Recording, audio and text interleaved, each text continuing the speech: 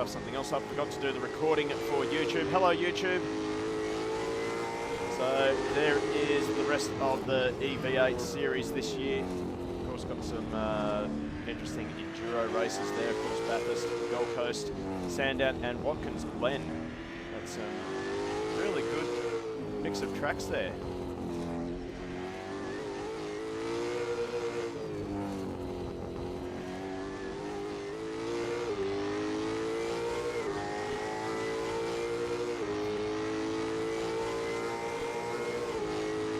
Anyway, we'll also have a quick look at this cool little overlay here. This is provided to me by Vanderham. So thank you to Vanderham. Much appreciated. So we're going to have that cycling through at the moment. Just bring up some TV cameras. We're going to focus on some other drivers. We've got Gomez there currently third.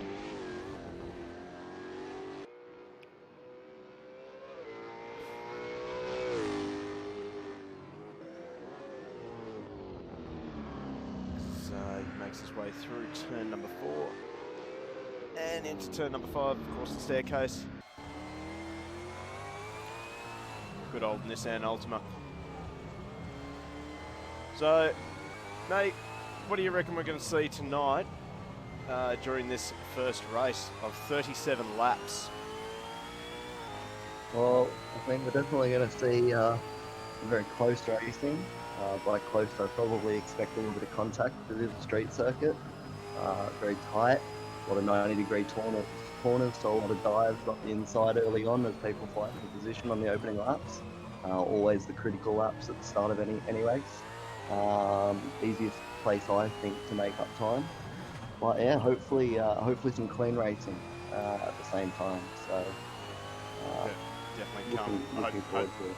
I think we all look forward to some clean racing, but of course it's round number 1, so a lot of drivers looking to impress early on and get some points in the bag. Hopefully by the end of the championship they're not going to regret not going for that dive and missing out on 2 or 3 points or whatever. Yeah, well, as I've seen in sim racing with my joining it in the recent years, points do end up very close to the end of each series. You don't often get a lot of runaway leaders, so those couple of valuable points definitely you might pass up early in the series, but need them coming towards the closing stages. And yeah, it's all or nothing, I think, in a lot of situations, and then it does give you some very spectacular results. And it's great to see such a big field of V8 Supercar sim races tonight as well. Still looking at the overlay, swiping through all the drivers, and I think we've finally reached an end to it.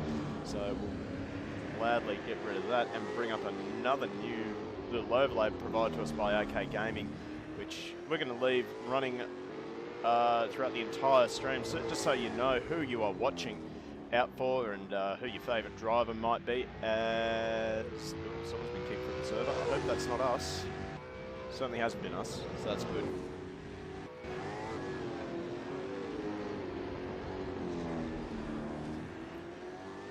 As we continue to watch Gomez, bit of a gap, interestingly, between the first 2 drivers and third. Do you think that's just maybe some drivers not really focusing on qualifying setup, they're looking at getting into a race rhythm nice and early? Yeah, well, I mean, I haven't seen a lot of people coming out doing 1 lap blasts yet, so maybe some people haven't gone for setting a quick time. But this is the first time watching this V8 series for me. I'm not overly familiar with the strategy that they come into here.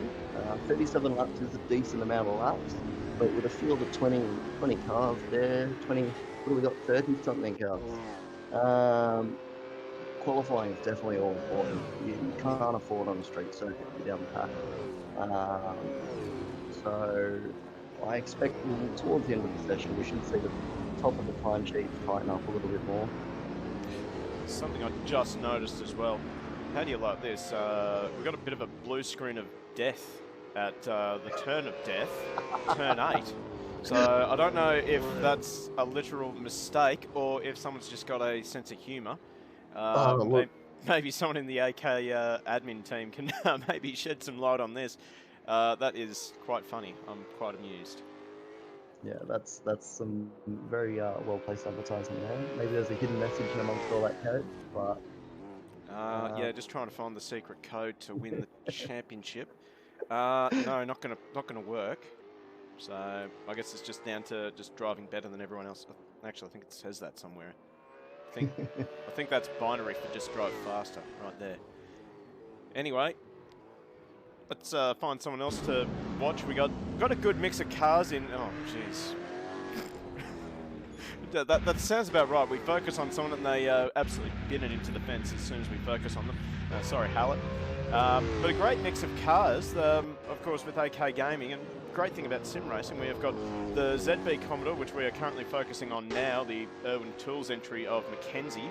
We got the Ford Mustang out there. Pretty sure I saw a couple of FGXs, some Nissan Altimas, and the VF Commodore as well. So really great.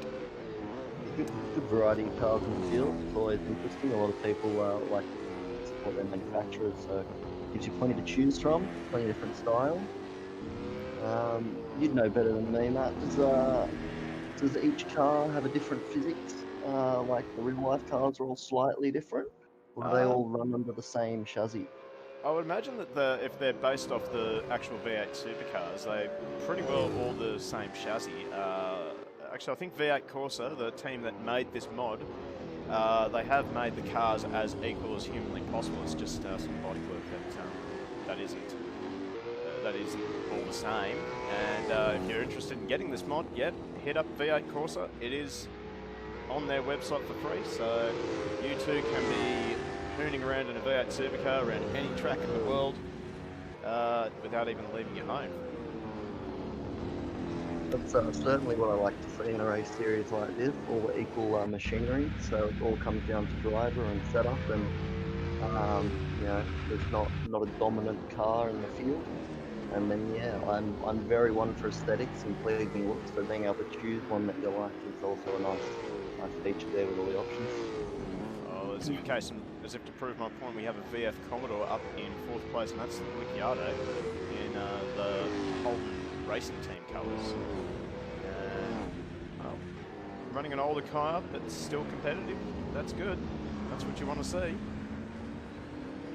And just confirmed in chat by David1655, not a mistake.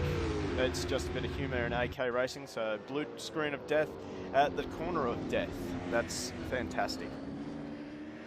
Gotta love the sense of humour in the AK gaming community. Oh, as we see, oh jeez. And I have to say that this mod is incredibly hard to actually drive competitively. Cars are very heavy. I found they don't really steer very well. They don't accelerate well. But of course, that's coming from someone who mostly spends his time in simulators racing GT3s. You know, cars that actually have mechanical grip, actually have some braking capability and some mid-corner turn. So certainly something that I don't think I will ever get the hang of. No, I'm definitely a GT3 driver myself, and all my experience with V8s and big heavy cars on sims has been so profitable. So I think I'll have to download this one, like you said. It's for a good community, so give it a go and try my luck. But I think these guys are going to be doing a bit of a better job than I will be able to. That's for sure.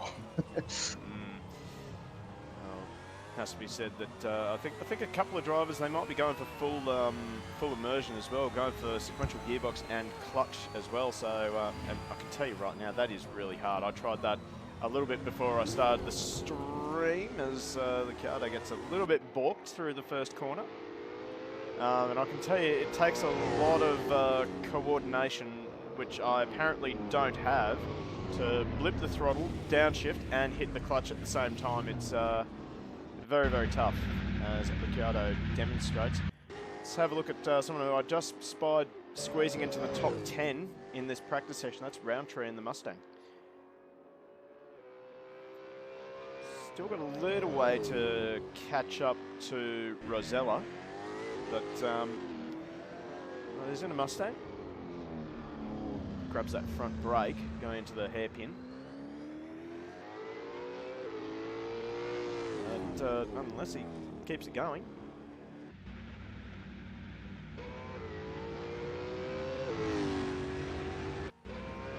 Now, of course, just for a bit of self-promotion with GoRo's Promotions and the Sim Sports, we are actually running with this mod in our TCX 300 event, which is happening next month on the 19th of November. Obviously, that event, which we've been spruiking for a long time now, we'll be running GT3, V8 Supercars, and TCR all on the track at the same time. So if you're a bit keen on some multi-class racing with a bit of difference, a bit of uniqueness to it, actually we might just put up our Discord in chat, and you can join our Discord, be a part of our community, and of course you can always join the AK Gaming server as well. Absolutely brilliant community as well. Everyone loves to help each other. Certainly a bit of banter in the Discord, I've noticed, but it's all in good fun. Anyway, there is the GoRo's Promotions Discord. Come and join us, be a part of the TCX 300 event, be a part of our Super GT event as well, which you're competing in as well, Matty, and you're doing quite well in the big boat league. Yeah, look, I'm looking forward to bringing the Boatley out for the first round. Trying to dice it around those TCR cars and also rub shoulders with the big V8s. But yeah, first round of our GT3 GT500 championship went well, so hopefully I can carry that through. But as we know from the last GT3 series, I seem to be a round one wonder, and then the rest of it fell apart. So hopefully we can improve on that for the upcoming race. And I'm looking forward to some good numbers and some close racing. Yeah, and that is this Thursday as well. And of course, I'm sure you haven't forgotten in your own testing, but you are carrying an extra 25 kilos going into round number 2 of Super GT. Does that put you off a little bit? Say testing, what's that? Look, to be honest, just before jumping on here, I did about 3 laps around Velvet Park for a bit of test, but look, I'm not too worried. 25 kilos, I think, isn't a big amount at this stage. I think maybe a little bit more tyre wear and fuel consumption over the course of the race, but the Boatley seems to be very good in that situation, and I think I had a very balanced setup, so hopefully over the length of the race it won't impact me too hard, and I can secure another podium and stay ahead in the points. Well, you've got a good lead. We updated the points on our Facebook page, and well, something which might worry you is that Steve Duro has basically said to me, "Oh, jeez, that was a little bit messy there." A big moment. Yeah, a little bit of a moment. But as I was about to say, Steve Duro, he was running the Dodge. He's now swapped back to the Mercedes.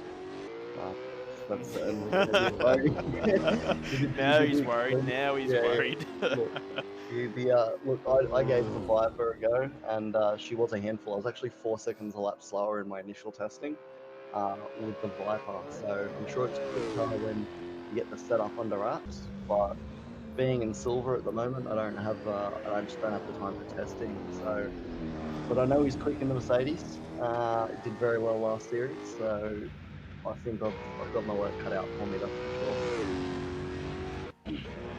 That is Thursday night. Obviously coming up tonight, obviously Super 2, Super 1. Wednesday night we have British touring cars, the 1990s. And that's always great racing to watch as well. But back on to tonight, geez, there are some great looking liveries on the track, and I have to say I'm quite partial to this one a little bit. This is Lee's in the number 998 Commodore, the ZB. It actually looks really nice. That green on white shows through really nicely. As you said, there's a lot of nice liveries in this field. I built my livery for the Boatley, and I know how many hours go into these things. The guys take a lot of pride with the appearance of their cars in this sim racing, and a lot of love and time goes into designing these things the way they want, whether they be tribute or ground up builds. So it's really nice to see people putting that time and effort into it, and it makes it much more attractive for everybody at home watching. Yeah, we've had quite a few tribute liveries in the Go Race promotion, Sim Sports as well. Of course, thanks to my brother, who just does not stop churning out the liveries. We'll actually be seeing him a little bit later tonight in Grid 1. So, yeah, that's going to be exciting. But we're going to have to really, you know, put a lot on him, because otherwise we get accused of being biased. So every time he misses an apex, we're going to have to bully him a little bit, I think. No favourites for sure tonight. No favourites. Yeah, a little bit of hopefully not too much commentated curse, but I do. There's going to be that. There's going to be that. I wanted to see if I can train you to be as good as the commentator curse as what I am. Oh, look, mate. Well, I used to go to Eastern Creek and sit at turn 1 to watch the V8 Supercars when they used to run back in the early 2000s. And we were there one day, and every single car I pointed at and said, look at that one, Daddy, seemed to run off at turn 1. So I've definitely got a bit of a magic touch for that. We'll see how that goes tonight, though. Yes. Onyx Slayer 8931, thank you for the follow, and also thank you for the follow to Fire Trail Gaming. I saw that he followed us off stream, so thank you very much for the follows, guys. Hope you're enjoying the commentary so far. Still got a little bit to go until we enter the drivers' briefing. I think just maybe a few drivers having a bit of trouble entering the server and staying in the server. As we ride on board with Lee's, cycle through some of the onboard cameras as well. We got this, I guess, a little bit pointless camera because, well, it's an avatar. But, no, I think we got some silly games being played already in practice. Perhaps, maybe. But, oh, maybe some practice starts. Practice starts is a good idea. Just don't do them in the middle of pit lane exit, or where did Hamilton do his pit lane stuff? He did one in the middle of pit lane, the fast lane, and then he did one again while on the track outside of the practice start area, and then wondered why he got a penalty. Yeah, it was, I'm not a huge fan of Hamilton. No, look, can agree with you there. Not a big fan. Qualifying last night was a little exciting. I thought it was going to come up with a different result, but yeah. Definitely got to keep the stewards happy in motorsport. Yes. They're the gods, and doesn't matter what you think, their word is right. So follow the rules and play by the game. Well, speaking of good-looking liveries, we got Lee's teammate here, Bretherton, in a reverse scheme. That looks pretty good. Yeah, that's again. The colour combination stands out there, and I love that idea of inverted liveries for teammates. Keep them tied together while letting them stand out. So. Well, there's a livery I think a lot of people can love right there. Oh, that's gorgeous, isn't it? That is just goodness. That is wholesome right there. The Ravens Racing one, that's quite a standout as well. Purple and green, interesting colour combination. Simple but effective. Oh, actually, no. That's a brilliant design, because that is actually one of ours. Look at that sneaky little. Yeah. No, that's a great livery. Fantastic livery. Let's see if I can find another one. We have Five Lights Motorsport. Oh, that sounds familiar. Aren't they pretty sure they're the photographers. Yeah, look, I've got some photos, I think, of my car from Five Lights Photography out of Eastern Creek. Yeah. Good to see them out and racing tonight. Got some Shell V-Power. Got a Bunnings car in there. Oh, hang on, Hungry Jacks, and what is that? Bunnings? There's a Bunnings logo in there. There's a bit of a hybrid crush there. Well, they've got the pit boxes overlapping each other because okay. Yeah, I'm pretty sure the original track was only 30 pit boxes, and AK Gaming have done some IT wizardry and have maxed it out to 48 big pit boxes, which is pretty cool. That would explain the unit logo on the SP Tools entry there. Oh, there we go. So it's a bit of a mix. That was actually not too bad. I quite like that. Hungry Jackson. got some Bunnings on there as well. No, no, no, slow down. No. Ah. Let's see if I can't find out This is which why one. you're not out there, isn't it, Matt? Yeah. Oh, I want to try and find him now. There he is. So it's Setter in the Hungry Jack's Mustang. And oh, he's also got. Have a look at that. No McDonald's. Good stuff. That might have been a bit of a that one. No, there was a livery that I quite liked in last year's Enduros, or last season's Enduros, I should say. It was the Red Bull car, but they just snuck in a couple of memes onto the livery, and it was quite amusing. I'll be honest. I've got a small thing on my car that's never been commented on yet. But Is that the Sim Hub one? oh, very much. Yeah. I did Yeah, see that, and I thought that you snuck in a bit of yeah. I put that one together and said, I'll stick it under the wing. He'll see that. That'll be great. Yeah, well, unfortunately, you end up in post-race investigation, and we saw that. Oh, jeez. Well, anyway, we got set up out there in the Mustang. I don't think these guys have got tyre warmers, so that's another factor to. That's another thing to factor in during this race. So no tyre warmers. So when they make a pit stop, when they come out of the pits, they are on freezing cold tyres, and that's what happens when you go into turn 8 too fast on cold tyres. So sorry, continue. So Setter's having a bit of a drama on this opening lap in practice. Yeah, not only have you got to contend with the lower grip levels, it's the mental change.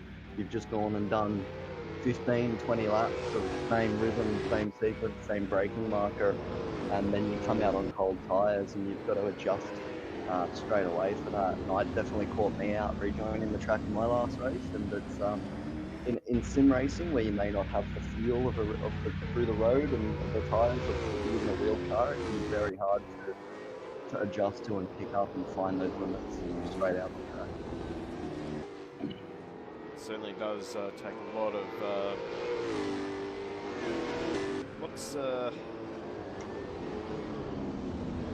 A lot of courage. Whoa! Someone's straight off the track there. That was French. So just got a server message there.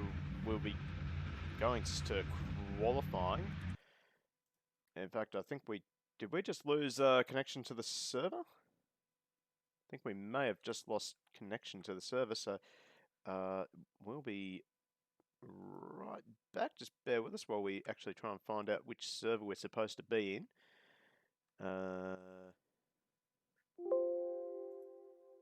Okay. I think that's the one we're supposed to. Well, let's join and see what happens. Don't know if I just lost connection there or if they just shut down the server. But hopefully we'll be back in the server as soon as humanly possible.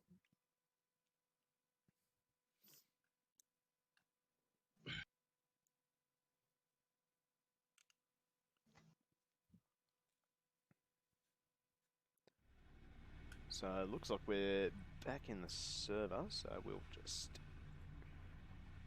quickly rejoin. Come on, Streamlabs. There we go. Right, and then we'll start the screen share for you, Matty. I've got the stream up as well. Okay. Oh yeah, there's a 20-second delay though with the stream. So yeah, I can see the overlays on the stream. I can't see it on the screen share. So. Oh yeah, that's a good point. It's a good point. Yeah. So see what happens there. So what do we? So definitely not qualifying, but no, definitely not qualified. So let's go for a fly around the track anyway. So of course, turn number 1 and 2, and then of course 3, very iconic. We've all seen people go crashing over this turn 2 curb. Maybe some a little bit too much than others. And of course, in real life, I think we've seen a lot of people break their suspension over this curb. So Not too sure how well Assetto Corsa simulates that sort of damage. Yeah, I'm not too sure about track limits. Some of the boys seem to be pushing it a bit further than others on that corner at the moment. Certainly at the start of the race, turn one, there's lots of room on the way in, not a lot of room on the way out, so it generates a lot of excitement. Yes, it's turn one is going to be very interesting, to say the least. Thank you to SLM Motorsport for the follow as well. Hope you guys enjoy the stream. Got your two drivers out there representing in some pretty flash-looking cars, has to be said. So yeah, good luck for the race, guys. So we're just having a quick look at the staircase. I believe it's Wakefield Street. Is it Wakefield Street here or Wakefield Avenue? I did have the street name. I believe that's correct. I had the street names up not too long ago.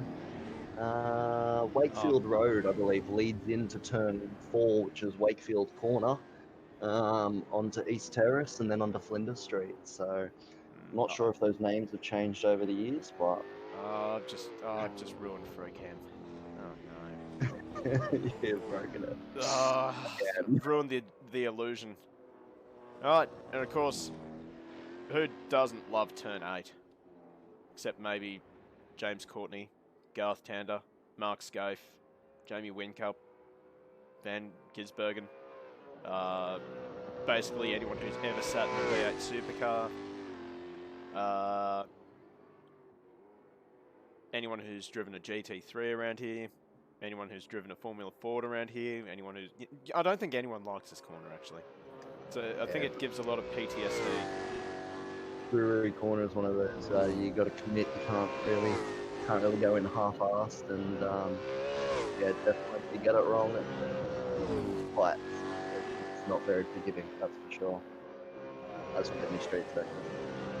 I'm trying to find the current track map for my reference at the moment. There's certainly been a few variations of this track over the years between V8, F1 and other different classes from the look of things.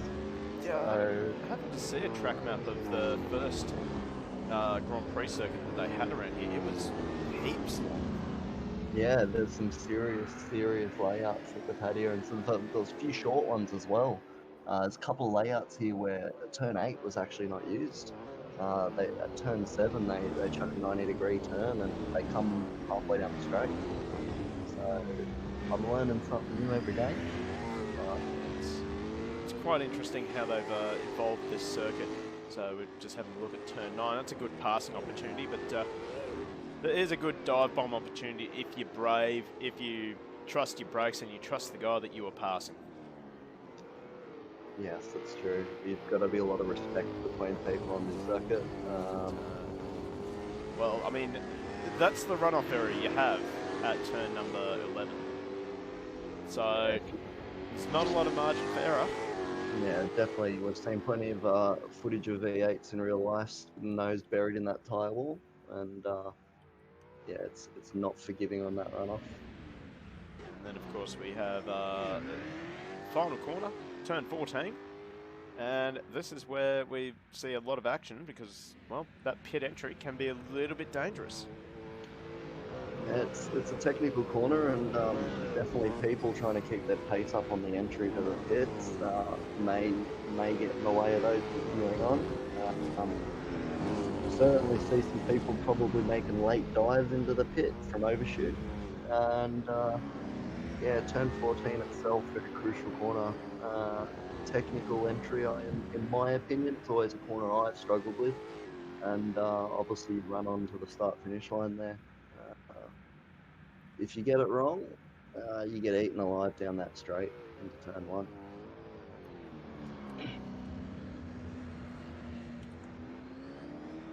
Yes, indeedy. So far, this man is on top. It's Wu in the Penrite Commodore. Car 888. I think that's on the wrong livery. Yeah, look, that'll confuse a few people, I think. Maybe he's maybe a Lounsey fan there. Who knows? Maybe it's just his lucky number. 888. Centre Surprise, when's quali? Good question, mate. Last I heard, we're waiting on 2 people, but I would say the quali is not too far away. Maybe David16, if you're still in the chat, you can enlighten us.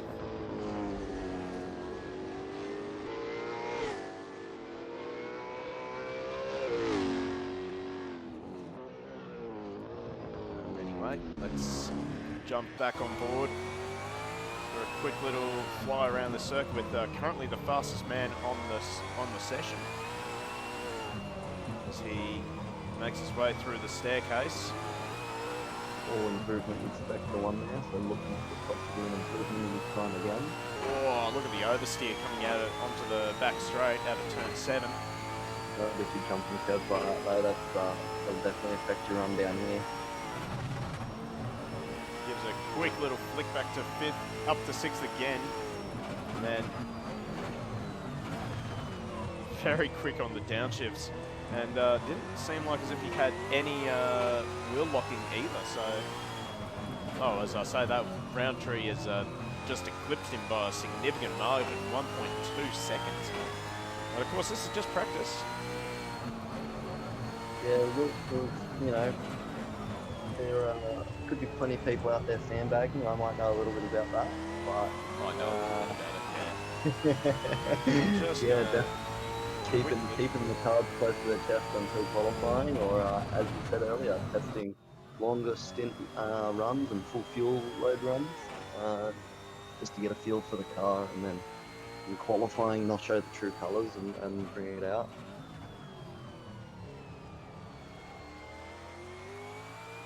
So I think that should be a little bit better. Let me know in chat if that's a little bit too quiet now. Just finding I was having a little bit of drama hearing Maddie, so I just went off the assumption that everyone was having the same problems. So let me know if the audio levels are fine in chat.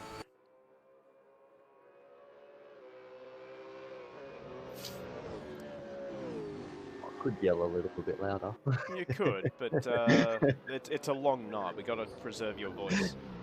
Yeah, well, I think you've gypped me here a little bit. I was very excited to come and give commentating a go for the first time, and you've stitched me up with 4 37 lap races tonight, 2 qualifyings. It's definitely going to be a long haul, but I'm really looking forward to it. What I'm seeing at the moment now is, you know, the cars look like they're quite entertaining to watch go around do for a lap. They're not exactly on rails. They can be a bit of a handful, and I think that's going to provide some good close racing too. Hopefully what's overtaking, and who doesn't love motorsport? Certainly I love motorsport for sure. I can tell you right now, these cars, they're a bit more than just a handful, and depending on how much immersion some of these guys have got, I can tell you right now, driving these cars one-handed, not fun. That's of course with the upshifts and downshifts with a sequential box. Not fun. I'm sure if I spend a lot of time practicing, I probably could get better, but I can't really see myself racing a V8 supercar in the near future. As we see, Rosella goes straight to the top, 122.6. In fact, we're seeing a lot of improvements in this session. Question from Notorious01: where do we get the V8 supercars from? Mate, if you go on to V8 Corsa, those guys have the mod. It has all the liveries from I believe it's from 2018 all the way to, I want to say 2019, or maybe a bit earlier than that even. So V8 Corsa, that's where you get the mod from, completely free as well. The guys have done a spectacular job with the mod. It's pretty in depth, the handling.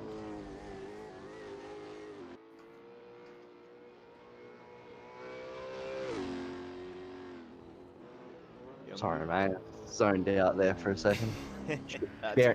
Sharing the stream to my followers on Facebook, and I'm gonna let them come and see me embarrass myself on the chat. That's okay. We got Rosella. He's embarrassing himself for you, so that's okay. Notorious, mate, you're most welcome, dude. Hope you have fun with it. So I think we must be getting close to qualifying. So we're going to focus on Hallett now. 1.8 seconds off of Rosella's time. But again, practice doesn't mean much. No prizes or points for winning practice.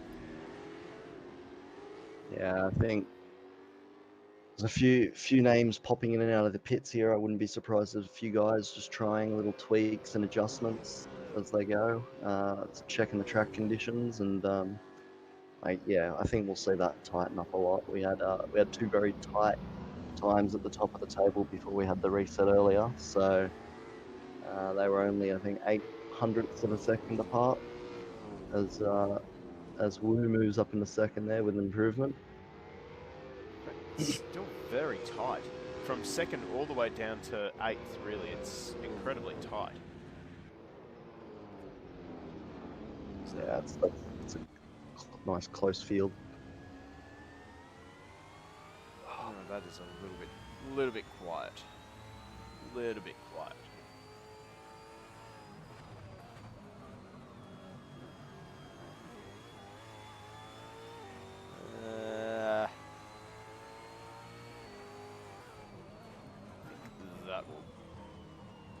Might be loud enough, I don't know. That might be loud enough. Okay.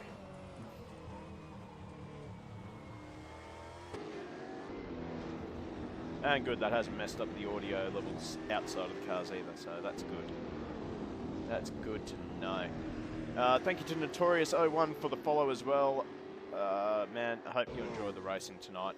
We should be getting set for a start to qualifying in the next couple of minutes. And hang around after this race because we do have grid 1 coming up as well. That's where all the really quick guys are. So I believe AK Gaming did a qualifying race or something like that. Some sort of qualifying system, and it was based on lap times, I think. Oh, I ran a practice server or something, and the top times were split into divisions, man. Yep, I believe that's how it works. So I think we are about to go into qualifying. Are we? So, don't think we're in qualifying just yet. No, not quite. There we go. Now we're in qualifying. So the session is on. We are about set to get going. Let's see if we can't find someone who is on track. No, it's not Simmons, not Knight, not... Here we go. So we've got a couple of cars on track at the moment. Not trying to find the first driver on track. We'll find him eventually. There he is. So it's the Irwin Tools 111 Commodore of Mackenzie. Let's get rid of Stereo Carcel. He's got Wu right behind him as well in the Penrite Commodore. So 20 minutes of qualifying. Plenty of time for these guys to, well, bin it in the background. Plenty of time for them to find some clear track around this 3.2k circuit. Obviously not a lot of room to make a passing manoeuvre. No, I think you're going to have to be very sensible with where you position yourself, especially if you feel like... Oh, that's a bin. That is a bin. Was that contact or just too much gas? I think that was cold tyres. That's what that was. Cold tyres. Wow. So clearly that these things take a lot of time to warm up, because you could see him swerving in the previous straight, trying to get the temperature in there. Oh, that is that's so far the best bin of the day. Plenty of time for someone else to take the golden bin. Oh, it's a long night, Matty. I think we're going to see a couple more yet. So, Silent Curse 69. Thank you for the follow as well, mate. Thanks for joining us tonight, wherever you are in the world. So how many cars do we have on track, Matt? Oh, that's a good question. Competing? Oh, God, let me bring up Sarah Carcel again. 2, 4, 6, 8, 10, 12, 14, 16, 18, 20, 22, 24, 26, 28, 29 on track so far. That is quite a turn up for the first round of the V8 Supercars. That's a very busy circuit, so track positioning is probably going to be quite important in qualifying, especially if you find someone a bit slower in front of you. You're not going to want to disturb your run, and people are going to have to be using their mirrors on their warm-up and cool-down laps for those faster guys coming through. I'm sure that the communal Discord voice channel will be on fire at the moment. People howling at each other to get out of the way. Glad I'm not in that Discord right now. Glad I'm not a steward. So as we currently follow Wu's setting, that's not a accurate first sector time, I don't think. Or sector 2's time. No. So I think we saw a low 1 minute 42 in the previous session. What do you think, Matt? Do you think we're going to see that fall a bit further, or you expect that's going to be a target time for the front of the field tonight? I think a 120 will be about where everyone should be aiming. 120.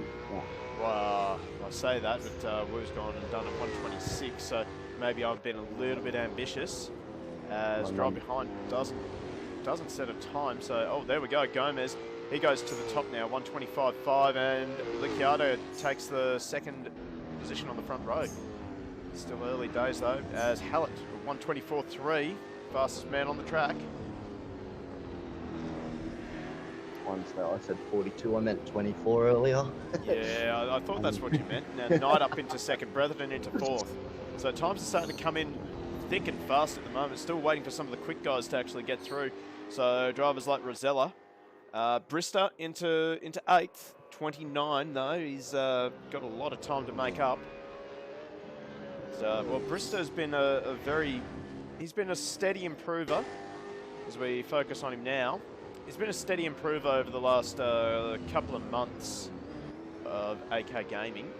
He's just making little improvements, getting a little bit smoother. Although he's locking brakes here, there and everywhere at the moment. But it's nice of him to include an L plate on his car. A very classy addition there. Yep. Good of him to warn everyone else. Benny 1989, thank you for the follow, man. Welcome to Go Race Promotions here on Twitch. So now Wu goes up onto the front row, 124.6 for him. So, oh, there we go. Gomez immediately eclipses him at 24.4. So Hallett's time is not looking that solid anymore. Only 0.086 of a second in front of Gomez. So we jump with Hallett. It's 126 that lap.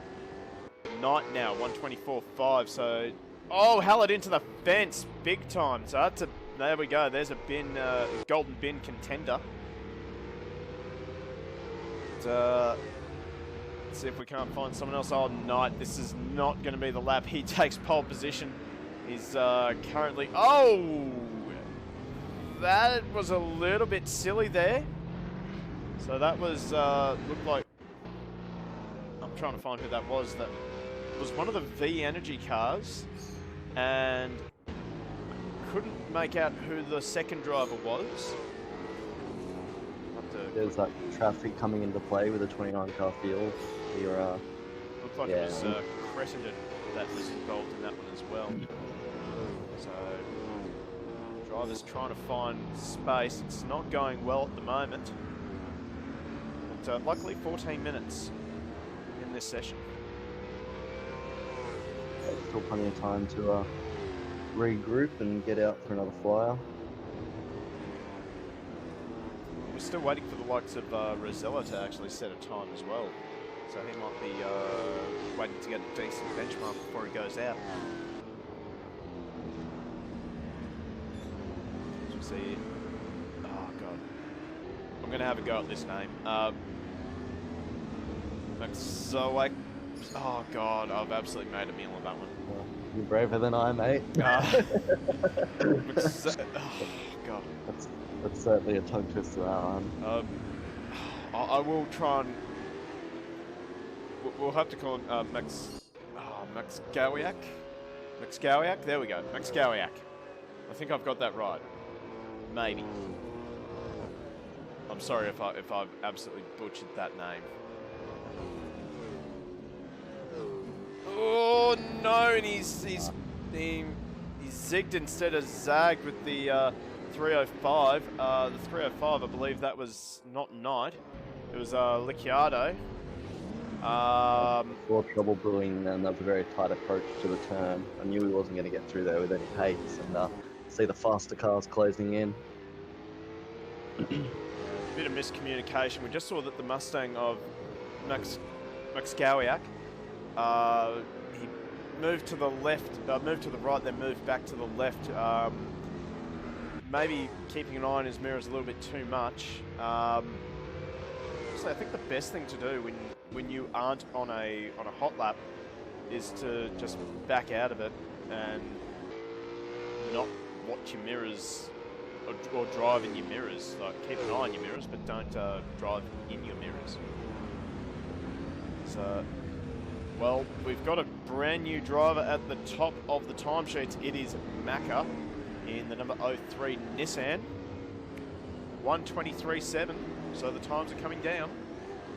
That looks like a quick time. That's the quickest I've seen tonight myself, and a decent gap back to second and third there. And looking at that delta, he's going to go faster. He's clearly got the thing hooked up at the moment. I mean, it's a myth, and of course it's hooked up. Yes. I knew there was a reason I invited you on the stream.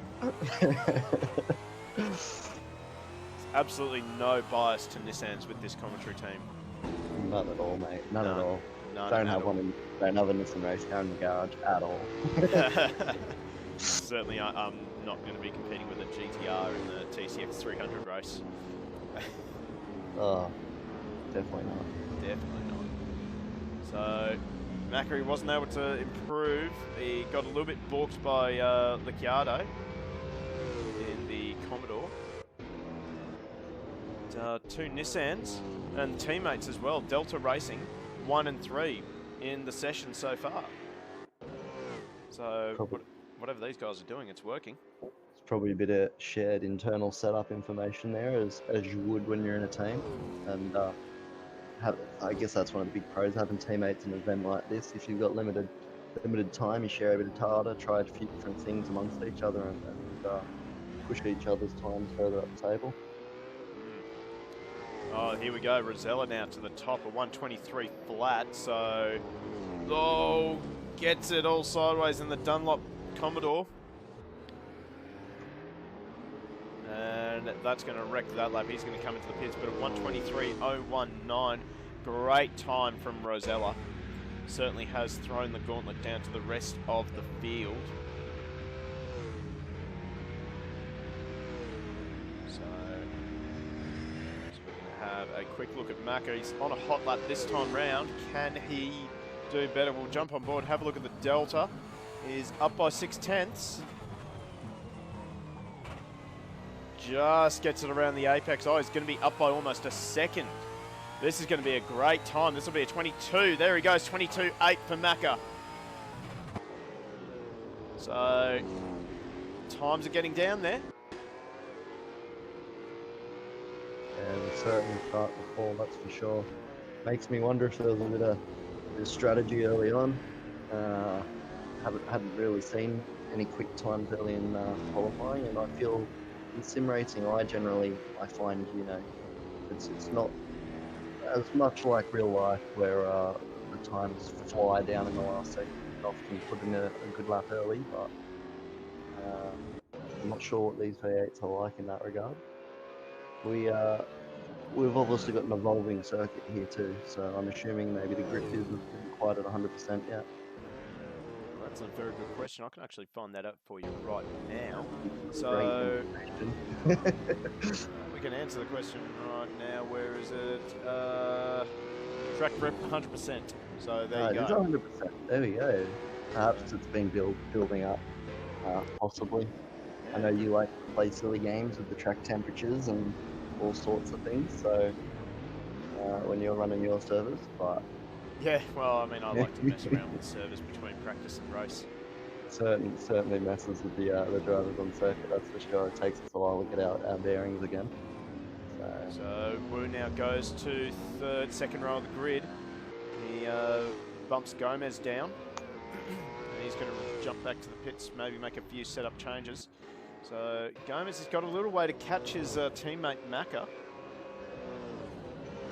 But, well, if your teammate can do it, so can you. Oh, but not this lap. Not going to do it this lap, buddy. That was a big hit. That, I think we can just call the golden bit right there. That's definitely a top contender for sure. Oh, Kazar61 in the chat. How you going, mate? Ready for tonight's race?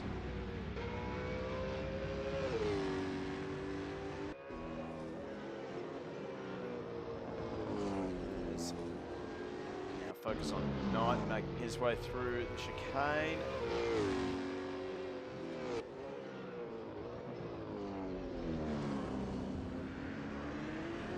Just manages to get it slowed down. I have to say that's something I noticed when I was cutting laps on this circuit. The cars don't slow down very well.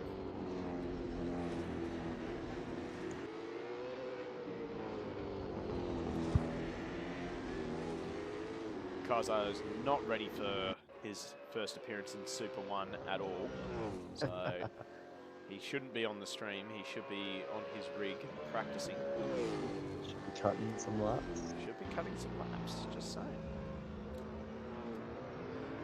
We're gonna be bullying you all stream, Kazo.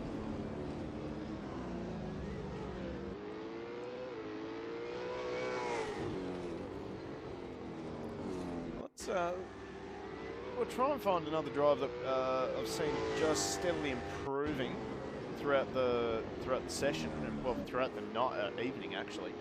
That is Righty here in the Castrol Mustang.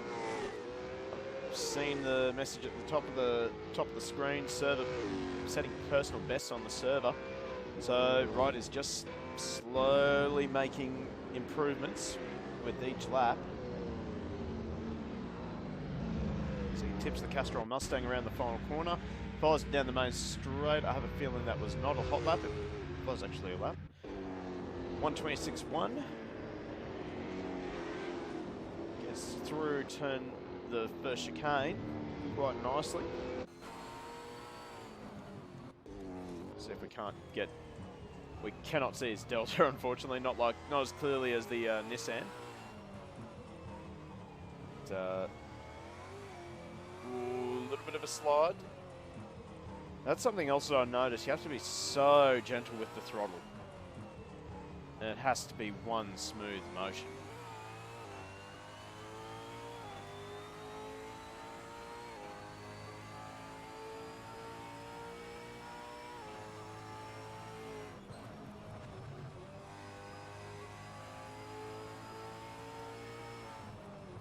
Personal best there by Bell as he goes up to 5th, 24.1.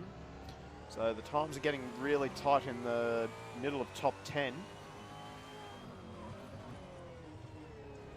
fact, for most of the field, if you pick up a 10th, you can move up quite a few positions as Knight aptly demonstrates, goes up to 6th, and then Gomez immediately clipses that and goes up to 4th. So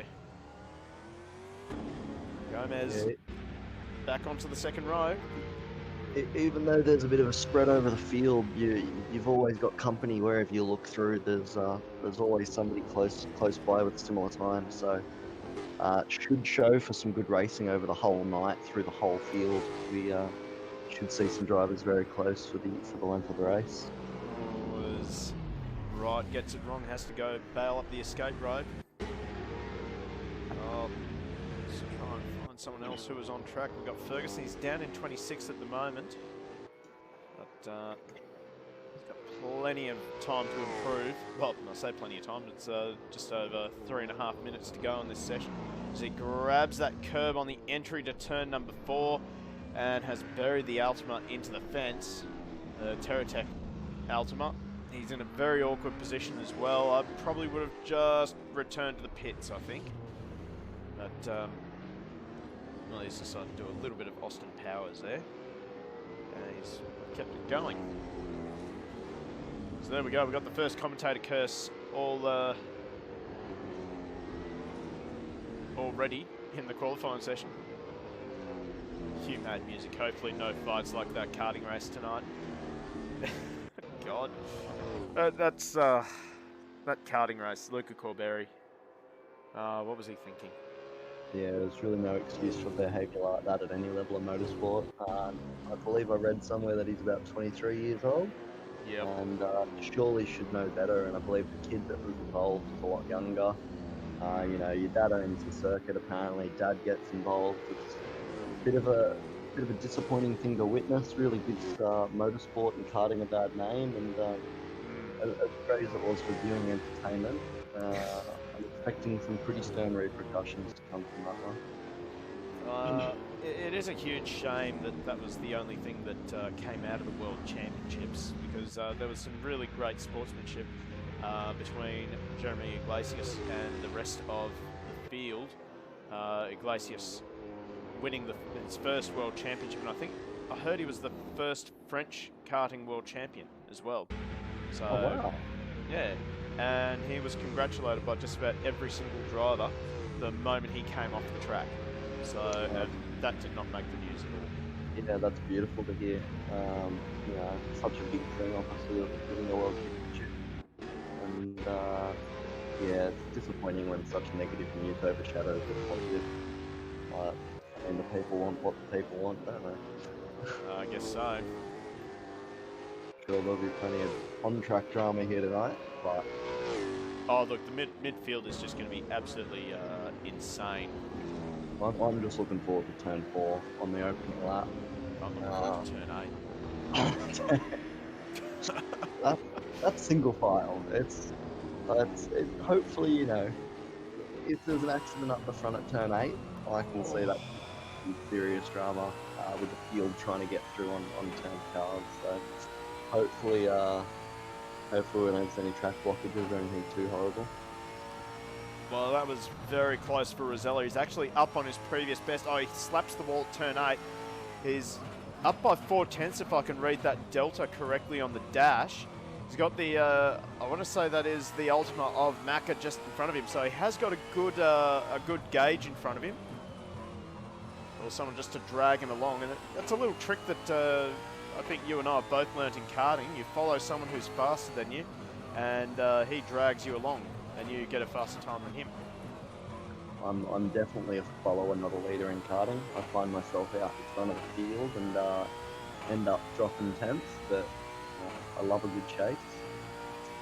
Rosella is improved. He's got this final lap to take pole position away from Macca. He's just a tenth slower. He just needs to tidy up turn 8, and I think he will be on the front row. Checkered flag is now out. For our drivers, that checkered flag is in a really awkward position. I cannot change it. Okay, good. As we continue to follow Rosella as he goes through the staircase, looking pretty good, pretty quick this time. He's got no traffic in front of him. Oh, very wide over the curb. Uses as much track space as humanly possible on the entry and the exit. That was certainly wild. We've got a Mustang sitting in the middle of the track on the entry to turn number 8. He's going to the small. That is threading the needle stuff. I don't know who that Mustang is. Oh, the 998. That might come into play here. He's giving it everything, that's for sure. I think on the second split there, then on my screen, it was showing almost neutral. I couldn't see a differential there. He's dropped the wheel off the dirt, had a little bit of oversteer, and that's dropped tenths. See the delta might have just been put off a little bit by the 998 Commodore. Gets good drive out of the final corner. I don't think it's going to be enough. I think Macca, he is. So Macca is your pole sitter for tonight's first race of the EV8 series for AK Racing. We'll quickly just reposition ourselves. Simmons gets into 14th, the final car over the line. So there is our qualifying results. So here is your top 10. So Macca and Rosella, they're off the front row. Starting off row number 2 will be Gomez and Hallett. Knight and Wu off of row number 3. Bell, French, and Ricciardo and Roundtree rounding out the top 10. So Roundtree's sneaking in there just behind Ricciardo. So we quickly go over the page. We have Walker and McKenzie. McIntosh and Simmons just sneaking into 14th on the absolute final whistle there. Bretherton rounds out the top 15. Then we have Cooley, Franson, Wright, Twitt, and Brister. Now, something interesting there. Franson, if I'm not mistaken, he set that time on softs, whereas everyone else is on super softs. Could be a bit of strategy there. Yeah, could be. Looking at a bit of a longer first stint, and yeah. I also noticed that. Continue. Could be just doing a bit of sandbagging. Yeah, very possible. Very possible. Is it? We have a driver there not set a time at all either. I think we might have a couple of drivers, no? A couple of drivers not making it into the server, but here is the final page of the results from qualifying. We have Seto, Lees, Williams, Shadlow, Miskowiak. I really hope I'm getting better at pronouncing that name. Ferguson, Cal, Cretenden, and Hubbard will round out the 29 car field tonight. So as we get set to teleport our field onto the start line. So a bit of gap there up the front between first and second and the rest of the field. Those two boys clearly the cream of the crop today, but obviously one lap pace does not always translate into race pace. So the main thing is you've got to get through 37 laps. Yes, you're driving cars that do not handle very well. Well, they've gotten the first bit right. They're up the front. They're clear of all the rubble and all the carnage that'll be behind them. So as long as they keep, clean between each other, they should be able to have a nice opening lap and maintain those front positions. I feel like the guys in the middle are going to have a bit of a harder first lap here. I think they can have a harder first couple of corners, I think. Yeah, maybe a hard first 100 metres, depending on how well everyone's been going at their practice starts. So as we start to get set for a start, do we have any predictions out there in Chatland? And do we have any predictions going on in the commentary box here? Well, I'm not familiar with a lot of the drivers.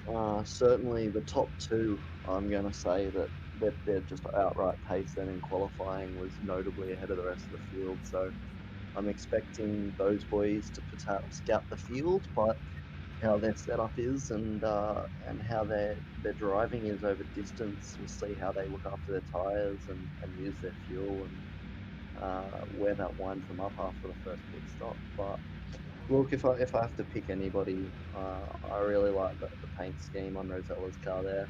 That stands out to me, so I'm going to pick my pretty car as my favourite. We've also got a really good prediction in chat there. Mr. Benny McKenzie P1. He is currently sitting on 12th. So I like the optimism there. I like the ambition. Good luck, Benny. Have fun. What do you reckon? $10 on 5 cars back to pit on the first turn. Maybe. I don't think that really happens. Simmons, McIntosh, and McKenzie will move up Wells, and so will Wu. Okay. Good prediction there from Richards Riddy. It's hard for me to look away from Macca. Macca is a very, very good driver, particularly in touring cars. The angry raising $5 if anyone can put it over the fence at turn 8. Okay. Okay. Well, I know where the camera's going on the first lap, that's for sure. So we have 25 seconds left to the start of the race. Oh, Benny Mac faster and had traffic. Okay. Well, that changes everything. So, well, Benny, I hope you can get through the field nicely as the lights are about to come on. Let's get rid of this overlay quickly as we are set for a start. So we're going for 6 lights on. 6 lights out and away and racing. Macca gets a great start off the front row. It's a bit of a slow start for Rosella. as we make our way to turn number 1. Let's quickly teleport there as fast as we can. Oh no, there's a tree in the way. Bit of a bog down or a wheel spin there from Rosella. Oh, we got a little bit of contact there. One of the V cars had to go straight through at the chicane. We got a Castrol car around. That's the 84, and it looks like, well, just one car around. Although I've got to get through turn 4, I think. Oh, we have another car off the track. It's the 5 Lights Commodore of Cal. So a bit disastrous for Cal there. He's waiting for the. Oh, we got a traffic jam at turn number 4. So utter chaos and more chaos even further up. Oh, we haven't even had a chance to go to the actual broadcast. Turn 4 was my prediction there for the chaos. It looks like that's where it's all really falling apart. Track looks blocked. I think they're all just starting to get through now. Okay. Well, Rosella has been disqualified for jumping the start. Wow. That's a surprise. So maybe that poor start was he's let go of the clutch a bit early there and then grabbed it again. Noting the lights went out and had 2 stabs at it. So. Oh, we got cars. Oh no, we have more carnage at turn number 9. So that looks like the two. Well, one of the two. I think 2 Mustangs. Oh, we have another car around. Who is it? It's still Hallett. I don't think we had anyone at turn 8. I forgot to code there as quickly as I could. But, geez, it's all happening on lap 1. Got a few. Second commentator's curse there as well, Matty. I said I liked Rosella's car. And, well, there you go. Yeah. Commentator's curse is alive with Hallett. Having a shocker at the moment. In fact, he's going to go straight into the pits. But tell you what, wasn't he on the money? Benny McKenzie up to 5th from 12th in 1 lap. So, wow.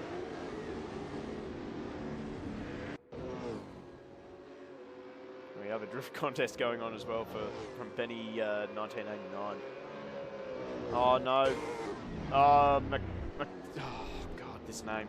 The 247 Mustang has gone through to the escape road.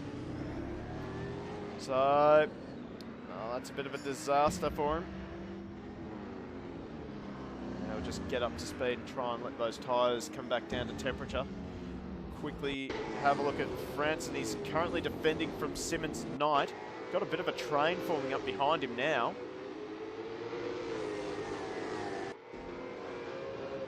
Given the carnage on the opening lap, I wouldn't be surprised if a few of the slightly slower drivers were a bit more racecraft there and cut their way through the field in the carnage. Maybe a lot of quick drivers got caught up trying to make their way back through now.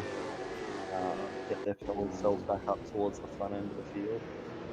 One driver has just lit up the leaderboard on the left-hand side there was Frenchie.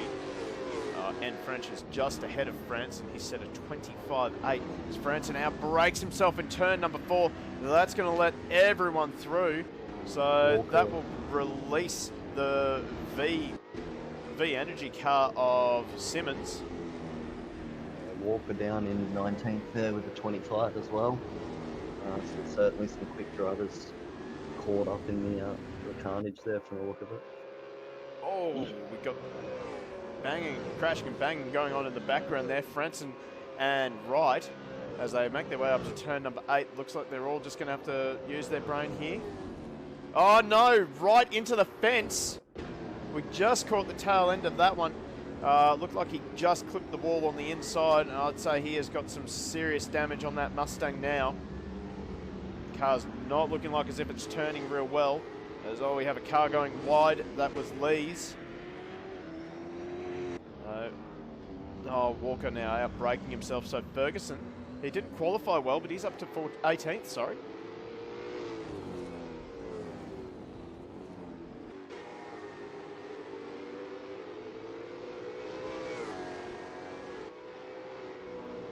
We're going to jump straight back to the front of the race here with Wu. He's currently defending from Bretherton. Bretherton's just dispatched to Benny McKenzie, who's been fenced by McIntosh there. I think that's what it looked like. Maybe both drivers making a mistake there. But, Geez, great start from Mackenzie.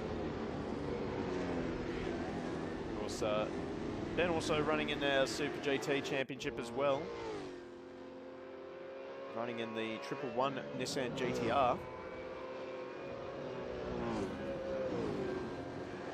And you can believe this, only 14 years of age. It's certainly very young compared to some of the other boys out there.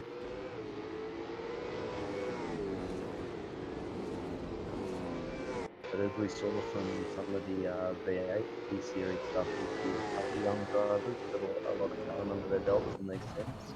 Saw a lot of young Formula 4 drivers out there outperforming V8 Supercar drivers in the sim and having some good results. So age is definitely not an issue on sim racing. Certainly not, as well, someone's wide at McIntosh dropping down the order.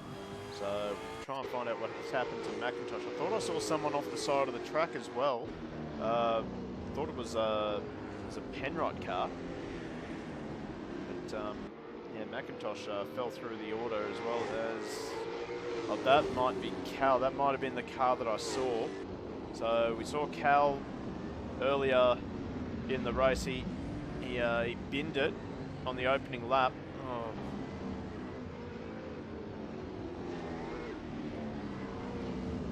So Cal looks like he's struggling maybe with a little bit of damage on that car. And just can't seem to get it to turn anymore. Maybe just has no confidence as well.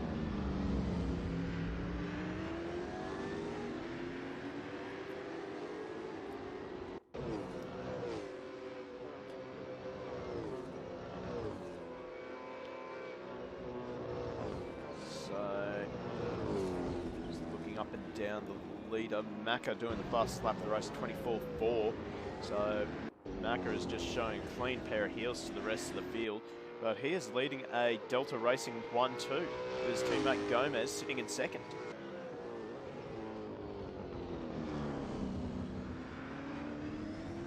Yeah, they've got a very comfortable lead over the rest of the field there, 6.4 seconds at the moment, back to third. So I'm sure those boys will be communicating in some way, shape or form, and I don't expect to see too much mid-race rough up from them. I think they'll try and keep their noses clean and keep the gap, and maybe then sort it out towards the end. They're doing the right thing at the moment, although just see French and Knight swap places, so battle is obviously on between these two.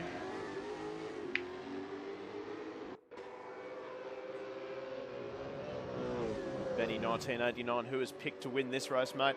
I'm seriously having to go with Macca at the moment. He's just looking really, really, really smooth. As we see passes going on up ahead, Mackenzie just getting shuffled back a little bit. So perhaps Ben has started on the harder tyre. Maybe just biding his time, just driving sensibly. So Bretherton, and here comes Mackenzie, 3, almost 2 into 1. And now he's side by side to Mackenzie now. He gets back up into 5th position as they're going to go 2 wide going into turn number 1. Last of the late breakers, it's Simmons. Does he make the corner? Just. So we look out the back of the V Energy Mustang.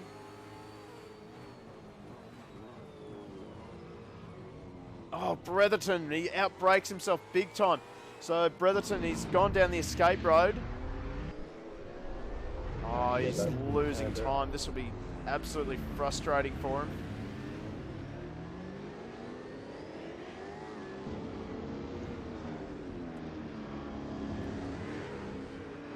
So, well, luckily for Bretherton, he didn't really lose that many places. He's dropped down to 12th, but he's got 3 cars just ahead of him, so he can reclaim a few positions. Yeah, I would be surprised if he sneaks on to the back of them in the next couple of laps. And yeah, he's got a bit of a long race ahead of him now to fall back to where he was. But as we said, it's a long race, so plenty of time yet. Only on lap 7, 30 laps to go.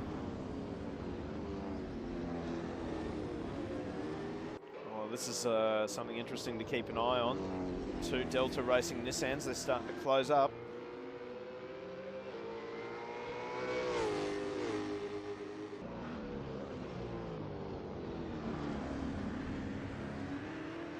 So Angry Raisin in chat, big brain by Benny to back off there. You know, I have to agree with you. Certainly a lot less risk in sim racing, but in comparison to real racing. If you put the car into the fence here, you just press a button and you reset and ready to go. If you're in a car in real life, well, there goes the front corner.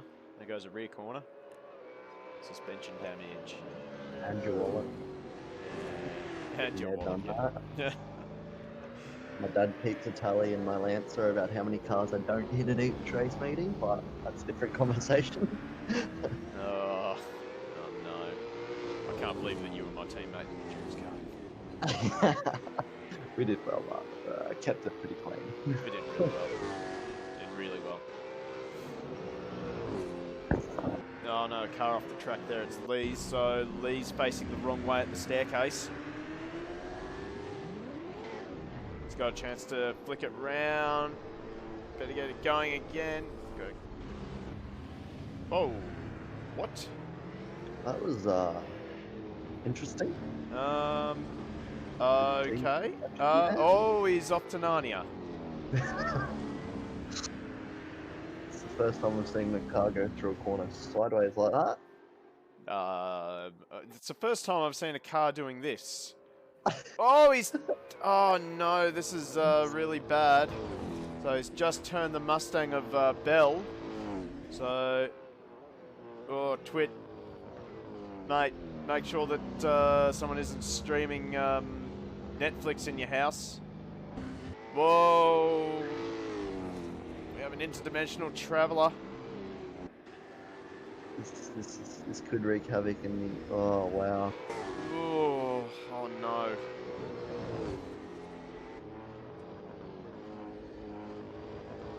Oh, jeez, get onto the... Oh, no. Oh, no. You never know what's going to happen next.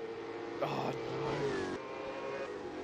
Oh, no. This is so bad. I mean, in case you think that I'm exaggerating, this is what Lee's is seeing.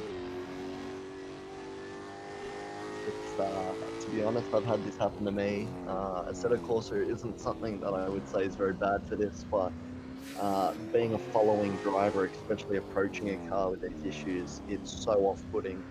You never know where to put yourself. And yeah, find yourself driving a lot slower, trying to keep some distance and space, and really impact on the long race there. It might be in Lee's best interest to jump into the pit lane, just try and lose a bit of time to Twit and try and go for the overcut. Yeah, the pit lane is open, so he's certainly got that option, but it's not where you want to be right now.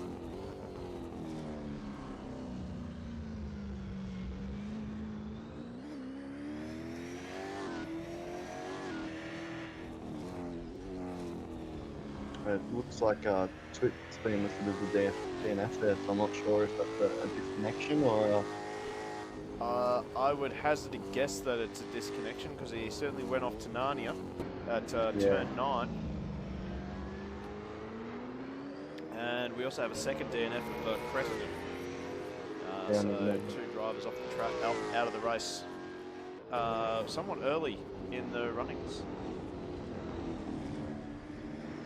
Yeah, only on lap 10 here. Still got 27 laps to go. It's relaxed now a bit. We had some crazy opening laps there. Everybody's starting to find a bit of a rhythm and find their feet. There's position changes. Well, I just saw that as I switched over to the battle between Roundtree and Wright. So that was Ferguson who just binned it at the staircase. And well, Roundtree and Wright are involved in a good little battle here. So let's look at the back of Roundtree's Mustang. So he's got the power down. He's starting to pull away from Wright now. In fact, right into the pits. So well, that's the end of that race. Although now Franson, he is under pressure now.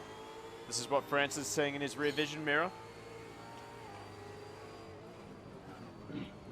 Roundtree, I believe he got caught up in some lap 1 shenanigans.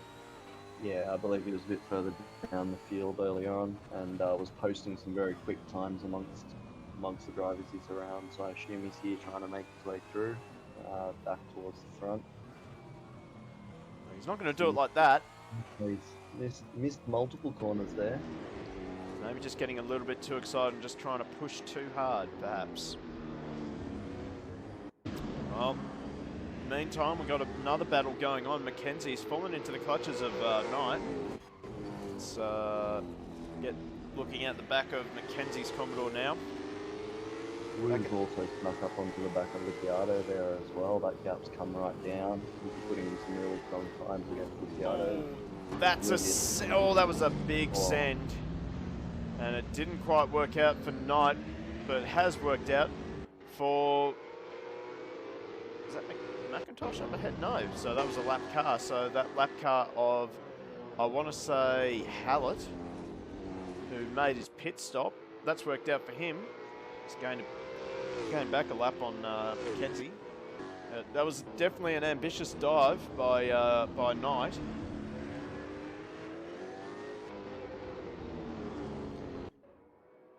So here we go, battle for third.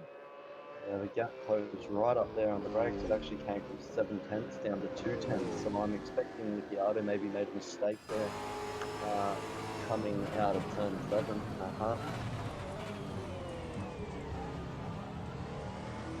Ricciardo, I think, maybe struggling a little bit at this stage of the race. He's dropped quite a bit of time in Macra and Gomez. Only on lap 8, it was at 7 seconds, and we're only a few laps later here at 12.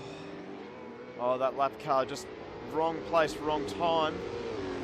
That has given Ricciardo a bit of a break. I do expect that Wu, given how brave he is at the moment, he should climb back onto the back of the 305 Commodore within a couple of corners, I reckon. Yeah, he's been posting times about a second a lap quicker at the moment on average, so around that 8-10 second lap. So maybe I think Ricciardo's sitting in the 26s at the moment, and maybe just not quite got the car right at the moment. Macra and Gomez are leaving these boys to bed at the moment.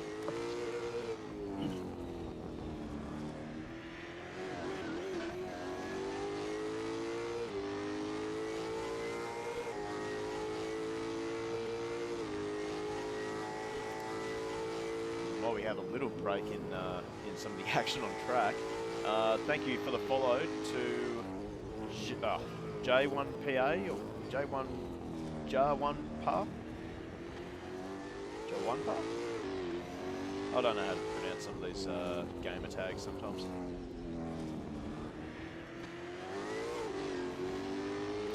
We have a car around. I'd say he's gone down the escape road. Bretherton again. So Bretherton's just having an absolute nightmare race. It's only been up and down a bit like a yo-yo.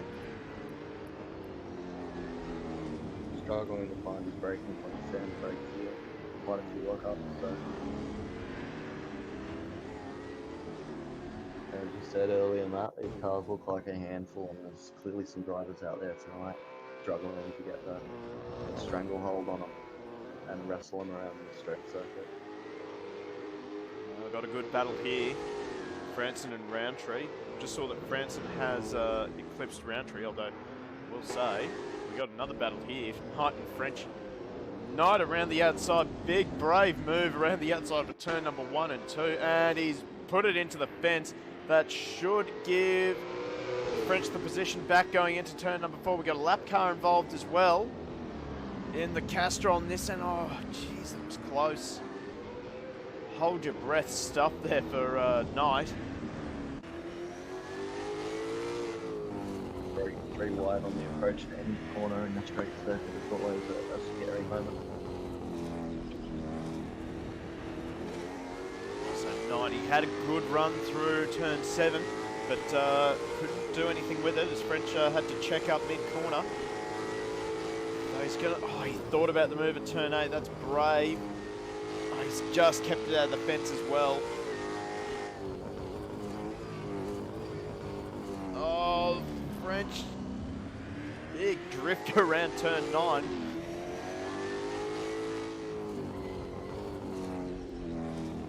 Jeez, this battle is really starting to shape up. See, Wu has still closed the gap down to Ricciardo. Yeah, both those boys lapping in 26s on the previous lap. Pretty close. The gap there yo-yoing a little bit between the second and the 2/10 mark. So we'll see a lot closer this time around.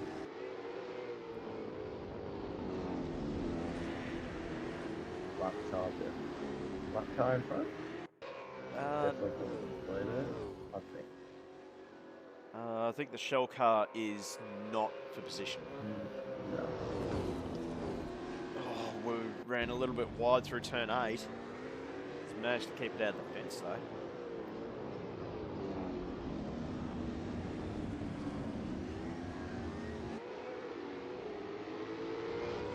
And this squabbling between Ricciardo and Wu, that's bringing Simmons into it. The V-Power, well, V energy drink Mustang, you can just see it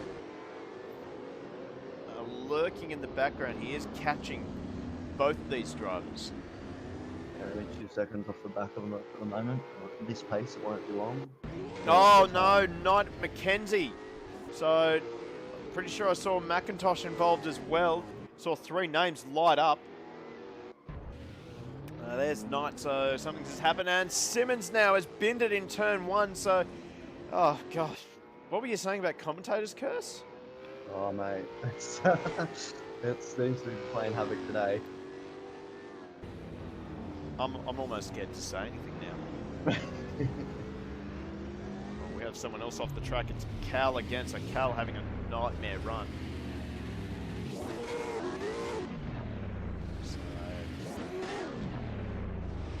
Just trying to get that car turned around and out of the runoff area. Yeah, the runoff looked a bit narrower than I remember. Seems like these cars not really. Oh, that's what you needed in the runoff, mate. Yeah, we might just swap away to a battle here. So Hubbard and Franson, they're still going at it.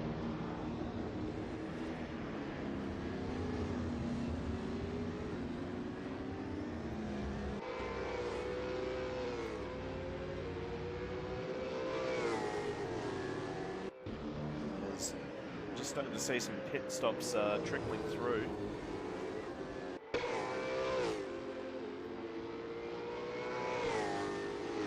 At the moment, still Macca out in front, leading his teammate Gomez. Yeah, I've been watching the splits on Gomez. He's severely dropped off in the last couple of laps. They were only 2 seconds apart a few ago, and his lap pace has dropped by about a second a lap. So perhaps some tyre wear coming into play there. Mac is still putting down low 25, mid 25 lap after lap. Simmons binned it again. Oh no, Hallett's binned it in the foreground there. Managed to keep it going though. But, still, this battle is on between. It's actually on going up into turn number 8. This is going to be silly, I think. Someone's got to give. They're not going to give. Neither of them want to give it up. They've just managed to... Great bit of driving there. They've almost gone too wide through turn 8. I mean, things I didn't imagine saying in 2020. Starting to see a bit of Kappa spam in the chat as well. Even then, you're not to go too wide into there, that's for sure. Oh no, that's PogChamp and Kappa. Never mind. So here we go. Ricciardo, he had enough of those tyres. That's going to release Wu. Oh, we got a car doing loops on the main straight. Don't know who that was. 97. If I can remember who that was. I want to say it was not Cretton.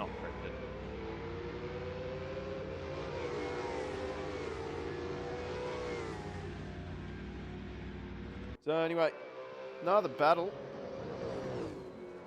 going on here, Williams and Bretherton. So Bretherton's still trying to recover after binning it.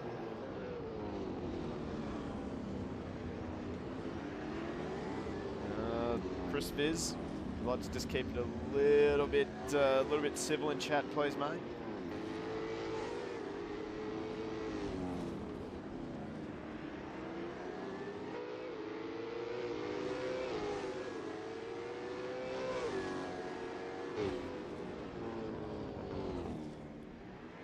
Moment. Quite a bit of racing going on in the mid-pack. Got a good three-way battle. We have Brista. Oh, he's going for the send on Franson. He's got Knight just behind him. We're going to try and go 3 wide down into turn number 1, but I think someone's got to... Yeah, they're all yielding, thankfully, and Brista takes 15th. So, good improvement for Brista.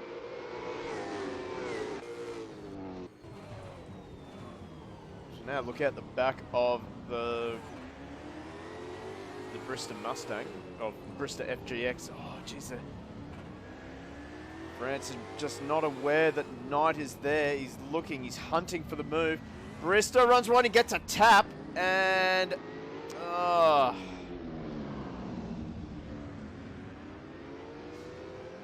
And that is a very awkward place to spin out. He's managed to get it round and keep going. But I have a feeling that Franson might land in front of the stewards and might have a pink slip heading his way.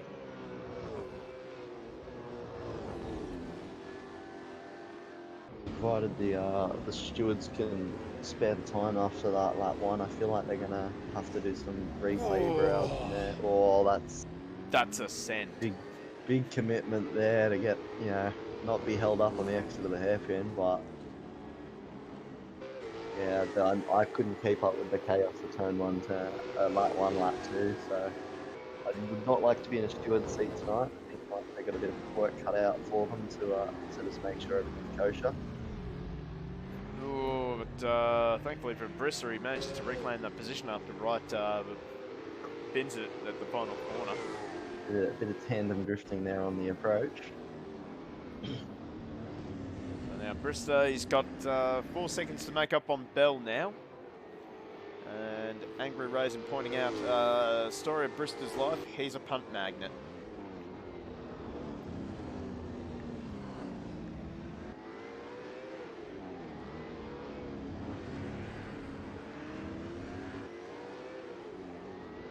We're starting to see some of the leaders make their pit stop. I believe that Gomez has made his pit stop. He's dropped quite a lot of time off the back of Macca. So, yeah, I believe so he must have come to the pit lane. But he's come out in the middle of all this traffic, and this is not going to help him. So we'll wait and see when Macca comes into the pit lane.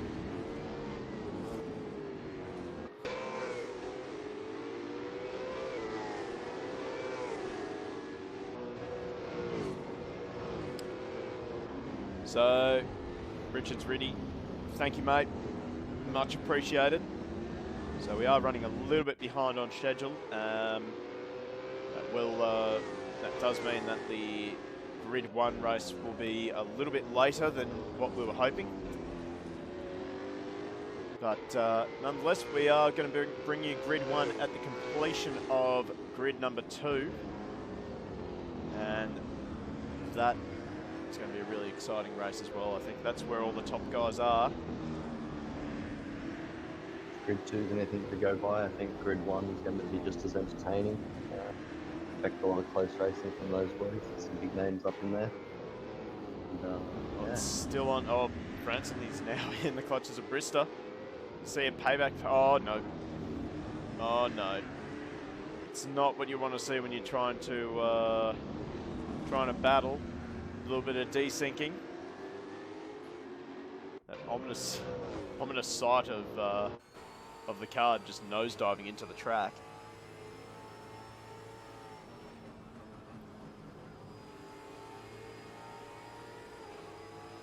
So are we going to see a send here from right? Yeah, he's going for it. And he gets it done. Brister's going to try and follow him through. But Brister's done it. And he's managed to hold off Franson. So Brister manages to get back in front of Franson. Maybe a bit of redressing, do you think, there?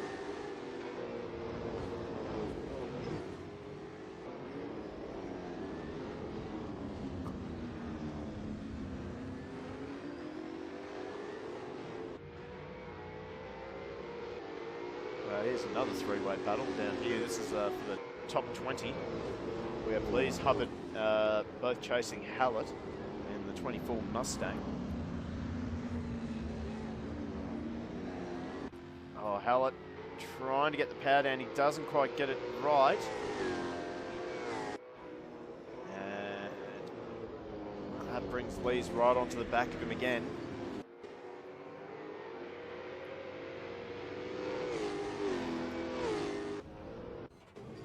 Oh, I had the right camera there. I hate it when I do that. Go to jump on board and I think I'm not in the right camera.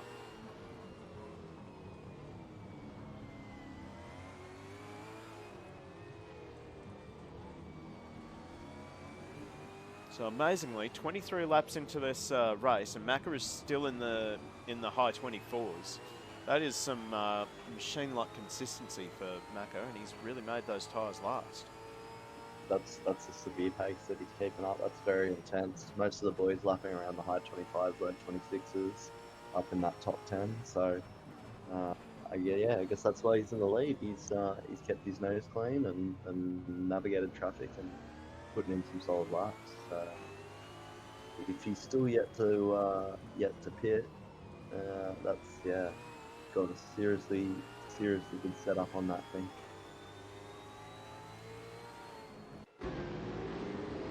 Oh, Rowntree's finally gotten around Franson. So Franson's starting to drop like a brick through the standings. Maybe he's just gone the wrong way with the tyre pressures, perhaps at the pit stop. I'm assuming he's made his pit stop.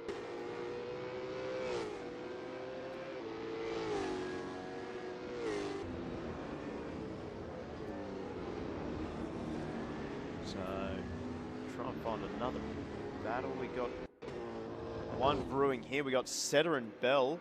They're side by side through turn 8. Here we go again. Where have I seen this before? They've just managed to squeeze through together. Bell being the big loser out of that one. That should bring Wright and Williams a little bit closer. That Ford Mustang you see in the background, that is a lap car.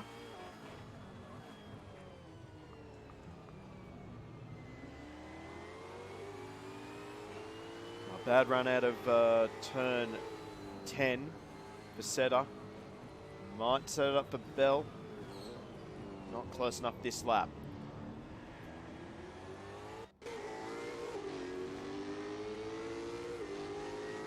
Now we're right on board with Bell as he chases Setter's Mustang.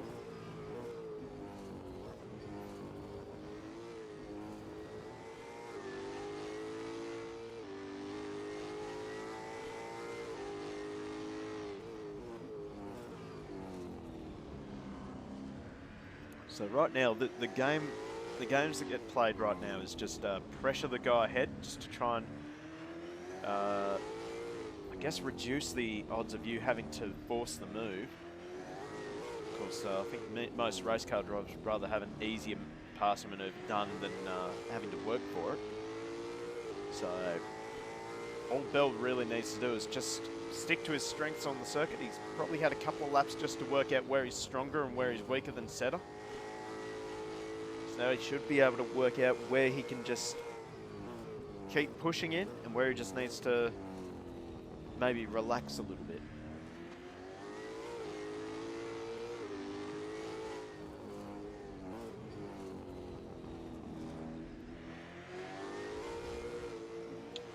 There's one of those mistakes you were talking about. Just drops a wheel off on the exit of the turn. Just not in the right place for Bell to capitalise from, although that will do rather nicely. So there you go, Bell manages to get Setter. Setter's fighting back immediately.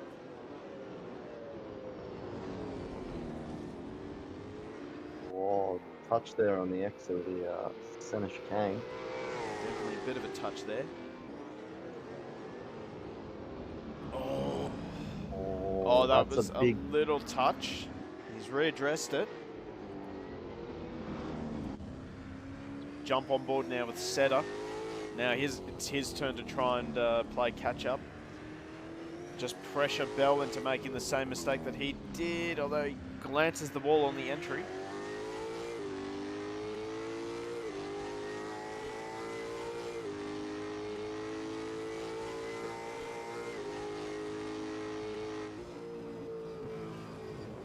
Oh, into the fence for Setter, so Setter's probably nursing a little bit of damage now.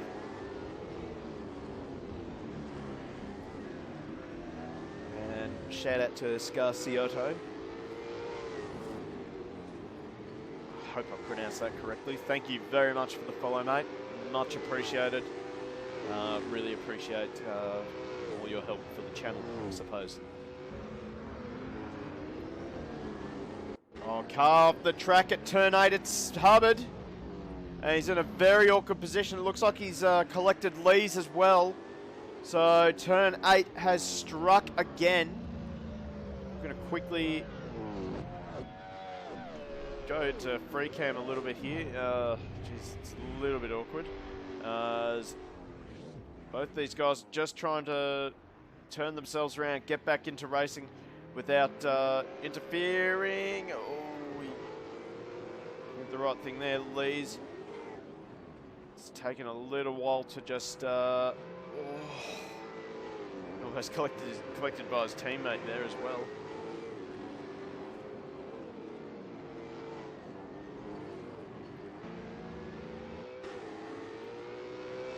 So I suspect a lot of damage there for the Hubbard Commodore. Might be coming into pit lane now. Indeed he is. So number 18, SP Tools Commodore, into pit lane just to probably tick off that mandatory pit stop, get some repairs, get some fresh tyres and keep going.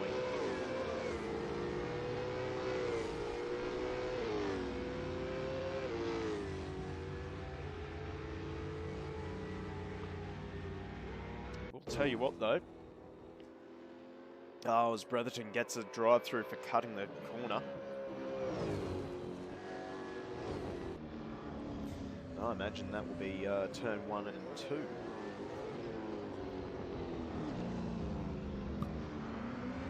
But looking at how this gap has come down for Macca, I would say that the tyres are just starting to fall off that lip there.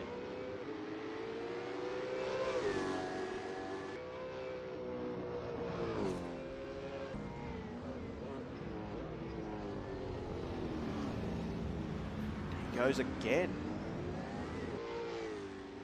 Whatever Macca has done with this Altima, it is working.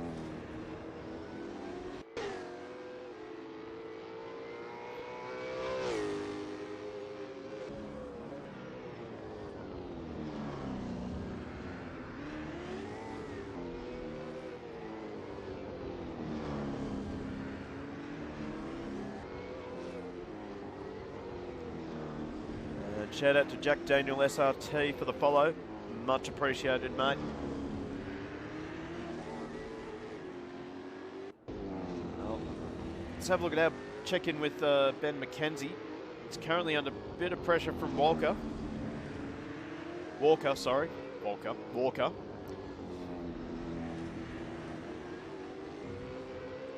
Caleb, it's the fastest race lap.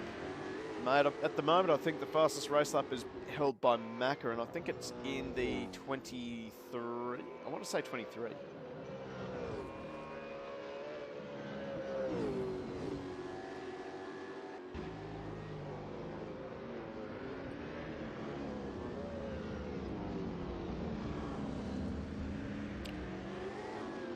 Kenzie's still under a little bit of pressure from Walker in the Mustang just behind. Jump on board now with Walker.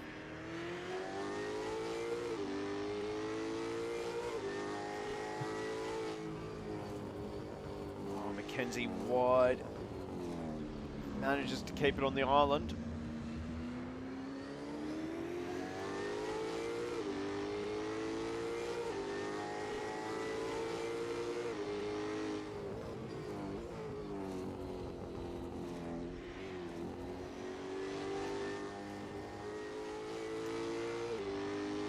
Oh, just getting inundated with follows, by the way. Kerbalicious 93 and Caleb W. Thank you for the follows, guys. Much appreciated. Much love to you as well.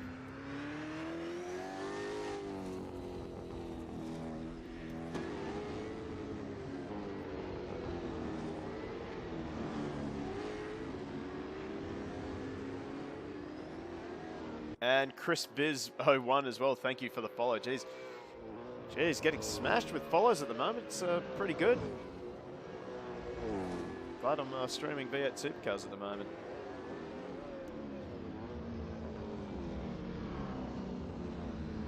Right now the field has strung out a little bit. Still out in front, it is Macca. Although he hasn't come in for a pit stop and he is starting to bleed time. Now 26.9 for Macca. It's not really helping him.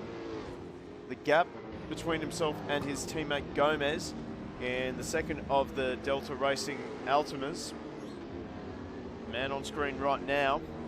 That gap is starting to drop. It was at over 30 seconds. It's now under 27 seconds. So the tyres on Macca's Nissan have absolutely had it. He probably do well to come to the pit lane either this lap or the next lap, because right now the undercut is looking like a serious threat for Macca. It was 6 seconds between himself and Gomez before Gomez came into the pit lane. We see Gomez he's just ripping time out of Macca now in this mid-section, or middle sector. So, as we join with Macca right now, as he makes his way through turn number 9.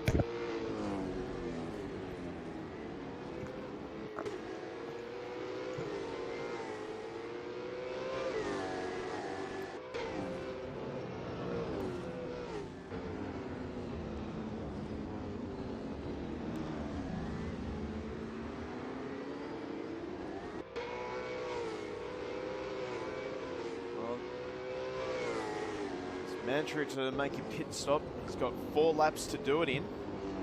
So he's really just bleeding time at the moment. The gap has come down 3 seconds in the last lap between himself and Gomez. So I'm not really sure what he is hoping to achieve here as Roundtree around at turn number 3.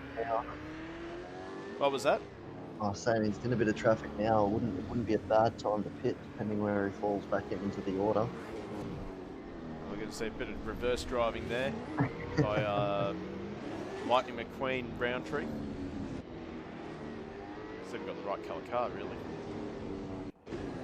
But, you would think right now, Macca would be thinking pit. Pit, pit, pit, pit, pit.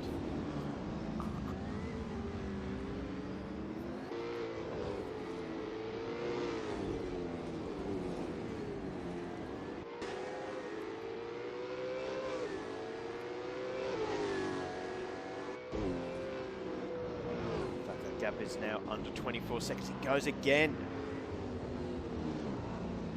Seems to just be losing that gap and that lead at this point in time. Contact down the back there. Yeah, I want to say it's not Roundtree. It must be this battle here. So Sada. Oh! Trying to work out who that was. Was it William? No, it wasn't. So that was a lap car, so these guys are battling for position. Set a drive through for cutting the corner. That is not ideal for him, as they've now got Simmons, who's currently 5th in the race, ranging down onto the back of them. So see Simmons, oh, he's just being held up a little bit. And he's actually in a battle with his teammate McIntosh as well. So the two V Energy Mustangs. Simmons managed to get the switch back down the back straight. Hungry as, and that was sent so hard it must have been express post.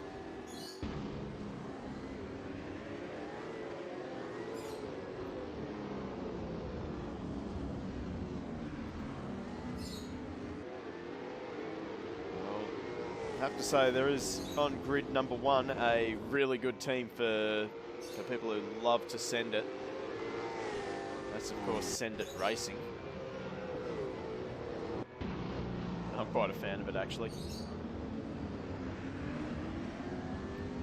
Macca's just dove into the pit, man. So finally Macca into the pit lane. So have a look where Gomez is. He's not going to come out in front of Gomez. I don't think he will. No, he won't. Gomez, oh, he's mobile now, but Gomez is now coming down the main straight. He'll be up to speed. He will have warm tyres. Where's Macca? He comes out. Gomez will overtake him going into turn number 1. So the undercut has worked out for Gomez. Macca will be ruining that decision to go super long. And I was a postie for 5 years and I've never seen sends like, oh no! Macca's and Mackenzie, have they come together? Oh, now we got cars again. That's Brister. So Brister's been turned again. Oh, he's parked it in an awkward position, and he might get collected. No. So, boy, it's all kicked off in the last few laps. Macca's lost so much time.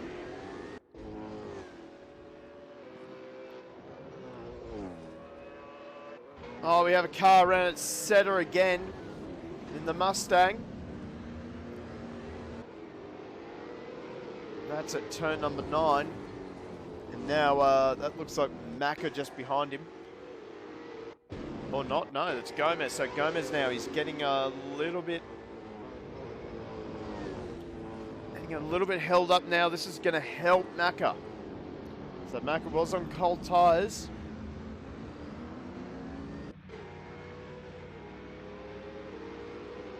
But he is running out of time.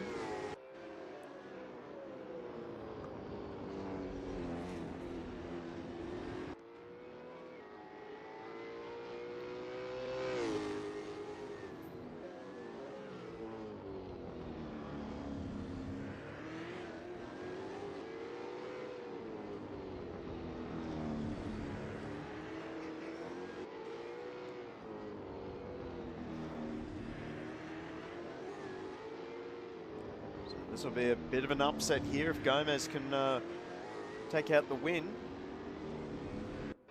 He's only got a commanding lead before the pit sequences came through, and yeah, that's a big change in the front there.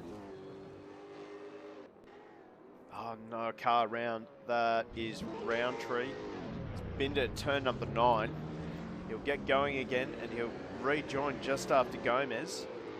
Or not, he's going to fall in front of Gomez. Gomez will be absolutely furious about that.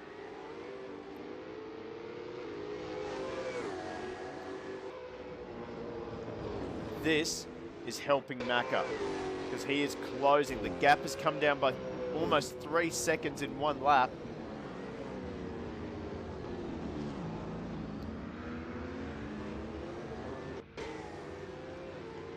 It's almost up by 3 seconds. He's up 3 seconds this lap. Fastest lap of the race, 24.1 for Macca. Apex No Name, thank you for the follow, mate.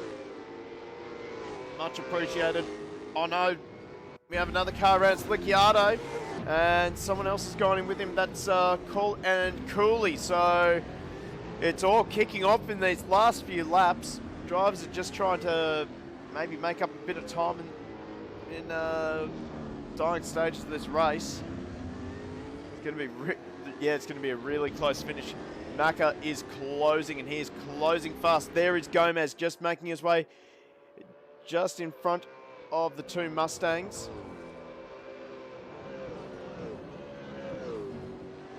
I reckon Macca will be absolutely pleading on Discord as Wright gets a drive through for cutting the corner. He'll be pleading with the 23 red cars. just to move over and let him through. It's costing him time. Oh, that is awkward. Oh, they're not making it easy for him. This will be so frustrating for Macca. So now they both get out of the way. Oh no, bumped the button. Pit lane is now closed. That was costly. He's lost 2 seconds.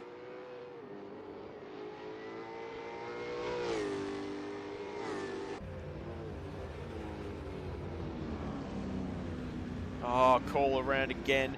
He's in a very awkward spot. Oh no, Mackenzie into the wall. Oh no, Zed has collected call. I'm sure our officials will be on the Discord warning drivers about turn number 4. Just managed to clear it.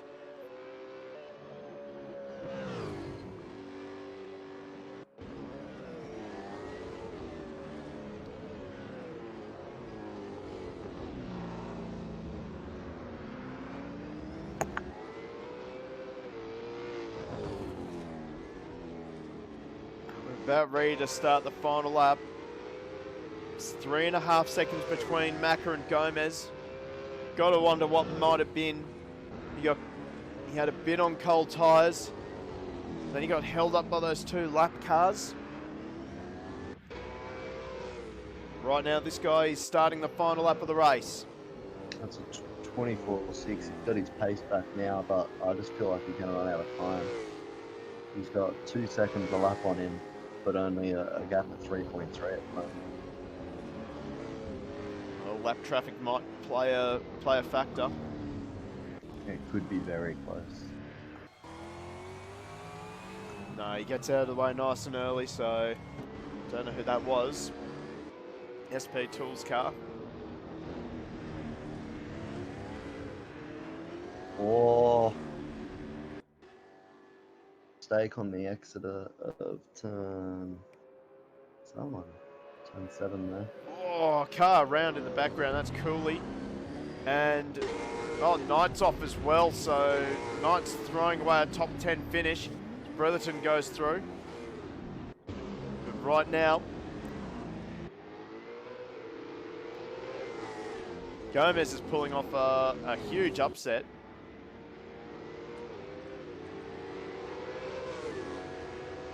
He comes up to the final corner. It's been a brilliant drive from Gomez. He stayed out of trouble. He played a really smart strategy. Mackie, got a feel for him. Bit of bad luck with the strategy.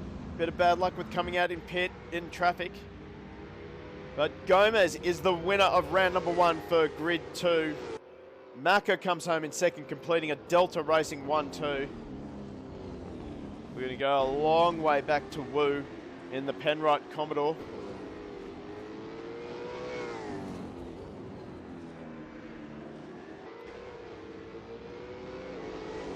He'll be pretty happy with third.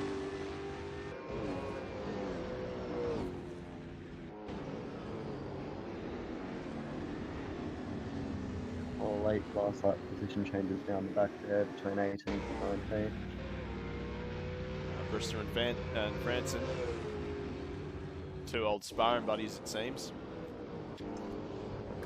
Well, let's see if we can get some nice little post-race burnouts anywhere. Anyone? No one? Okay. What a civilized bunch. That was, oh, hang on. Yeah, looks like everyone's a little bit civilized tonight.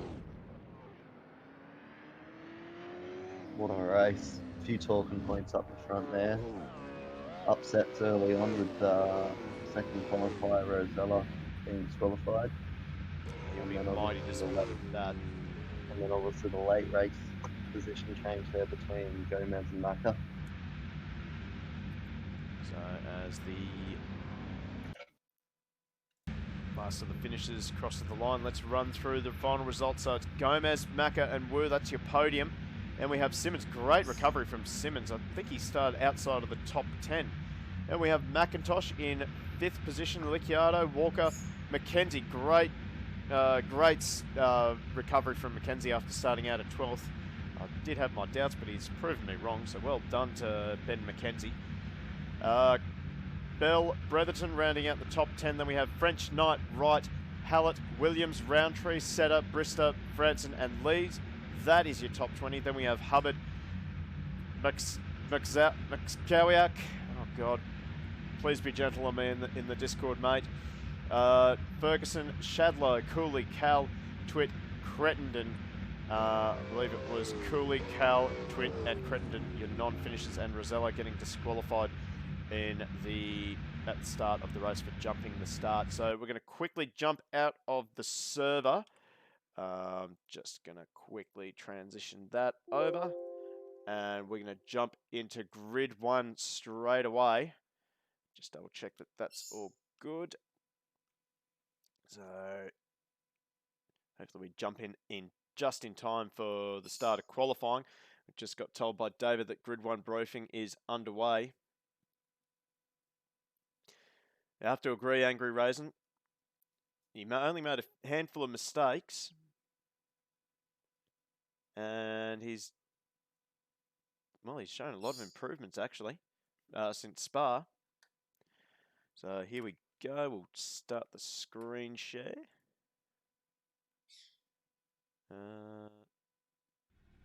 Just gotta try and find it.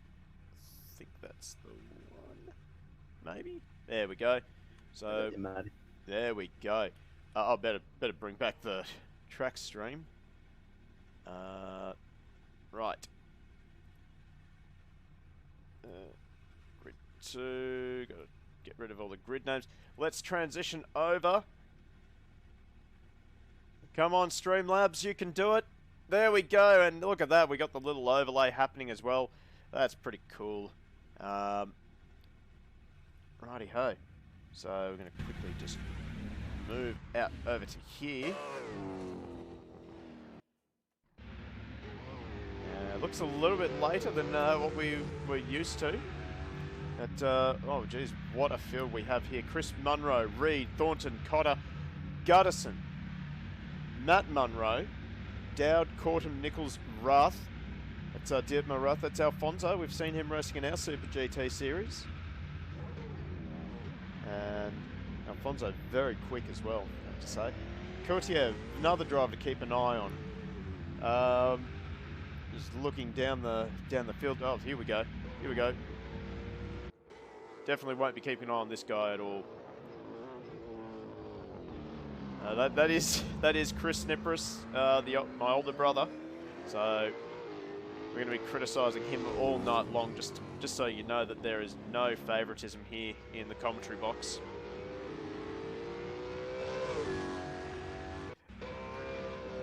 So, oh, look at that! He missed the apex by a country mile. I could fit a double-decker bus on its side between Chris and the apex there. Right? Do you think I've done enough just to make sure everyone knows that there's no favouritism? Oh, I think you've made it pretty clear, mate. Right. So we have Reed in the Commodores, or the Sabre Commodore. That looks pretty nice, actually. So I would say that we have cycled through all the cars. So let's quickly get rid of that and come up with a new overlay. Here we go. Come on, Streamlabs. There we go. So Streamlabs a little bit slow for some reason doing the transitions. And looks like we have another one of the SLM cars as well. So you've got SLM cars in grid 2 and SLM cars in grid 1. So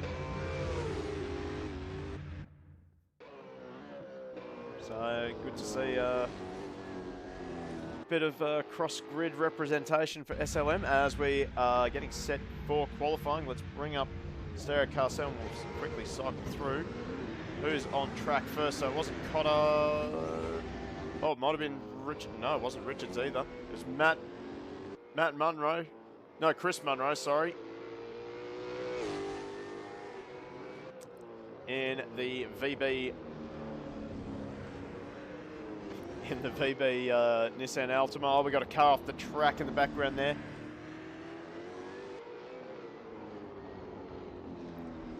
So, got a couple of questions. Where is Thornton? There he is, right there, in the Repsol Commodore. Oh, car 16. There we go. We got a winner right there.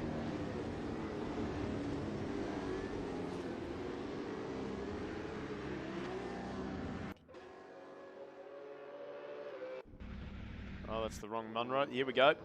Got the correct Munro now, so Chris Munro. Running in the Nissan Altima. And I think we have a couple of I think we've found the fan favourite. What do you reckon, Matty? The VB livery, yeah. Yep. Look, maybe not my favourite beer, but I can appreciate a good beer livery. That's for sure. You can appreciate a good livery on a good Nissan, eh? Absolutely. But the Altima, not quite the best car that they've got in their lineup, let's be honest. Not the best looking car, not the quickest car, but it's still a Nissan, so it's still at the top. Gets points for being a Nissan. Yeah. Benny 1989 agreeing with you there, Southie. Yeah. Nah, look, I've had some names for it over the years. Certain things I shouldn't repeat here, but it's an Aussie favourite. You can't bash on it too hard. It's definitely a go-to for for a lot of people around the country. That's I don't want to upset too many people. It's okay. It's okay. My dad drinks the beer. He loves the beer, but he doesn't watch these streams, so I can get away with it. Okay, so it's Munro. He's certainly one of the faster V8 supercar drivers in AK Gaming. Unfortunately, we are missing Andy O'Hara, the alien. Don't think he is racing this season. He's a current reigning champion.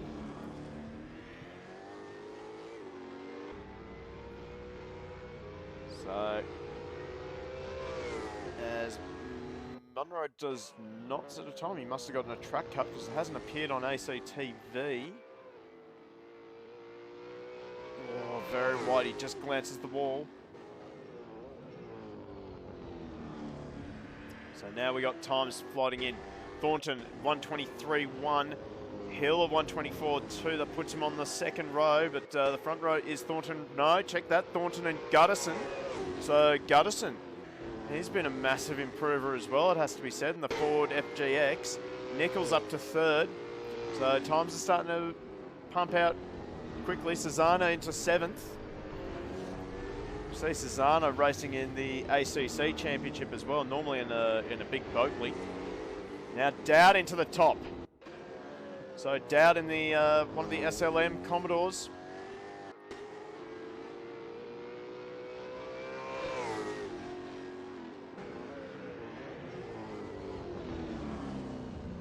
Oh, now he puts the Commodore into the fence. So this lap will be a throwaway. I think you reset and go again. 15 minutes left on the clock.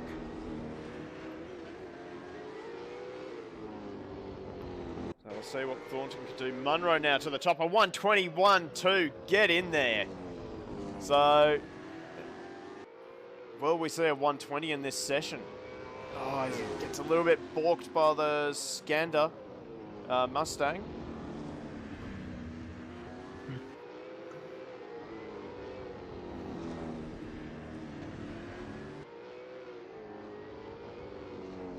Courtier slides into 6th position on his first flying lap, or at least first valid lap. Keen into the top 10. Nichols moves up into 5th. Thornton's binned it somewhere, I think. He's binned it down the escape road at turn number 4. Cesana now up into the top 10.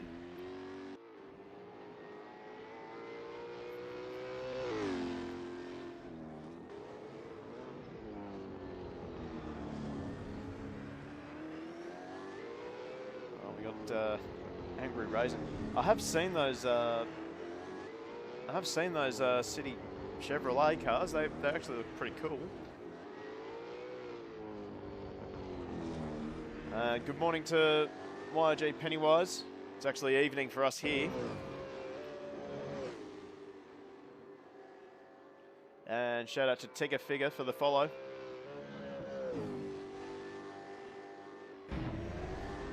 We have someone off the track. It's Nichols. He's returned to the pits very, very quickly. So we got. This is our last. Well. Oh, here we go. This is one of the Send It cars. Give you 10 points if you can guess why they're called Send It. It's very clever, that is. Yeah. And, well, that's another one by Go Race by Design as well. You can just see the little Go Race logo down the corner there.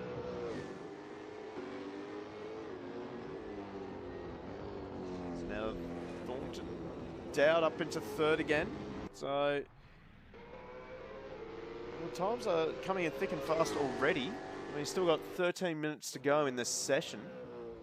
Richard's now just outside of the top 10 in the second of the Repsol Commodores. I have to say, that looks really nice as well. We didn't see the times fall dramatically until later in the session for the second group, so I expect to see quite a few more drivers put in those 21, maybe something close to the 20s as the session goes on. Well, I'd like to see one man improve, and that's the man down in 18th. Just saying. Yeah, look, we'll see. He'll improve, he'll improve. He's a better racer than qualifier. Oh, both cars into the wall. So, yep, straight back to the pit lane. Look at Courtier here in... Oh, jeez.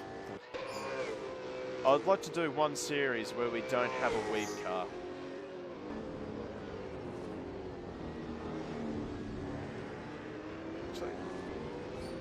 Actually would we call that a weave car? I'm not really sure. We'll have to get the translation out and find out what that says. But, yeah. Sure.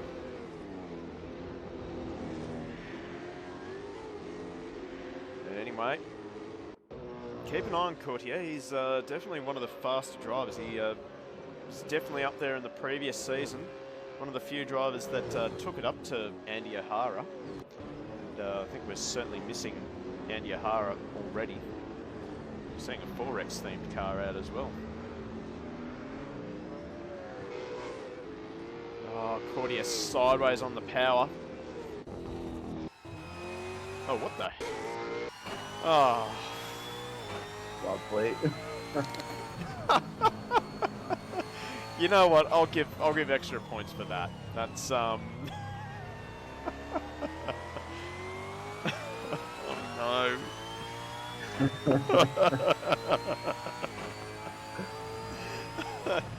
Okay. I think we're gonna have to get that clipped. So as Courtier moves up into the top 10. Look at the. Oh no, no, Jesus! Look, I think we can put this down as a bit of a weird car for sure. Yeah. I'm very impressed. And I just noticed the left-hand door there as well. Yeah. We're gonna have to swing around this car and try and find everything wrong with this car. Everything right. Everything right, everything wrong, whatever. Highly Shane's on vacation. Oh, I can appreciate that everyone's got a sense of humour in this series, at least. So far, Munro's still at the top of the 121.2. I'm going to have to find the team car now. I'm going to have to find the team car. Give me a minute. Hang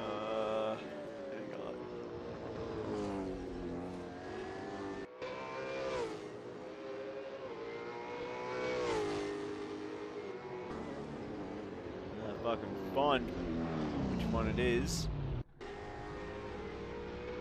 It doesn't look like I can actually find which team it is, unfortunately, but jeez.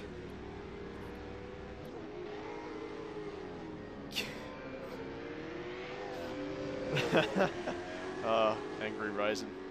That's a great comment. Expect it next round to see a pink Superflow car giving that one a punt so hard NFL teams will be calling in for contracts. I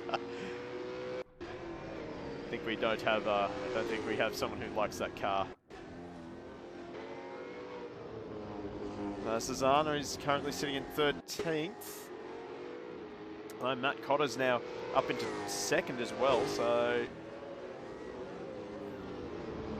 Oh no, Susanna bailing out of that one. And he's taken someone with him that looks like Meredith. The 337, yep, looks familiar. Jack Meredith has gone off with him. He's an abomination. Oh, Matt Munro now up into the top 8, or top 10 in the 4X Nissan. So, of course, Munro brothers. Nichols off the track now, so this is not a good session for Nichols at the moment. See Ferguson, that's his outlap. Richards now up to 13th. So we have one Repsol car up in the top 5 and the other one languishing down in 14th. Correction, 13th. Oh, dear, Marathi's binned it at turn number 1.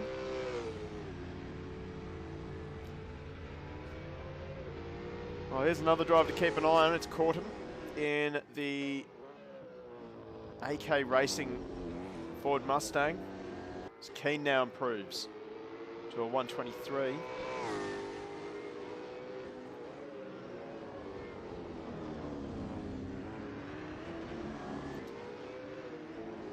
Caught him another driver who took it up to Andy O'Hara in the previous season, along with Chris Munro and Matt Cotter.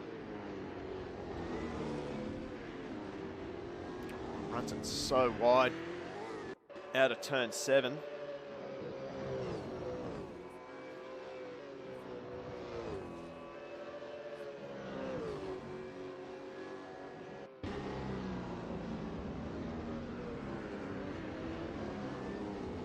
It looks like Dittmer has binned it again. Just saw his name light up on the tower down the left-hand side.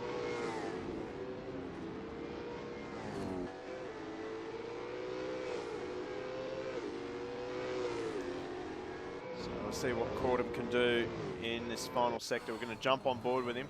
It's not going to be this lap that he improves, that's for sure.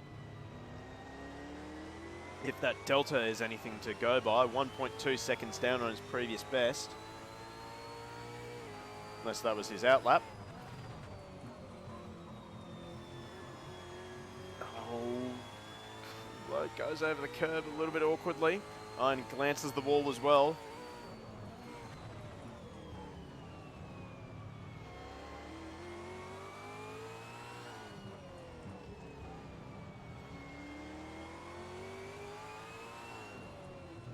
And he's going to bail out of that one. So here we go. Okay, so this is one of the Chevrolet City Ford Falcons. There's a lot of sins with this paint job. First one thing is that it's a Chevrolet paint job on a Ford.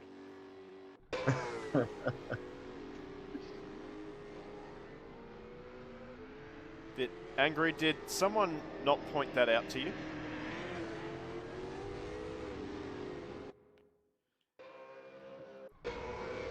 Have to try and find the other. Oh, there's the Send It racing car.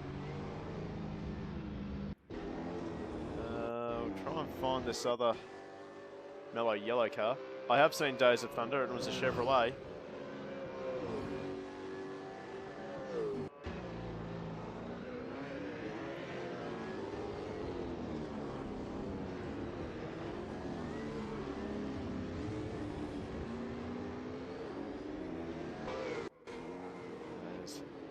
Looks like a practice start, perhaps. I'm not really sure. So it's even got Lumina on the bumper. I mean, it's a great looking paint job, but it's...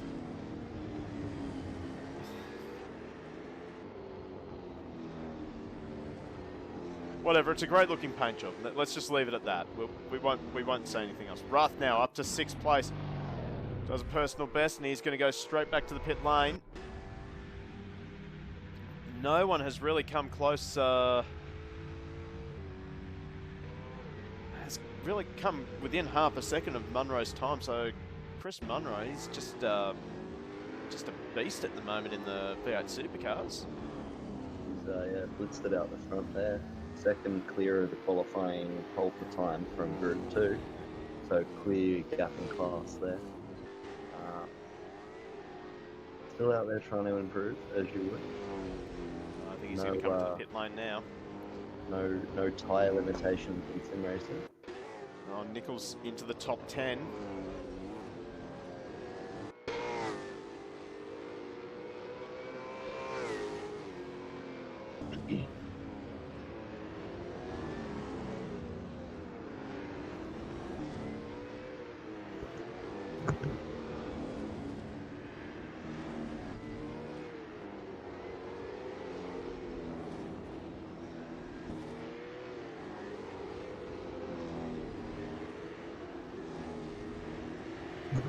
Wow, Angry Rose. Superflow took me about 8 hours to do that.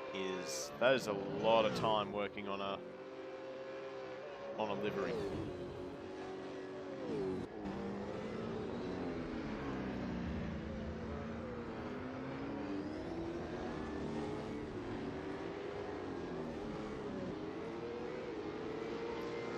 As we stick with Nichols as he looks to complete this lap, we're going to jump on board with him. It's not going to be this lap that he improves. 1.2 seconds down on his previous best.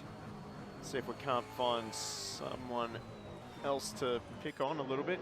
There's Keen in the other one of the SLM Commodores. So great little stable that they've got there at SLM. Got 2 cars in Grid 2 and 2 cars in Grid 1.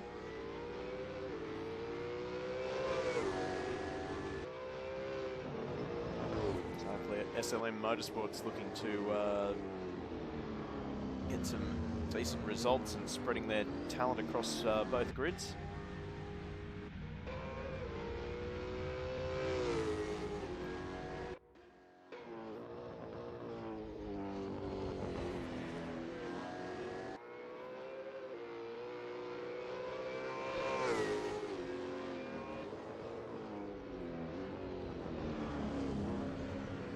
Good so far. Jump on board with him. It's about level with his own PB. Oh, Thornton, he's up into second now for 1:21.5. So he gets within half a second of Chris Munro's time. We've got a minute left in qualifying. Reed's off the track now. Back in pit lane. I'm going to have to do this. I'm going to have to follow Chris Nippers for a little while. No pressure, Chris. Is looking like a decent lap though.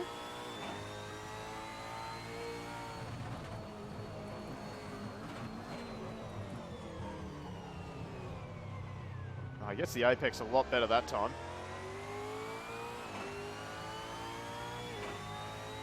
He'll get another lap in. Down in 20th at the moment. Holding the family honour.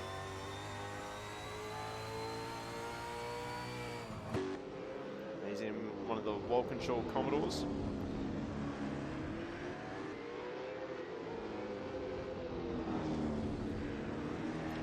Now Dowd up into 4th. So we've got 5 cars within, well, 6 cars, let's just say 7 cars within about a second of each other as the checkered flag flies. And oh, daddy. Oh, we got a car around just in front of Dowd. Which car was that? That was Cotter. So I don't think Cotter will take too kindly to Dowd slowing down on the racing line. Might be some harsh words said over Discord perhaps. Waiting on Chris Munro to complete his lap. Cordham sets a personal best on the server, moves himself up to 6th, and within a second of Munro's time.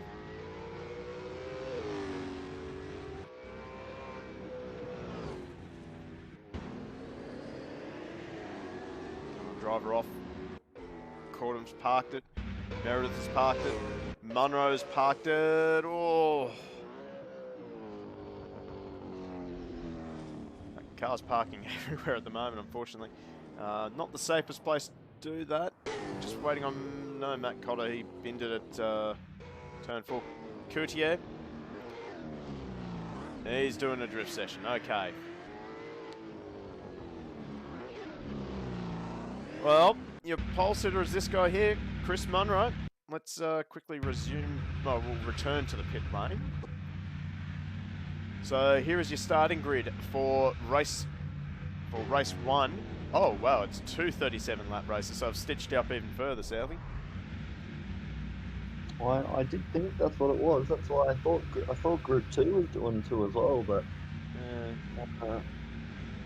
Good fun. Good fun commentating. Confused. Yeah, no, it's good. It's good. Angry Raisin picked the top 3 in chat though a bit earlier. He said Munro, Cotter, and Thornton were going to be our guys to watch, and that's our 1, 2, and 3 on the grid. So indeed.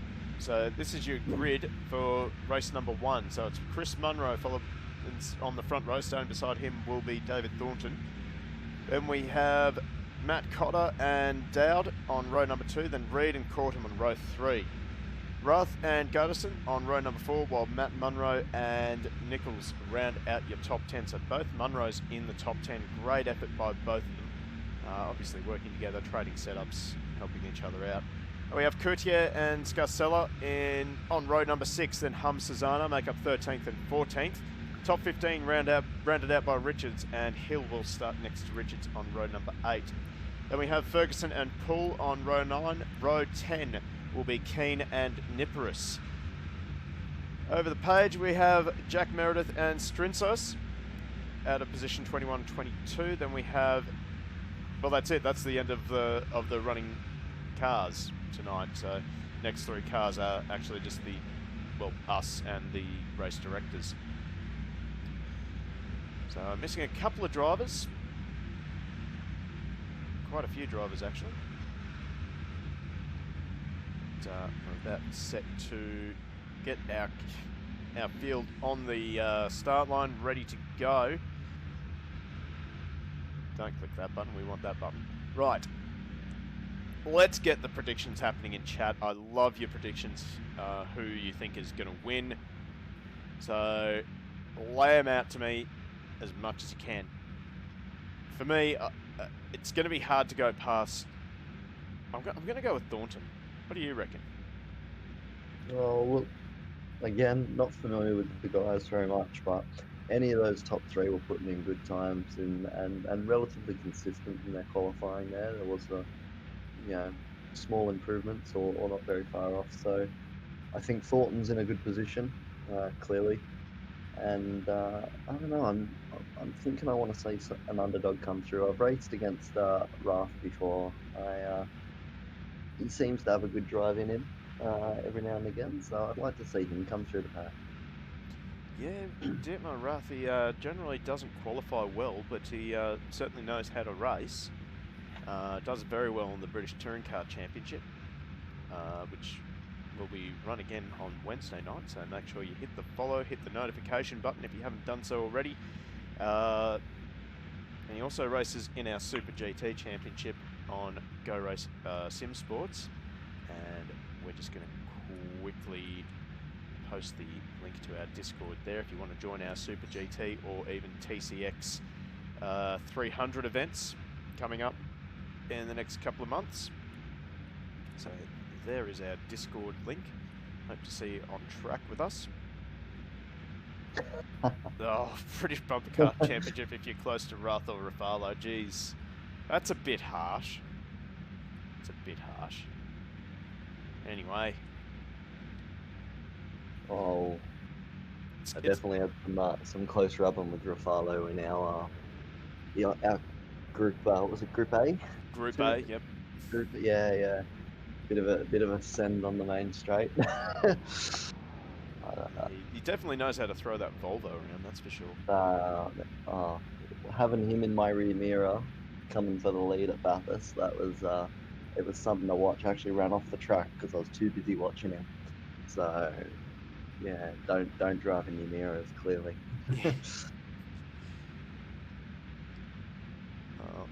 Yeah, I've just noticed something as well.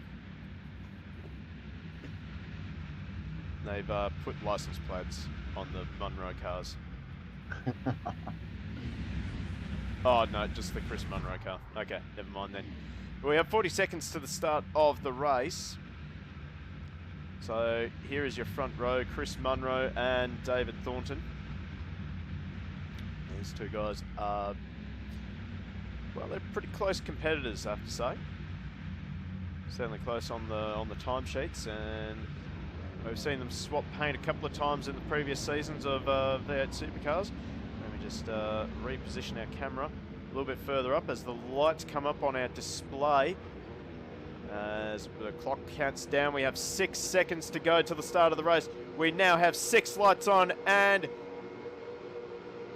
6 lights out, and away we go on racing. It's an even start from the front row. Great start from row number 2. A sloppy start from, I think, one of the AK Racing Mustangs. We're going to sit here for turn number 1. Got one car well wide. As we wait for the rest of the field to get through, we see a bit of bumping and grinding. But unlike grid 2, looks like everyone has kept it clean. Oh, well, let's wait till we get through turn 4, actually. No, we have a car round. That is the 89 of Dowd. So Dowd is going to go straight to the back of the field. We're going to go to our broadcast now. So Chris Munro has taken an early lead over David Thornton, Matt Cotter. Big gap between himself and the top 2. Cotter he's got Reed and Cordham all over the back of him, and Rath, although just, well, hunting both of them down too. So, a really good start from the grid 1. You can see why they are grid 1. Absolutely clean start, except for Dowd, who is way down in 22nd and 4 seconds behind Strinsos. Terrible start from Munro, Matt Munro, I should say. He's dropped down to 8th position. He's dropped behind Courtier.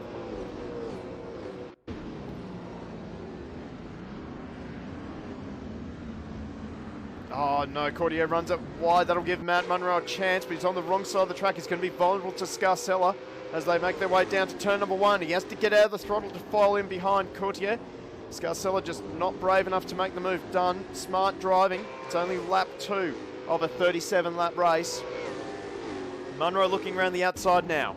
Oh, he locks up the rear brakes, but he manages to get it under control. Great car control, hum into the fence. So he's going to drop down the leaderboard, although he's going to defend from Richards in the Repsol Commodore. And that's going to leave him vulnerable to the Australia Post car of Poole. And Nipris in there as well, although Nipris being shuffled out by Meredith. Meredith actually not able to get the move done. Oh, it's all on down the back half of the field. I'm still vulnerable to Richards. Angry Raisin pointing out that Hill up 6 pots from the start of the race, so a great start. We have big send from Meredith. Manages to get the move done on Nipris. So we've got some sensible driving from our Grid 1 field. Meanwhile, out in front, Chris Munro sets the fastest lap of the race at 22.7. That is a blistering pace from our Grid 1 drivers.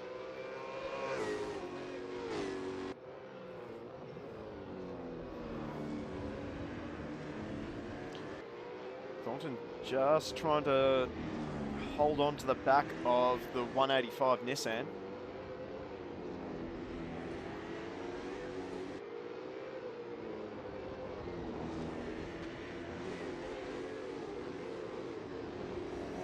Now we have Alex Spinozzi, one half of Spinning Torpedoes, cheering for his teammate Matt Cotter.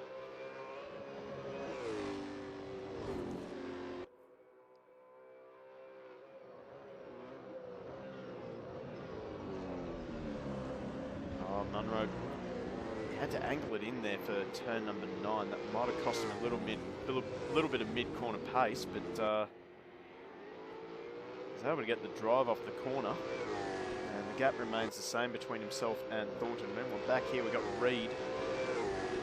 Well, he was under attack. Oh no, Richards around. He's under attack from everyone around him.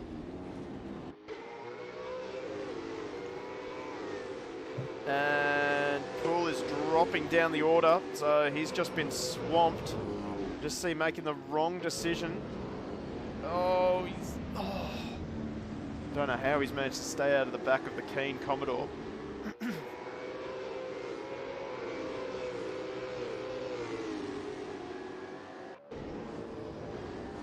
Oh no! Oh, grit your teeth. Matt Munro's had a incident somewhere on track. He's fallen down behind Hill and Matt Munro. Oh, we got Richards again wide at turn 4. Oh, this is a really nasty looking battle pack. You'd hate to be anywhere near the middle of that battle pack. We got Hum around. We just saw him touch Meredith. Maybe that was just enough to unsettle the Mustang. So Hum falls down the field again.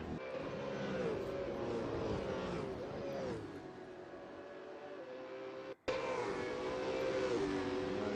just trying to find another battle. Here we go. So Courtier again. He's under attack from Scarcella. Oh no, we've got a car around. It's Nichols. So Nichols has gone straight ahead at turn number 11. And he's going to drop a heap of positions. Falls behind Matt Munro.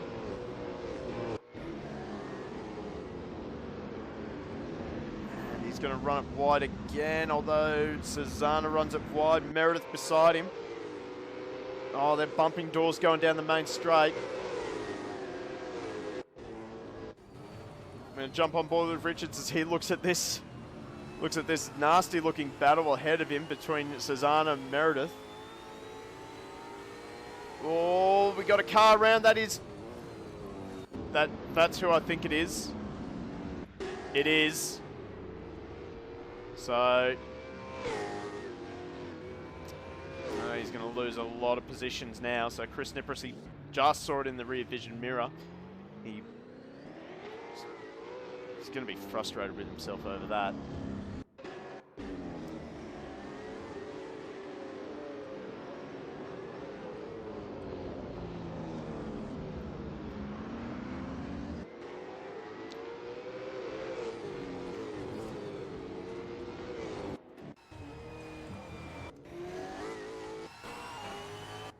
Right on board with Dietmar Rath now. Just thought he was closing in on the back of Gutterson. But, just not quite able to bridge the gap between himself and Gutterson now.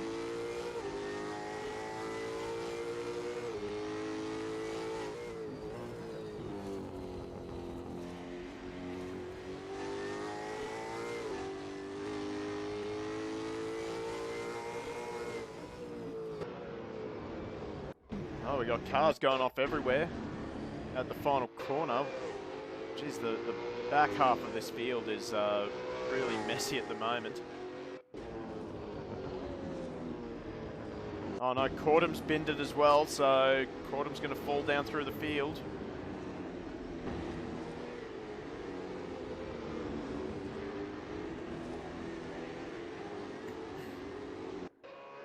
Now we got another car around. It's Richards, so finally Richards runs out of luck. He's going to drop behind Cesana.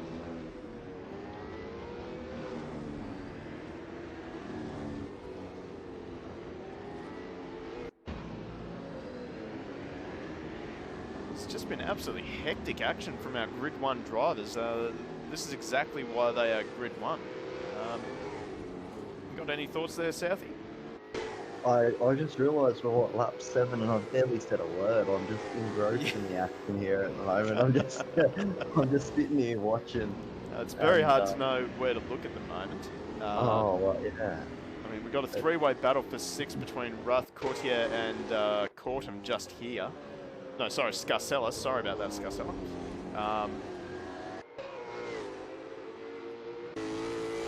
right on board now with Scarcella. He sort of looks like he's sort of working with Courtier in the Shames on Vacation Weave car.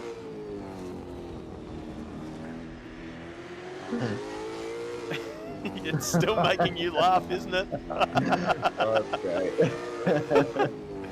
Oh no, Matt Munro's dropped it off somewhere. His name's lit up in red. And that is in the staircase, so he was having a good recovery race. And now he's going to have to do it all over again. I was watching him come out of 7 onto Bradden straight, onto Jones's straight before, and really close to the wall on a couple of turns. So really using all the track. Not a lot of margin for error with some of these guys, but they're using all the road available. And now riding on board with Rath, as Thornton now sets the fastest lap of the race at 22.4. That is an unbelievable pace from our top 2 drivers.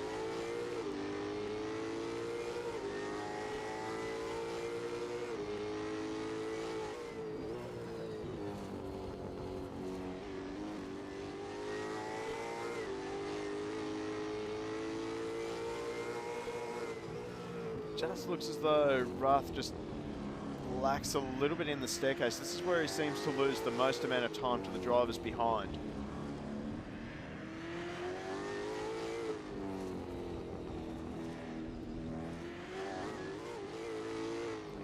Crash over the curbs again. Oh, it's amazing how these guys just abuse these cars. Thank God they're sim cars. Oh no, car around, it's Poole. He's dropped it at turn 4. And he's going to lose all the space, all the places that he had.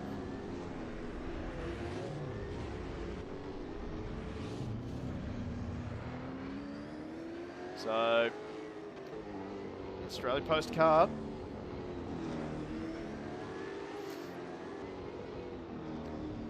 The thing is, I can't make a joke about it.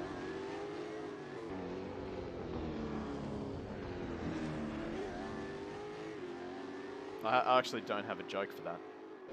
I'm sure someone will come up with a joke.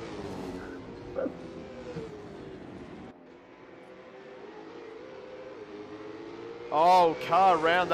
Just saw that in the background. It's Hum. Oh, he's in a very awkward position. He rejoins just ahead of Ferguson. Ferguson avoids him pretty well. So, geez, Hum, he's been in the wars this race.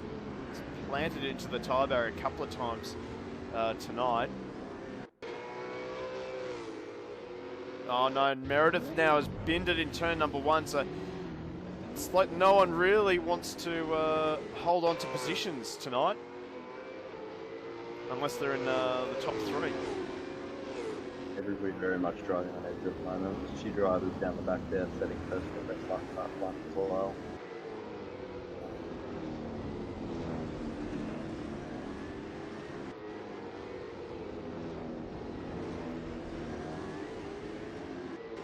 Got to keep an eye on that battle for, oh, actually Scarcella has managed to get around Courtier. Courtier's now starting to become vulnerable to Cortum, so this is about to become a 4-way battle for 6th position. Oh, God. So, I don't know if this is a joke or if this is serious for Courtier. I guess I'm going to have to get his DMs or something so that we can put it up on the stream. And if anyone wants to fill the role there on the dash, let us. Oh God, I just saw the steering wheel. The actual heads up display. Look at the dog on the heads up on the wheel there. That's just caught my attention. That is. It's like the more you look, the worse it gets. Can you see that from driver's view? Is that actually obscuring his telemetry there? Or is I would tell you, but I have the steering wheel turned off. Oh no, you don't get the option. Yeah. Yeah. So that is. the more you look, the worse it gets, honestly. We have one car already in pit lane, that's Richards. So we saw Richards in the wars earlier in this race with a couple of spins. finding it into the fence. So he's probably just decided enough is enough. Get some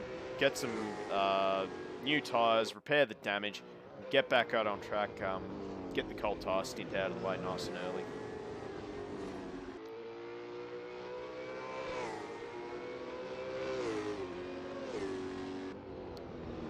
I'll tell you what, Cotter... No, that's not what you want to do in front of your teammate when he's battling for the lead. Yeah, that was close, but... Well, what he needs to do now, tag onto his teammate, let his teammate pull him along, and hopefully make some space up on those guys in these laps. Yeah, go for the undercut. So, I had to comment earlier in the race that this guy has jumped up a lot of positions. It's Hill in the mellow yellow City Chevrolet Ford.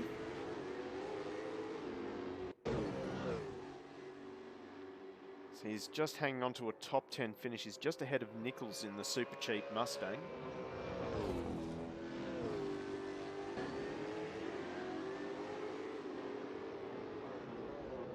Just ahead, the battle for sixth is just starting to heat up as well. We have Wrath under attack now from Scarcella. And just behind them, Courtier is coming under pressure from Courtham. And in fact, Courtham has made had position handed to him, really.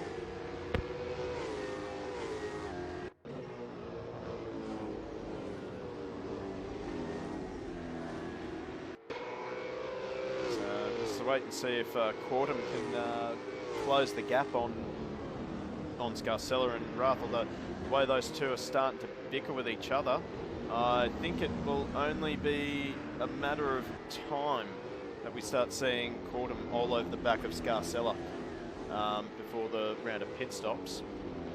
So let's just see, Wrath is just not 100% comfortable. It just doesn't look like that car's really hooked up.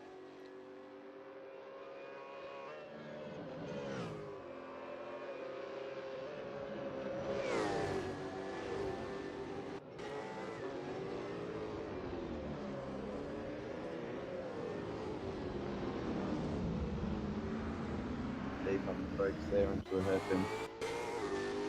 Jump on board now with Wrath. We're looking back at the Scandia Mustang of Scarcella, sorry.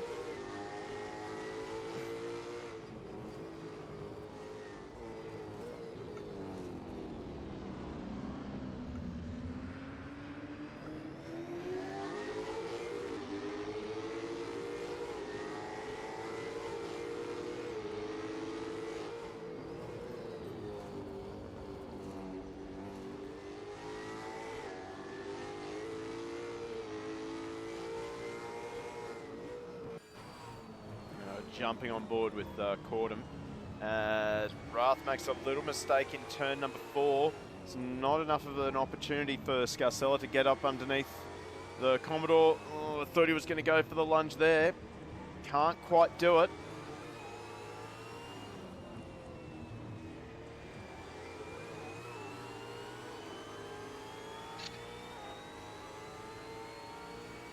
Wrath really opening the door there on approach to the corners, but it's so on and off throttle in such quick succession that you've really got to overcommit and make a dive. Well, you just wait for driver ahead to put it into the fence at turn number 8, lose the momentum, and get the move done in turn number 9. So Courtham, another easy move for him. Yeah, look, paving the way. Parting the seas, you could say, in front, as you mentioned, for grid. I believe it's called the Moses effect. Yes. Richards back into the pit lane. That's never a good sign when a driver's in pit lane more than once.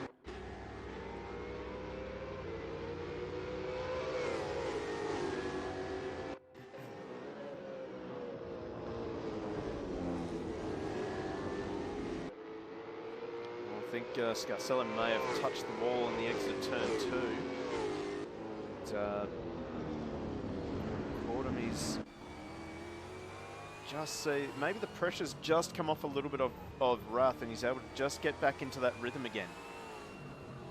So Cordham just can't seem to bridge the gap anymore. He was looking very sideways then, out of 3 down towards 4, under power, the rear end sliding away from him. So maybe a bit of overdriving then on the chase, and temperatures have come up a little bit, or yeah, quite possibly.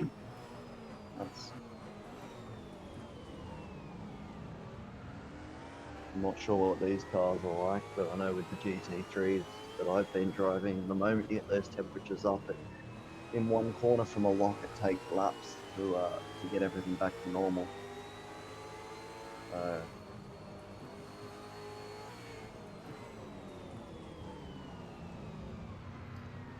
Just see, actually, as I say that, Cordham closes right onto the back of Wrath. Identical times from Wrath and Cordham. He used to be a lot stronger in that second half of the lap. Oh, Wrath sideways! He's managed to hang on to it as well.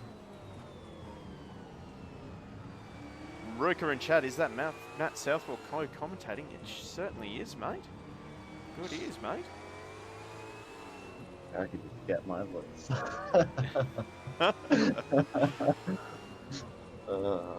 He certainly heard it. There you go, Matty. Now everyone thinks you're famous. Hey.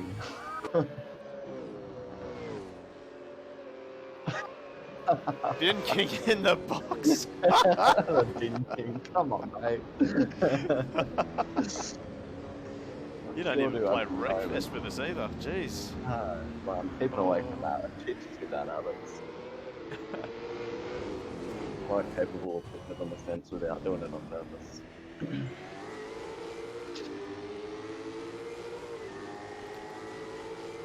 So as we look at the back of Dietmar Wrath,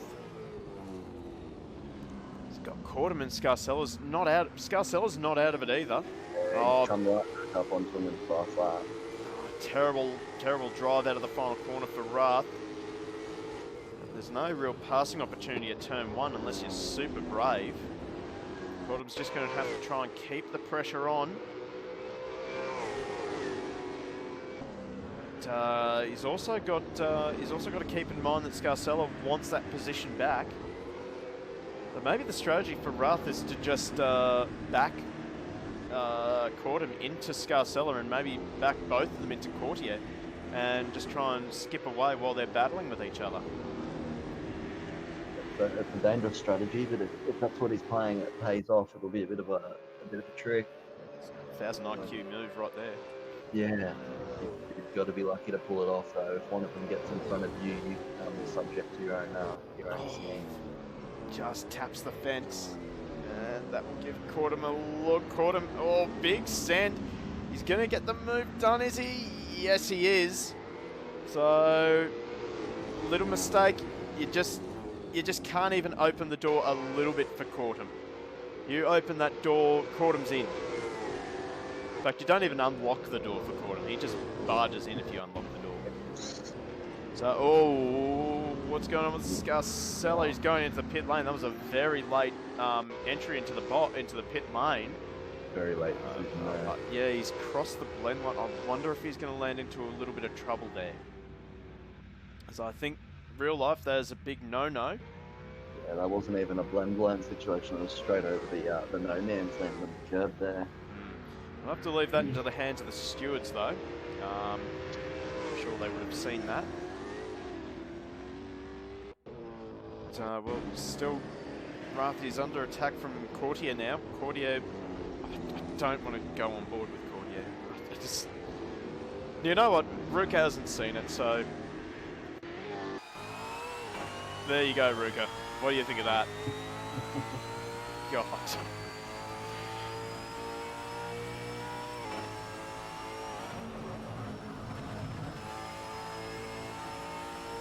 What did you miss? Oh, you've missed grid 2.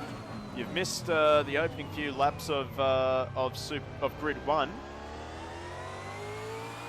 And, well, now you're just catching up on the Weep car.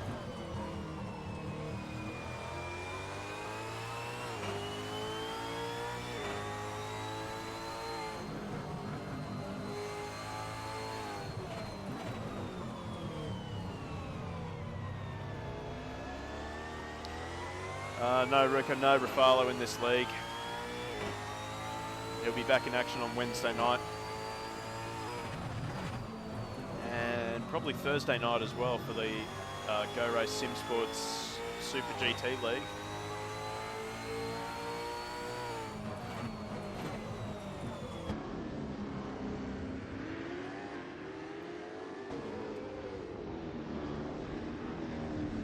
Nipris, not much has happened to Nipris. He started down the back. And he's just come into the pit lane as well, so he's obviously looking for some clear track. I know he's been battling with a few people, but yeah, he hasn't really... Oh, that's him right there. He was up in 16th until he had a spin. Yeah, he binned it. Wasn't quite a golden bin, but it was a bin.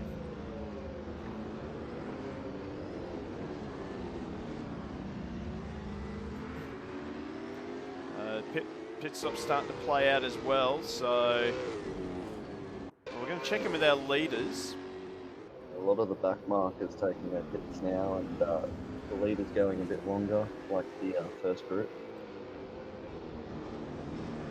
I've worked out roughly a 24-second pit transit, so it'll be interesting to see with staggered pits where that ends up.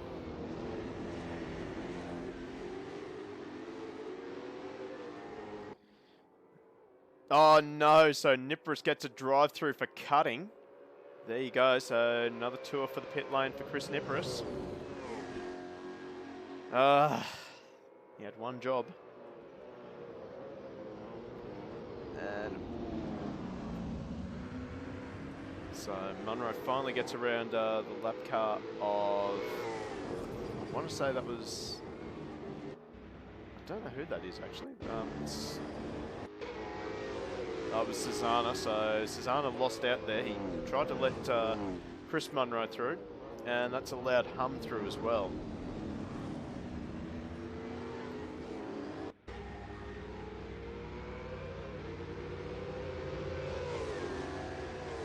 We're just looking up and down the field. Well, the battle's still on between Ruth and Courtier.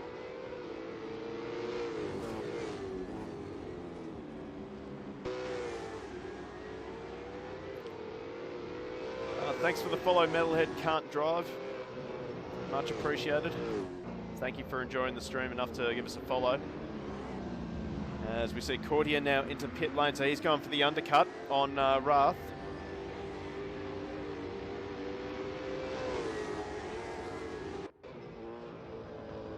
As we see that Chris Nipris has taken his drive through.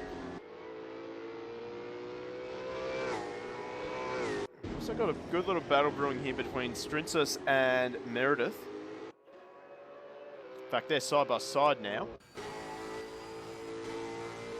Oh, I don't think they realise that they're side by side going into turn 8, and oh, that was brave from Meredith around the outside at turn 8 at Adelaide. That is some pretty gutsy stuff.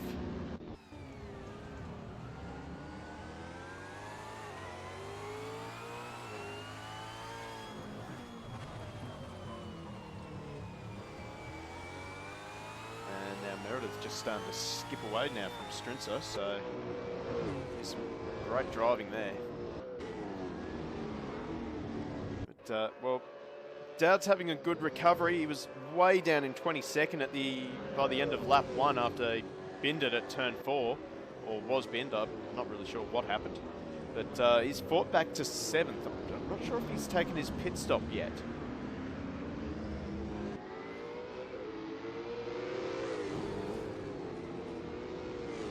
He has got Scarcella all over the back of him, so I'm going to hazard a guess that Dowd has not taken a pit stop yet. And he's just trying to go as long as possible. Which is to pit at this stage, you should come out in about 11th spot, so it's still a very good recovery so far.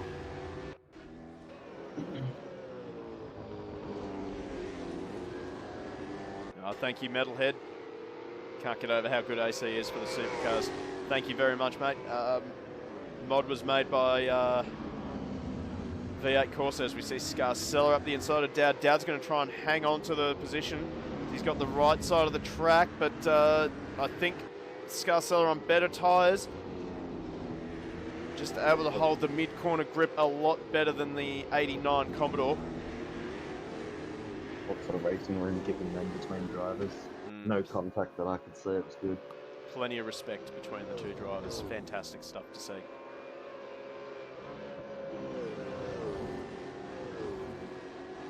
So now the next driver to line up behind Dowd will be Courtier. In fact, I will just say that I don't think Dowd has made his pit stop yet. So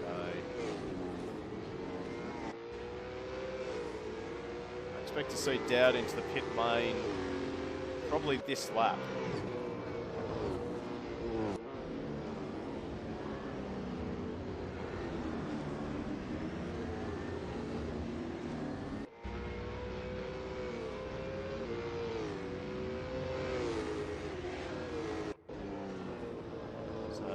There we go. So the undercut has worked out for Courtier and Scarcella and Cortum even. As they've just come out ahead of Ruth. Ruth is now under pressure from Reed.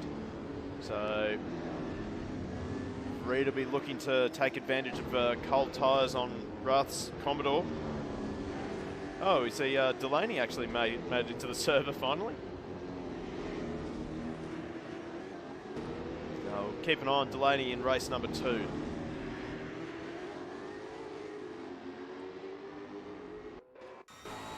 We're now right on board with Reed as they make their way up to the treacherous turn number 8. Can't quite take advantage of the slipstream down the straight, and in fact he's really backed off for the for turn 8 just to give himself a bit of space to see the apex.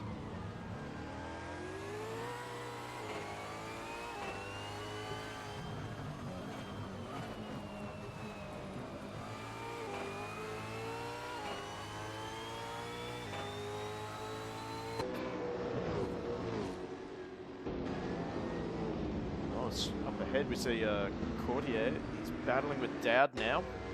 So Dowd has really run those tyres ragged. He hangs on.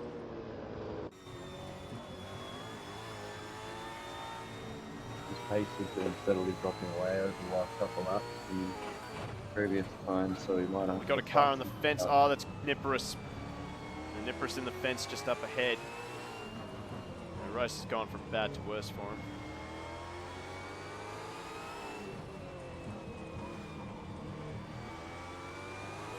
There we go, mid-corner grip, not quite.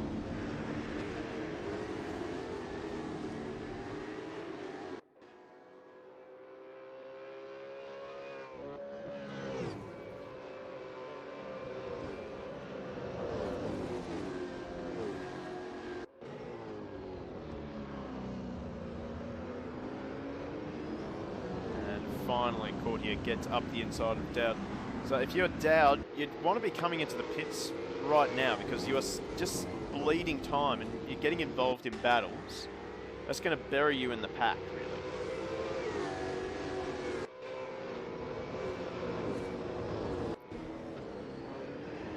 Yep, as I suggest that, so he must have the stream on in the background.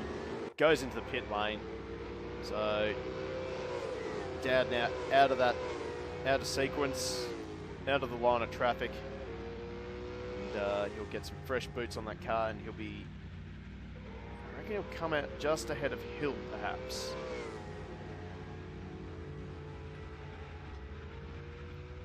Wait and see where Hill is. Here he is, coming around the final corner.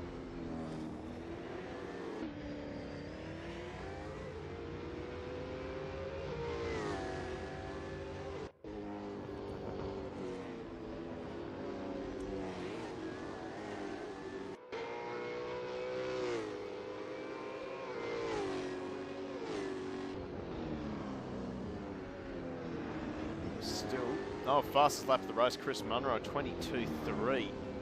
Incredible pace from Chris Munro this late in the race.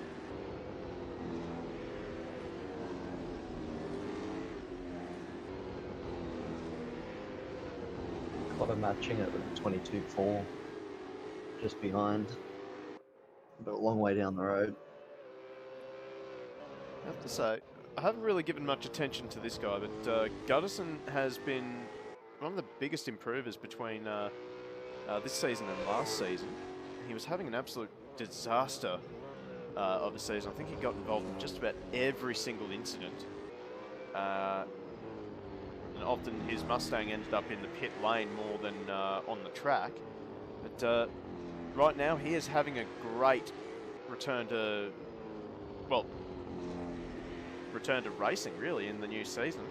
Up in 4th position, and he is doing a great job. Could be the transition to the Falcon. Yeah, The Mustangs seem to find themselves in the wall, on the road, or on the track. they keep looking for crowds. Yeah. Yep. That's why. So, yeah, maybe it's the Falcon magic. Falcon magic. It's Falcon unbelievable. Rest in peace, Barry Sheen.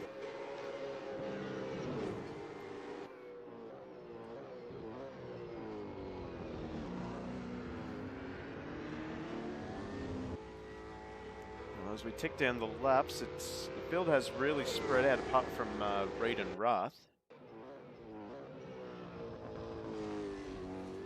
So unfortunately not a lot of battles on track. We're going to take a quick ride with Gutterson.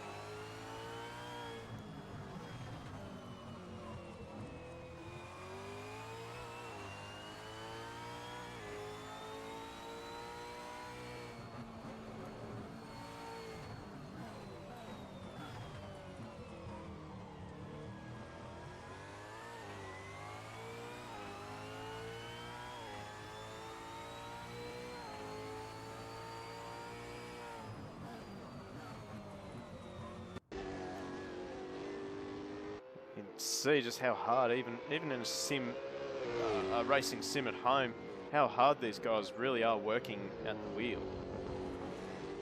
These cars just are not easy to drive. As well, we had to point it out that Dowd was catching Nichols, so Dowd's on the move, but he's got well, 25 seconds between himself and the next car, which is Reed. So I don't think the charge is going to be on for Dowd in race number 1.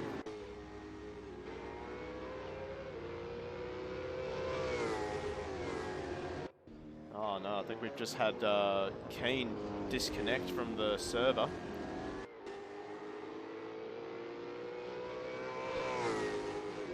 He was up there battling with Meredith and Poole by the looks of things, so...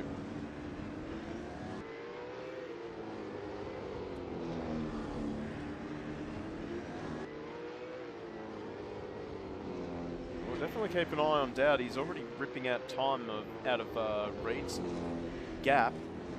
Oh, jeez, running all the way to the wall there. That is some pretty brave stuff. His previous lap was a 1:23, and the guys around him were doing about a 1:25, 1:26. So at a pace like that, with just under 10 laps to go, you could see him catching the back of Reed by the end of the bike race. Is he going to have enough laps though? Well, I mean, 2 seconds a lap, 10 laps, 20 seconds. Traffic in play, mistake. You don't know. Well, the I wouldn't be surprised to see him inside at 5 seconds off him, but it is quite possible that that he will catch. Like, you've brought up a really good point, the mistake thing. So as he sets a 23.3, best lap of his race. he's on much fresher tyres than everybody else on track in front of him. So as theirs wear off, he should still be able to put in some solid laps. So we may see that gap come down. Well, it's still coming down as we speak. He's ripping time out of Reed's gap.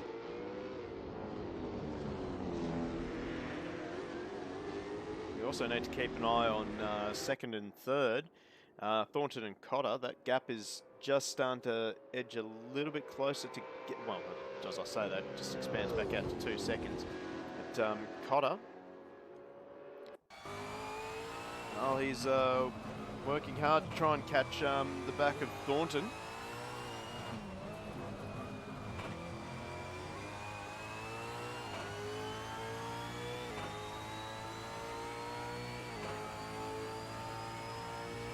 Doesn't seem to have the drive down out of turn number 7. You can see that gap just starting to increase as they head down the back straight. It just seems to be the rotation of this car just helps him close the gap up mid-corner.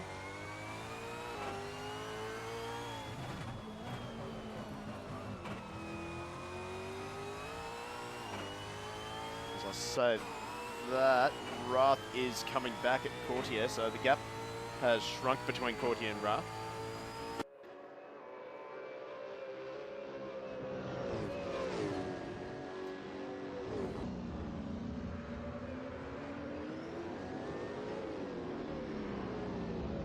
And a little lock-up from Courtier, so Courtier is under a bit of pressure here. Now look out the back of Courtier's Mustang.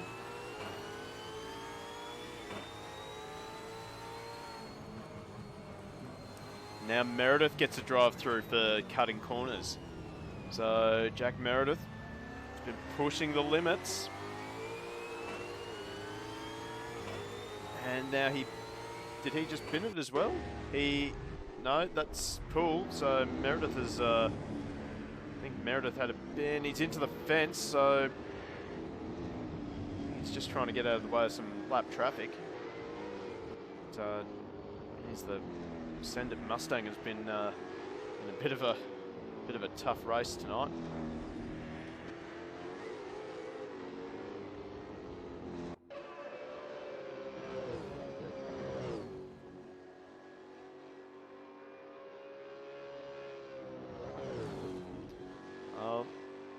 Well, Angry, it's very easy to get some track cuts over the first chicane. So these cars don't slow down, they don't turn very well, I've found. I've found that with these cars you have to have the brake bias standard is at 60. And I find I have to move the brake bias further back in order to get a turn.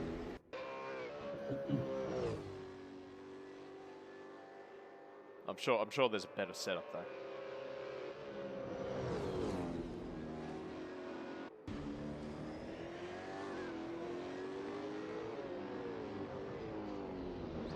Now he's under pressure from Hill.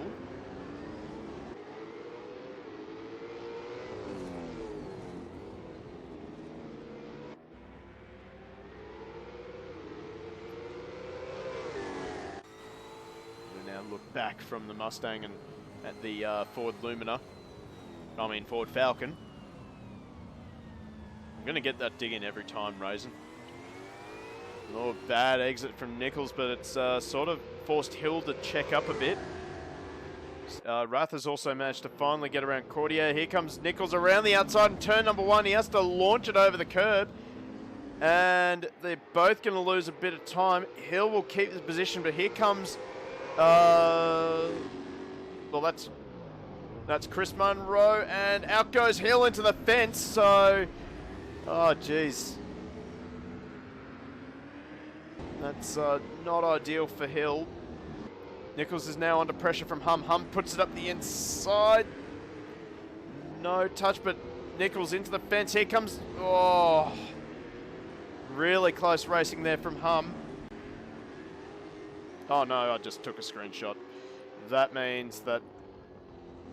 Oh no, we haven't lost the stream. That's good. Normally when I accidentally do that, it cuts the feed to the stream. Getting a bit excited, Matty, pushing all the buttons. I'm pushing every single button. it's very tough, okay? I've fat fingers. There's a mistake by Couture on that lap as well. He lost a spot to Reed and he's now Dowd's only 11 seconds behind. So Couture must have binned it somewhere. Yeah, and yeah, Dowd putting in more good lap after good lap. Oh, Hum. So Nichols, I think Nichols may be struggling for tyres in the last section of this race. Really just can't seem to get the car rotated in the tighter corners. Oh, car's not riding the curbs very well either. Oh, big slide for Nichols. He has to get out of it. That'll give Hum the chance. And Hum will make the move done in turn number 4. Caught him pulling in Gutterson. Yeah, so Gutterson, he's fallen off the pace. A 23.8 versus 24.0. And Cordham is now all over the back of him in the AK Racing Mustang. Looks like Gutterson just getting up to pace again. So maybe just a little mistake from Gutterson. Well, in any case, we're going to step back to this exciting little battle here. So Hummy hasn't gotten away from Nichols. Thought he might have been able to drive away a bit, but well, Nichols is hanging in there. Here we go, looking at the back of Hum.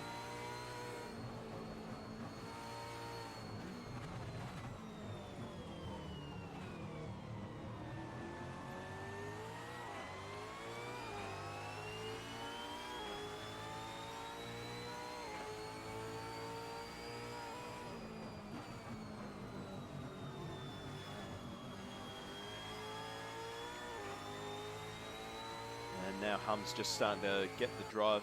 But we're looking at the back of Nichols' Mustang, and here comes Hill. Jeez, Hill is great under brakes.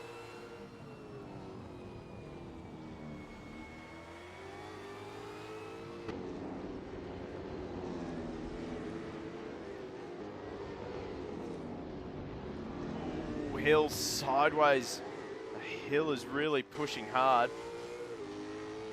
Trying to pressure Nichols into a mistake, and I think Meredith just dropped it off the track again.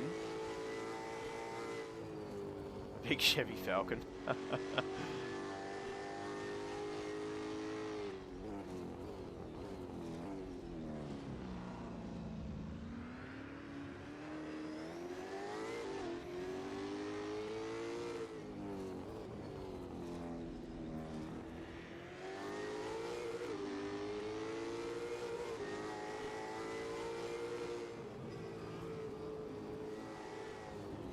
Oh, here we go. Big send for Hill up the inside at the final corner. Little touch from Nichols. Hill gets the drive. Oh, geez, a little bit of drifting there. And Hill makes the move stick on Nichols. Very good dive bomb there. Absolute textbook pass. They've now got Thornton just behind them in the Repsol Commodore. As he makes his way through on both cars. Oh, I've hit the wrong driver. So Nichols, he just got forced into the fence. Now Hill, he makes a mistake, and now he drops behind Nichols again. So Hill, he has to do it all over again. It looks like both these guys are driving on eggshells at the moment. And we're also seeing that a little bit further back, Susanna is falling into the clutches of Chris Nipris. So we'll definitely keep an eye on that gap there. Cortum is still within 1.5 seconds of Gutterson, so maybe the battle will brew there at the moment, this is the closest battle on track. I'll wait and see if Nichols gets much better drive out of turn 11 this time. Doesn't need to go defensive, although he goes defensive anyway.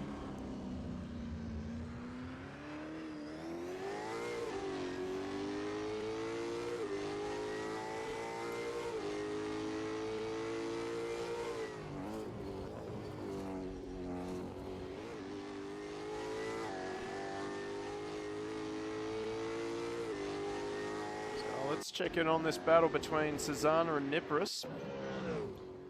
They're going to come up, well, they might get over the line and avoid coming in a lap down. Oh, Niparis wide at turn 8.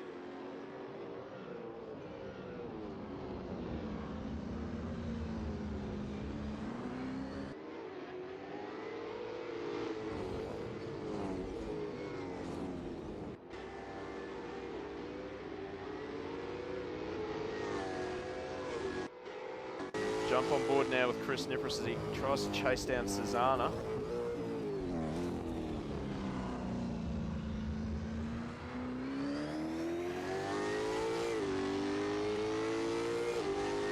We'll have to probably sidestep our leader.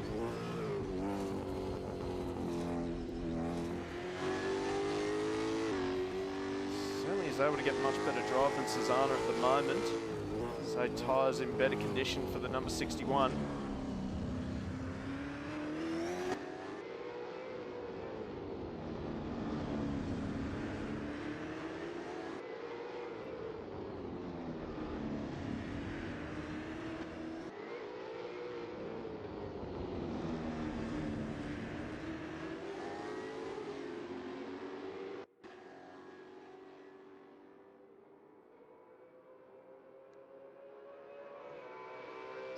Hill and Nichols are back at it again. We're actually going to have to swap away from some of these battles to focus on our race leader, Chris Munro. Yeah, he gave the boys some room there coming into the straight to see their battle out, which was very nice. He's got 10 seconds to Thornton, so he couldn't afford to do it. It's been an absolutely incredible drive from Chris Munro once again. He is really... Well, he's perching himself to really take the horns of this V8 Supercar Championship in AK Gaming. And Chris Munro will take race number 1 in grid 1. Flashes the lights as he crosses the line. Great race by Chris Munro. We're going to quickly check back with this battle. Looks like Nichols is going to hold on as Thornton finishes second. Dowd's got within half a second of Kutia there and only 3 seconds off Reed, so... So, well, we're going to keep an eye on Cotter as he... Well, there's the torpedo. Sends it over the line. Now, Cordier and Dowd, this is not over. So can Dowd... He's only going to get one more shot, and that's at turn number 14. Oh, look at that, the bonnet pins are hovering.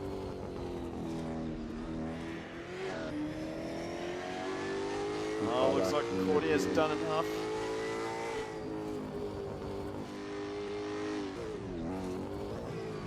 That's a great recovery from Dowd. Comes from a bin in turn number, well, on lap 1, I should say. And recovers up to a top 10. He ate away 20 seconds out of some of the guys in front of him after his pit stop, which was a big effort. So we just quickly check over because we got someone doing burnouts. It's Alfonso of Demarath. Oh, a little bit of a drift session. No, not quite a drift session. Oh, let's head back to the main straight. We'll get ready for race number 2 in just a few seconds. Let's head back to the pits and we'll have a look at the results for race number 1 tonight. So Chris Munro, he takes out race number 1 for grid 1 and round 1. So there's a lot of ones for you. David Thornton, he'll finish in 2nd place, while Cotter finishes in 3rd, rounding out our podium. Guttison, Cordham round out the top 5, while Scarcella, Rath, Reed, Courtier and Dowd. A great recovery from Dowd after dropping it on lap 1 in turn 4. And he fights back to a 10th position.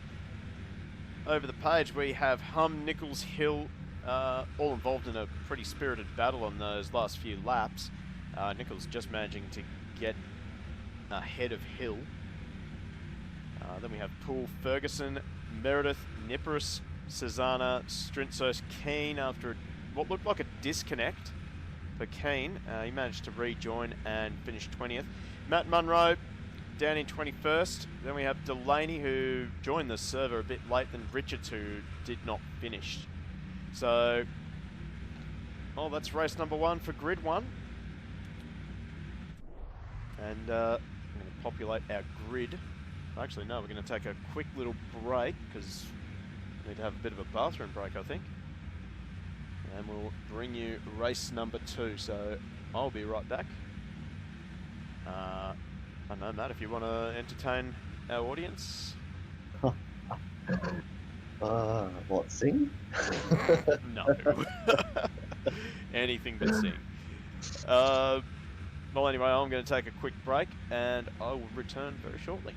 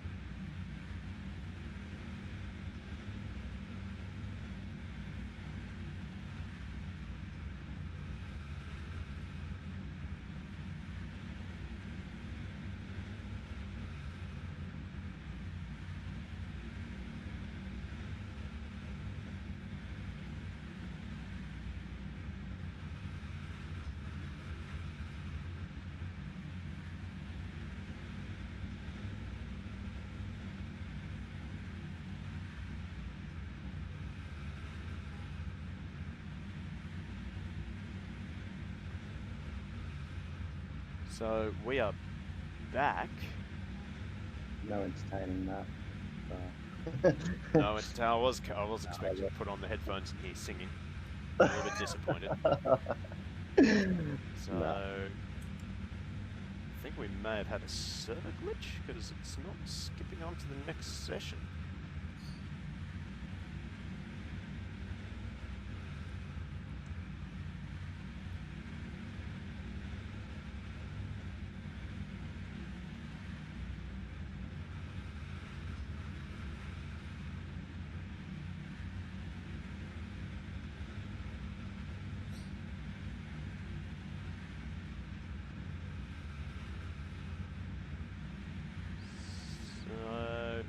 We might have a bit of a server glitch.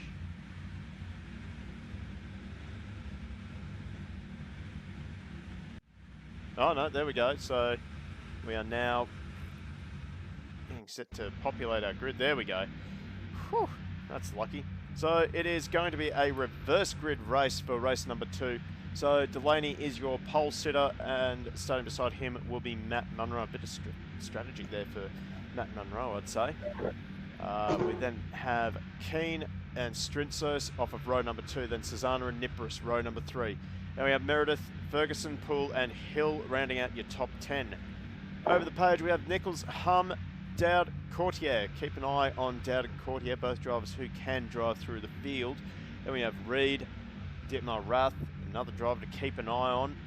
Scarcella, Cortum, Guttison, Cotter, and over the page we have our final few drivers of David Thornton, Chris Munro, and Richards.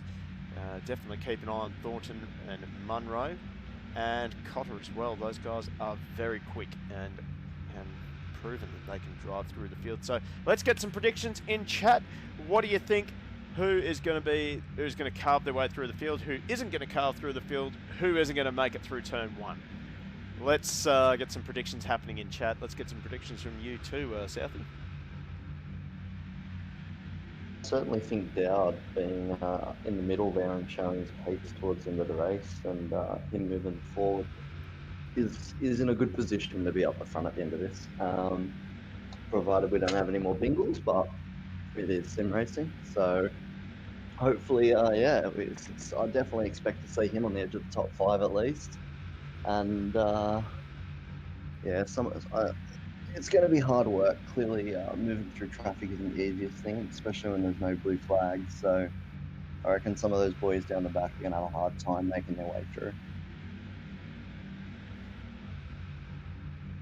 Well, I think these guys proved in race number 1 that they can get through turn 1 and make it through majority of the field. It was certainly a much cleaner start than what we saw in grid 2. Some interesting predictions in the chat there. Oh wow, we have some pretty violent ones in there as well. Meredith died. Nipris to bin lap 1. I mean, jeez, it's got some savage ones in there. Jeez. Look, but they did well in the first race, but obviously with the Constantina effect that you get in motorsport into turn 1, slower cars up the front without the confidence, and I think it's going to possibly create some interesting circumstances. Certainly a lot of drivers that want to prove a little bit starting at the front. I mean, if I just have a look at our starting list, Matt Munro and Delaney, I expect those two to get off to a good start off the front row. Matt Munro's really come a long way as well, as the lights are ready to come on. We start to have the lights coming on across our screen. 6 lights on. And they're out. We are racing a strong start from the front. A great start from Nipris. And oh no, the Mustang, the monster Mustang. They were 4 wide going down the straight. They're still bashing and crashing into each other on the way into turn number 1. They managed to sort themselves out. I think one of the biggest winners out of that. Oh, we got a car into. Oh wow. Okay. He's off to Narnia. So let's. Well, there you go. There's some advertising there. Murray Bridge IGA. Thank you very much for sponsoring AK Racing. Oh, as we have a look at our leader. So Delaney has taken an early lead. We have a few drivers that are still falling down through the field. Oh, we got cars still side by side. Just a lap 1 shuttle round. Oh, we got cars still 4 wide coming down the back straight towards turn number 8. Are we actually going to get through turn 8 peacefully?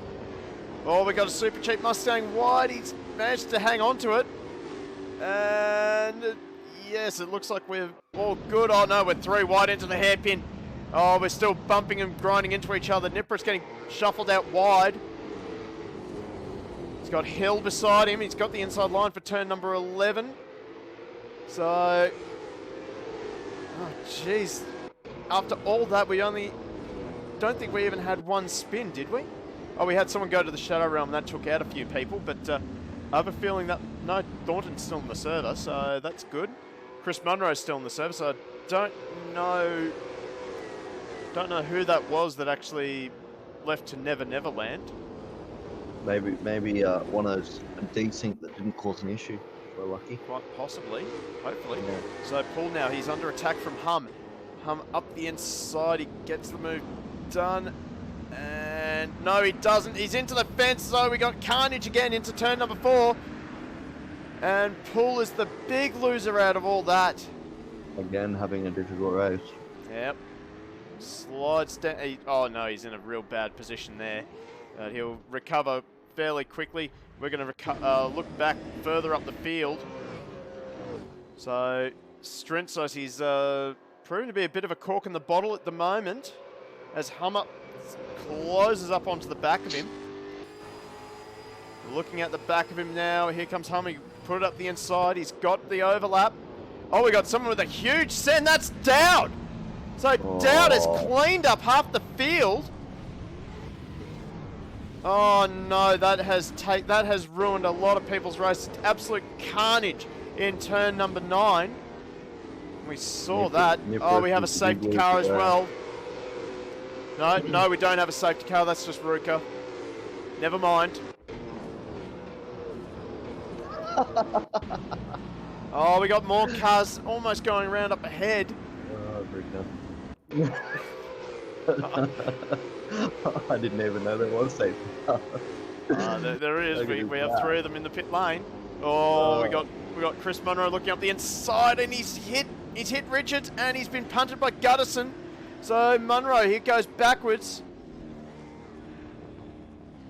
Oh, and now he gets collected by Nippris. So, oh, jeez.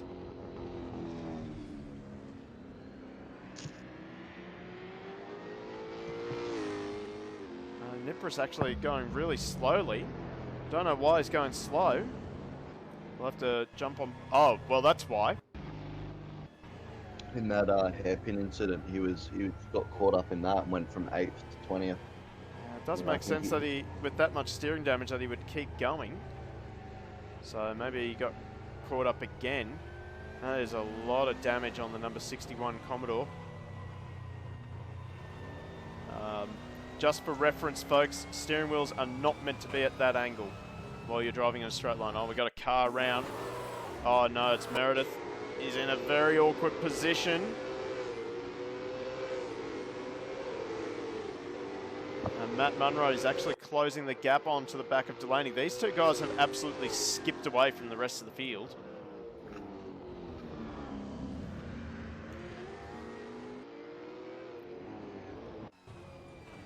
As we look back from Delaney's Mustang.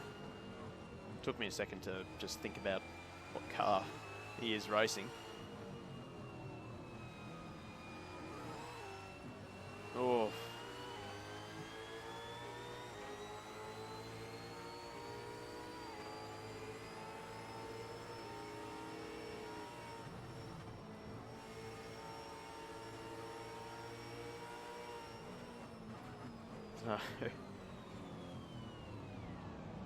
Just reading chat. It's like David's prediction came true with Munro getting binned. This is looking like it's going to shape up to be a great battle between Munro and Delaney.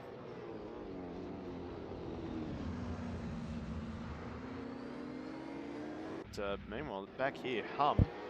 Well, now Hum's proving to be a bit of a cork in the bottle.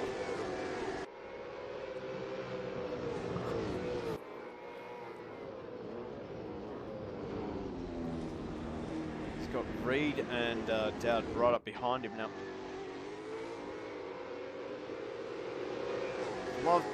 If only we had replay capabilities in Assetto Corsa, because I'd love to see what happened at turn 9. I know I saw someone send it up the inside of the entire field. When a penalty is dished out, that is a good question. I think it's post-race they get dished out. So there's Hum trying to put a lap down on Nippris. Nippris just trying his best to stay out of the way of their leaders. Oh, Hill into the fence. Just behind.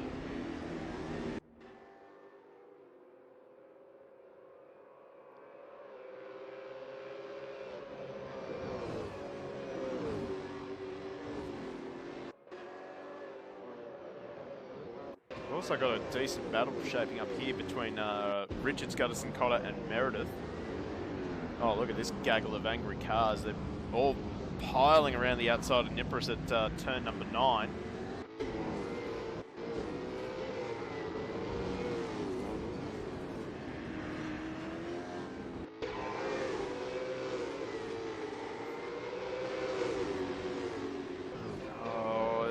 starting to get a little bit messy here.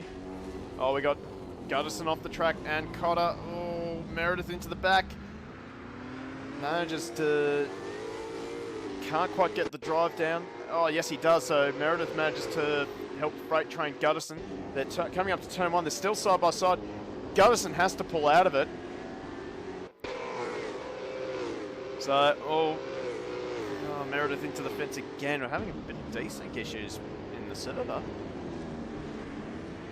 Oh, Gutterson around! No, he manages to save it using the wall a little bit. So, up ahead, Thornton up the inside of Rath. And he gets the move done. And that might help Richards get up the inside as well. We jump on board with Richards in the second of the Repsol Commodores. As they're side by side going into turn 8. Rath has to surrender. No choice. And now Cotter looks up the inside. Oh, big send. Oh. Really outbraked himself there, but well, he hasn't collected anyone. See the panic braking there. So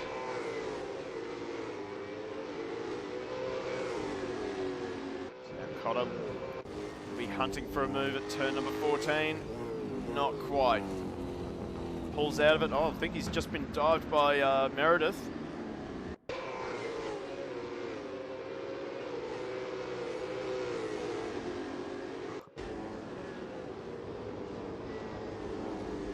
So once again, the mid-pack battles are absolutely crazy in race number 2.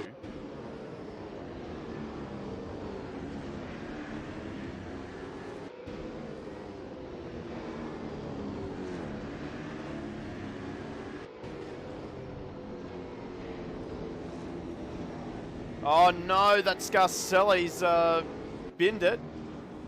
He's sort of been pole drived into the fence a few times. So Scarcelli, I don't know what's happened there. Whether there was contact with him and another driver, but either way, he's certainly fallen down through the order. Oh, look at the battle out here. And Meredith, he gets freight trained again. Very easy. It's a very easy thing to happen in these battle packs. As Meredith has turned someone around, caught him almost facing the wrong way. Recovers quickly. And he got a tough touch from someone.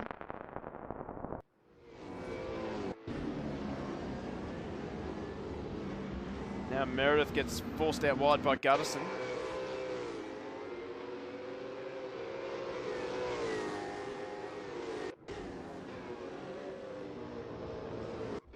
Oh, Dowd has put it into the fence, and oh, that is not a safe rejoin. I imagine that Dowd is, I think he's going to have to pay a couple of visits to our stewards after the end of this race, perhaps. He's certainly been involved in a lot of unfriendly situations this race. It's,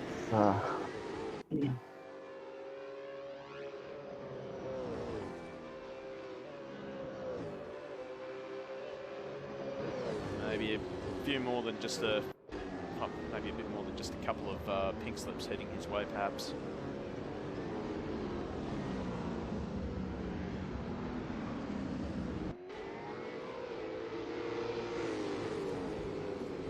So, permanent yellow flag on my screen. Yeah, I've got permanent yellow flag as well. I'm not really sure why. But,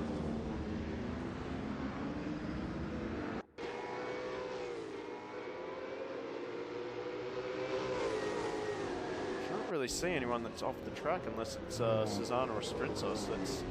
Oh, what was that? That's Hum. Somebody off the track. So, oh, Hum, I can't believe he didn't get cleaned up there. Now he's under pressure from Meredith and Gutterson, and Gutterson's been turned around. Oh, that's nasty. So we have a 3-car pile-up. Oh, Oh, Nipper's just dodging it there. As well as, I believe that was Ferguson. Wait a minute, does he have... What's that on the... Oh, yes, he does have a truck door on the back of the wing.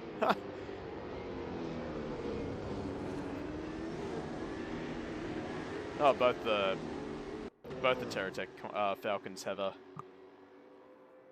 truck door on the wing. That's cool. Little things you notice about each livery.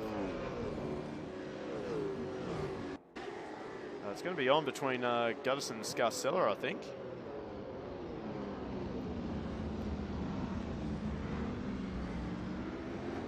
Oh, what the... Oh, so we have actually got another driver that's just made into the server as well, Webster. I think he must have just made it into the server as the lights went on.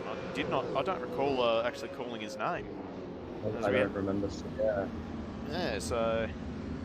We only had 22 cars at the start of the night in qualifying. We're up to 24, so... Oh, that's good. Let's keep multiplying. I guess you got to get your points if you can. So. I mean, the server's open, so I mean, we've had a few drivers actually have disconnects, such as Keane. He managed to rejoin. And, geez, as Ruka's just pointed out, Delaney and Munro are still very close. This is the battle for the lead right here. As Dowd now moves up into the top 5.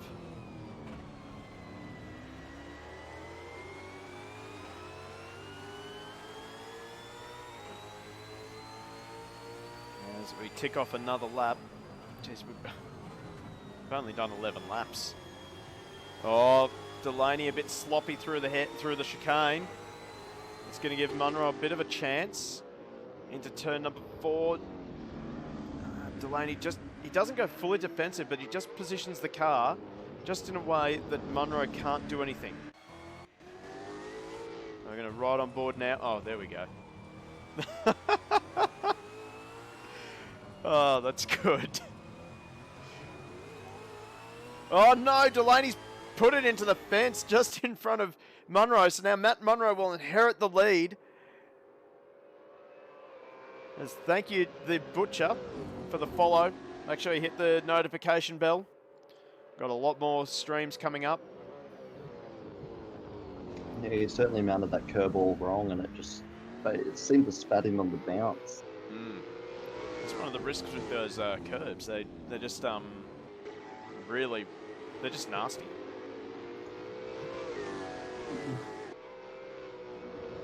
And David for following. Thanks, mate. Make sure you hit the notification bell. This race has honestly just been carnage. Yep, that sounds about right for a reverse grid race.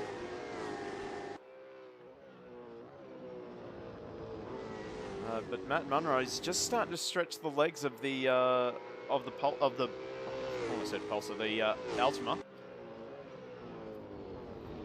So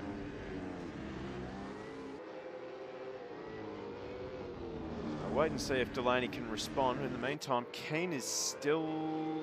Oh, he's... What's happened there? He's just surrendered the position to Reed. I wonder, has he got damage now? Doesn't look like it. So, not really sure what happened to Keane. He just came out really slow out of the chicane. We got 2 cars off. It's Chris Munro and Poole. So, oh, jeez. So, for one Munro, it's been a great race, and for the other Munro, it's been a horrible race. It's actually been a reverse of the 2 Munro's fortunes between race 1 and race 2. And every time the Munro gets further up to the front, he seems to get involved in an accident.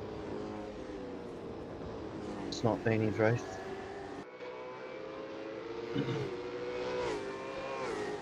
Tell you what I like seeing. I like seeing 6-car battle packs. That's what I like seeing. Thornton's snuck himself up into 6th as well now. Someone was in the fence at turn 8, sorry. Sorry, what were you saying? Thornton's been clawing his way through the field. He seems to be one of the few that's kept his nose out of most of the drama. He's on the edge of the top 5 now. closing the gap on Dowd slowly.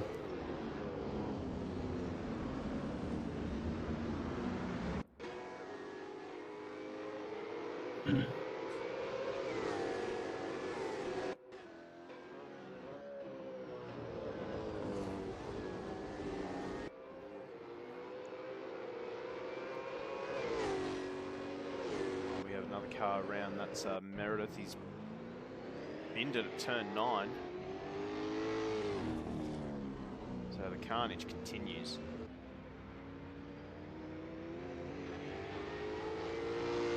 So Cotter now into the pit lane. He's had enough of the drama out in the mid pack. As it's still going on, we have Cordier holding off Cortum and Rath.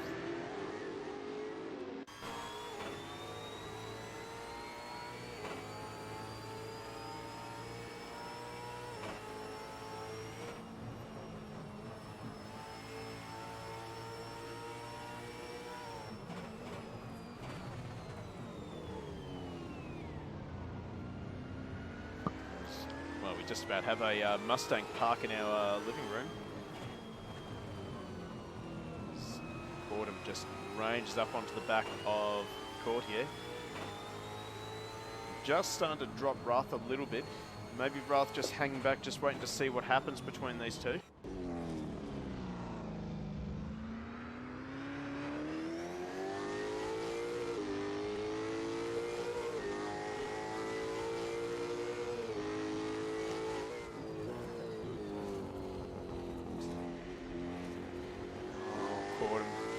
Just see you got a big slide on the exit of turn number 2.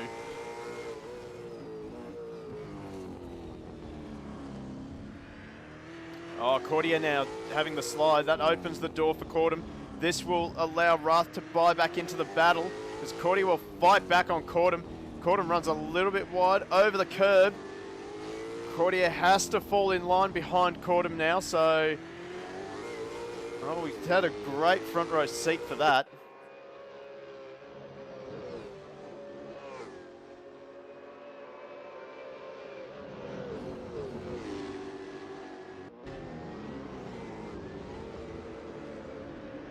One car round out to Meredith again at turn 9.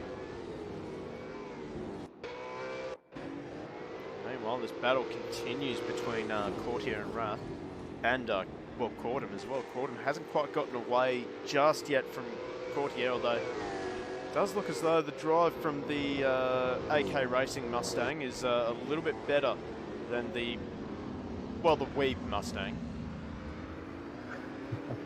Yeah, you still love it, don't you? I think it's brilliant, to be honest. I mean, you've seen my GT3 car, so... yeah, I have. Oh, jeez. Courtier just can't seem to get the car to ride the curbs nicely this race. It's really bouncing around horribly and just... Yeah. Losing the rear a lot on the off the curbs. So maybe just not hitting the curbs at the right angle for the glide. Just, you know, being a bit sharp with them or being too aggressive on the throttle as he comes off them. Oh, Rath into the fence. Talk about curbs. Talk about curbs, and just as we go on board with him, so he's in a fairly... Well, he's got a bit of space to rejoin, but he's going to be filthy with himself over that mistake.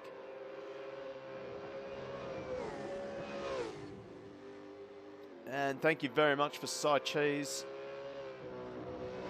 2 Side Cheese for the follow. Make sure you hit that notification button so you know when we go live again.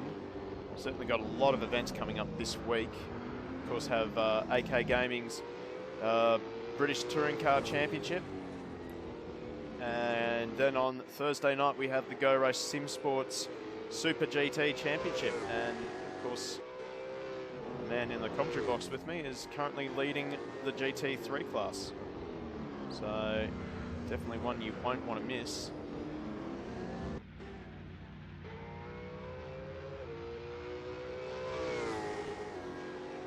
For now. For now. Well, we've got more drivers signing up for Super GT. we just had our first Lexus sign up, so that's pretty cool. Yeah, so it'll be fun. And of course, the brand new physics model for the Super GTs. That's really made the cars very different to drive. Very exciting to see. The Butcher. AK Gaming does have an ACC championship. As I know, we have 2 cars around. It's Guttison Nichols. So, and also Go Race Sim Sports will be looking at putting on some ACC events in the future as well. So, oh no, we have a car around at turn 8. That's Webster. Not a place you really want to spin out.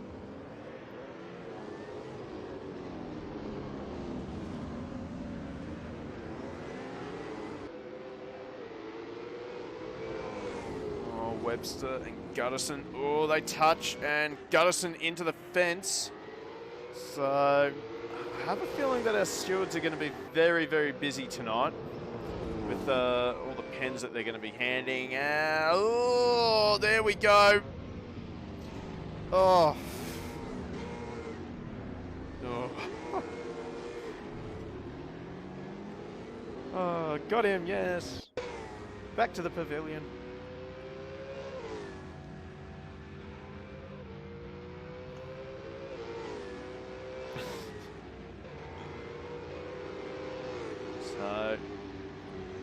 Well, there we go. The race has really just been absolute. Well, once again, the second race has just been carnage. So we rejoin our leader, Matt Munro. No such carnage. Oh. That was Guttison. I think he just came out of pit lane, Guttison, just cold tyres, lit it up and spun around. I see that he's returned to the pit lane.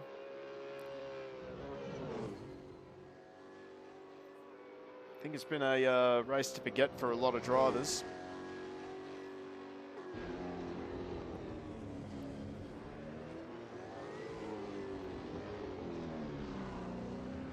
So while fortunes smile on one Munro, the other Munro is just struggling. That's Chris Munro. I think he's just about found every single fence in this race, given a little bit of assistance in some places.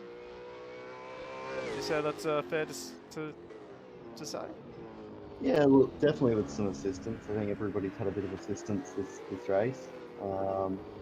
You'd be hard pressed to find a car out there except for the leading 2 that hasn't had any serious contact. So,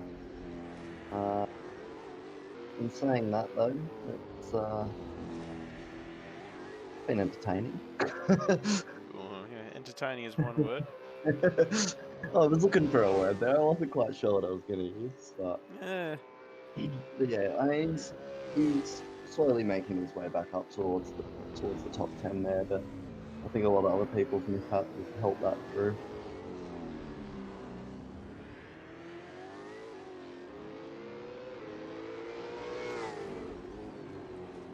I was just looking at the pits then, and Meredith and Nicholas seem to have been in pit for a while. It looks like they may have called it quits as well.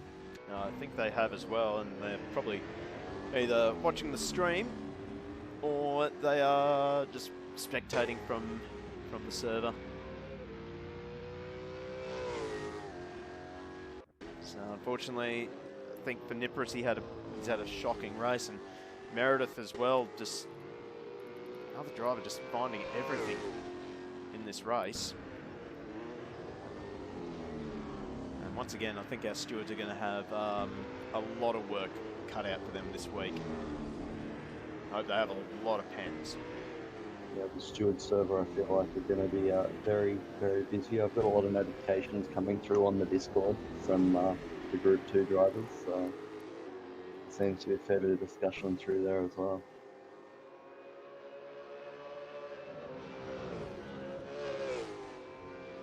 A lot of drivers in the field just on that 1 second, 1.5 second distance off the car in front, but can't seem to close it down.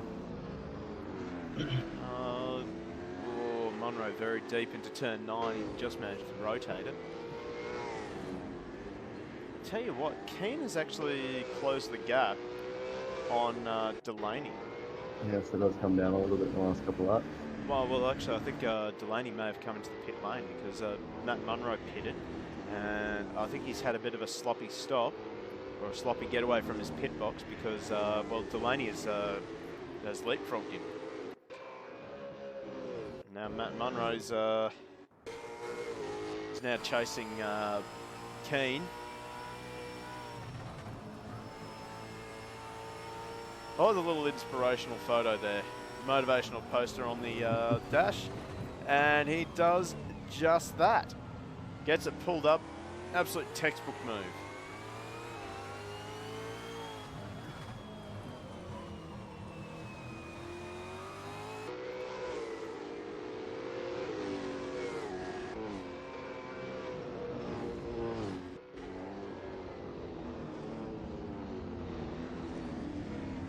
So next one in Munro's line of sights will be Delaney.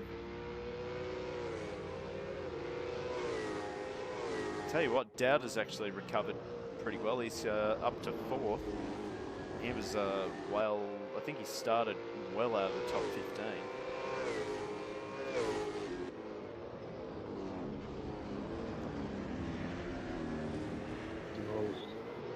Well, it was pretty close to the top 15. He didn't he finish in the last race around the 10th or 11th? Yes, that's right. He finished 10th. That's right. Yeah. So, but still a good recovery. I think beforehand I said I'd expect to see him chipping away on the edge of the top 5, and he's definitely there already. So,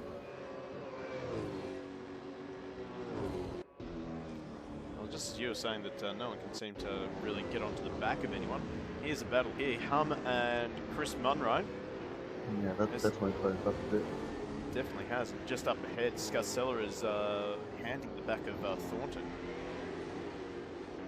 And just a little bit behind, Richards is sort of holding station with Cotter. Down in... inside.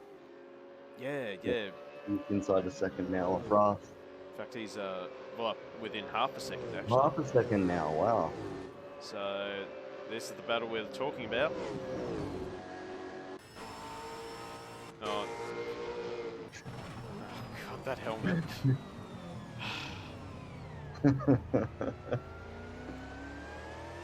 No. Once again, the more you look, the worse it gets.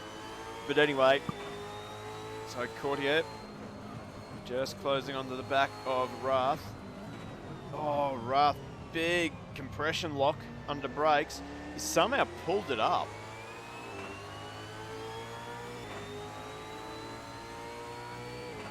Now this is the battle for 10th position as Scarcella made his pit stop.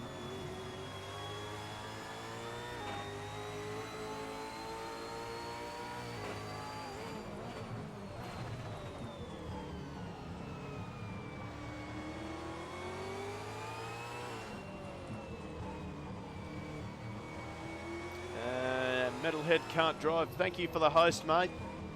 Much appreciated.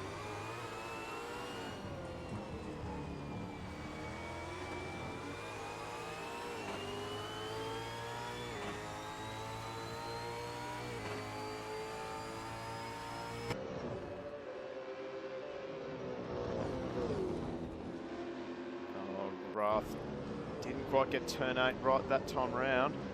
Courtier close, but he just not close enough this time to have a look in turn number 9, sorry. So we're going to look at the back of Wrath's Commodore at the front of the 459 Mustang. As actually Matt Munro's just made the move. Stick on Delaney, not quite. Delaney trying to fight back. So the battle for the lead is on. Matt Munro again finds himself in front. So we're now right on board with Delaney.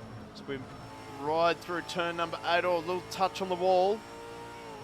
Munro going defensive. He runs it in very deep, but still gets the car rotated. Can he get the drive? Not as good as Delaney as they make their way up to turn number 11. Not really a passing opportunity presented for Delaney. We're coming up to turn number 14. Can Delaney stick it up the inside here? No, Munro goes defensive. Just interesting, the driving style from Matt Munro seems to angle it into the corner, take an early apex, rotate the entire car, and then still able to get the drive off the corner. Yeah, very point and shoot off the corner there. And it's working for him as he streaks away from Delaney.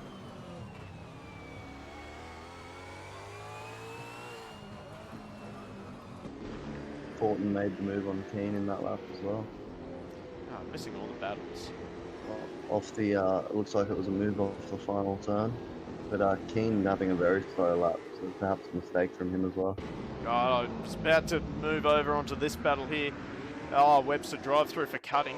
So it's all happening on lap number 24. So Courtier, Scarcella, they've all really just... Oh no, Ruther's gone to the pits. So now Courtier is going to be defending from Scarcella, Cotter and Richards. Massive freight train battle. Here comes the torpedo up the inside. And oh, little touch, but they keep it going.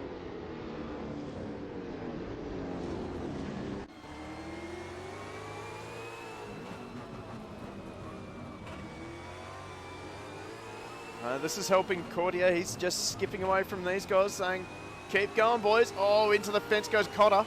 That'll cost him a little bit of momentum. Richards is hunting. Richards has got the benefit of a double slipstream down the back straight. Into turn number 8 they go. A little bit of aero wash for Cotter. Is he close enough for a dive? Oh, yes, he is. Oh, well, I thought he would have been. Thought the torpedo was going to go for it. Yeah, pulls out of it. Oh, big slide out of turn number 11.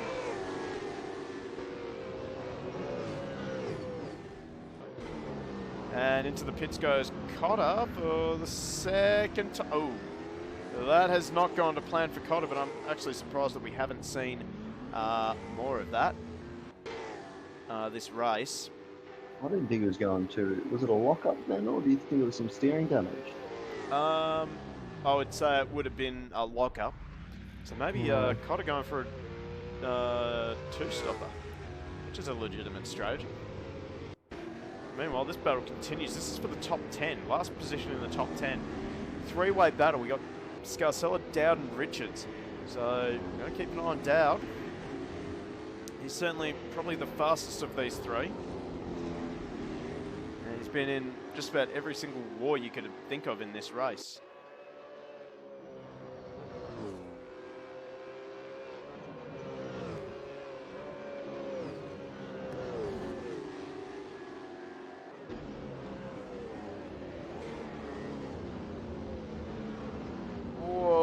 Big move from Richards. He puts it up the inside. I think that was just a bit of a, well, I'm here, I may as well make the move. I think we've all been there. Lost out a little bit of time there. It's not bad for a psychological advantage over your opponent. I think there was a little touch there between Richards and Dowd. Yeah, he was having another look, but probably not the most opportune time. He got forced up onto the curb, wiring up on two wheels. Any touch, that would really upset the car. So Richards will fall back, be off the back of the number is that 89 Commodore. Oh, actually, the battle for the lead is still on. It's closed. Yeah, it's closed. I didn't notice that gap close up. I've been watching the splits between most drivers. I seem to have missed that one. Oh, well, I only just noticed it then. I was just so thrilled by that three-way battle. And, Munro definitely has more pace than Delaney. So maybe just a little mistake on the previous lap.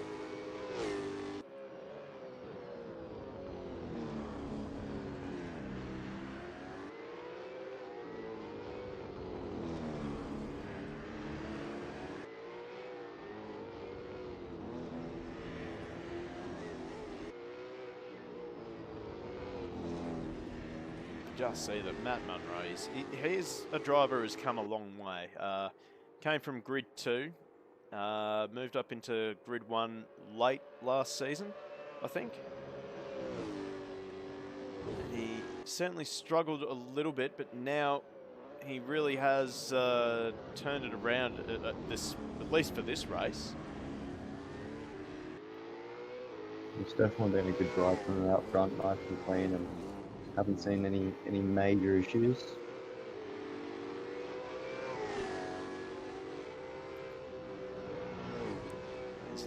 He's just opened the gap out again on Delaney. That is something to be proud of, I think. Waiting to see the times across the line here. 22.7. Yeah. Wow. 23. So Munro over that lap there, clearly faster than the field. I think low 23s is the best I saw from anyone else. Let's check in with the other Munro, which is Chris Munro. He won race 1, and he just has not been able to pick his way through the field.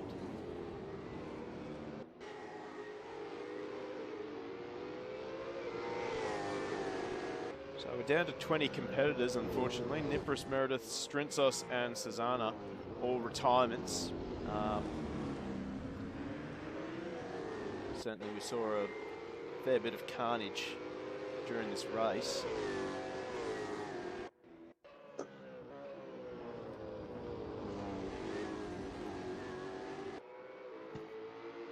Cordham showing good pace as well on that lap with the 22.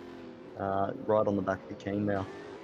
Yes, indeed. We'll focus on this battle for a little bit. So, Kane, Webster has just taken his drive-through. I thought there was another drive-through for Webster, which has been done. Get a drive-through while serving your drive-through. So, Cordham look up the yes, he will. Big move, and I think he does get it done. So Cordham up to 5th place.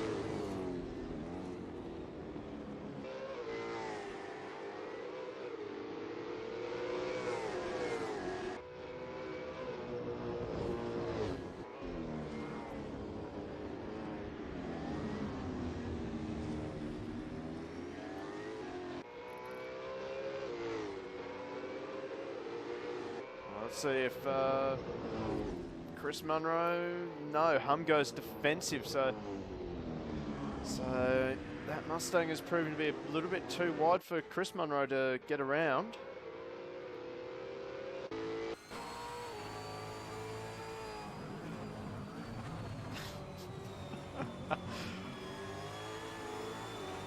I do like it when the livery creators put something in for the broadcasters.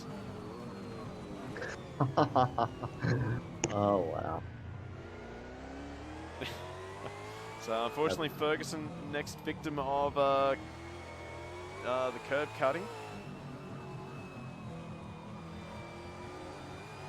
That has to be one of the best ones I've seen so far. Send that to TV. It's a bit of a quote to live by there. Yeah.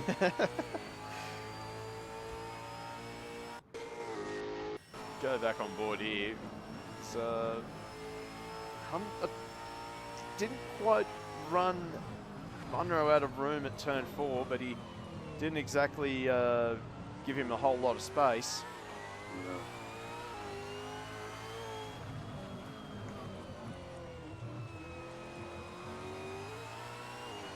Certainly hasn't been very many friends out there today. It's been very tight. Well, certainly first round of the new season, everyone wants to get as many points as they possibly can. And a reverse grid race is a great opportunity to do so.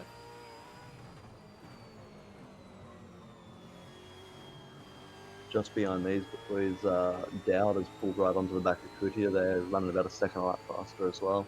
Oh, so yeah, there you go. So might see a bit of a send here from Dowd. Certainly not shy of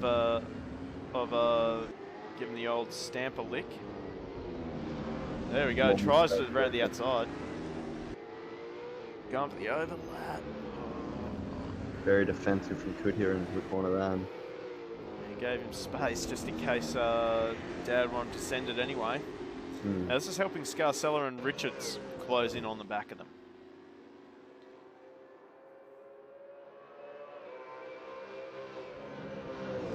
I'm sure that Dowd... Oh! Dowd into the fence! That was a huge hit!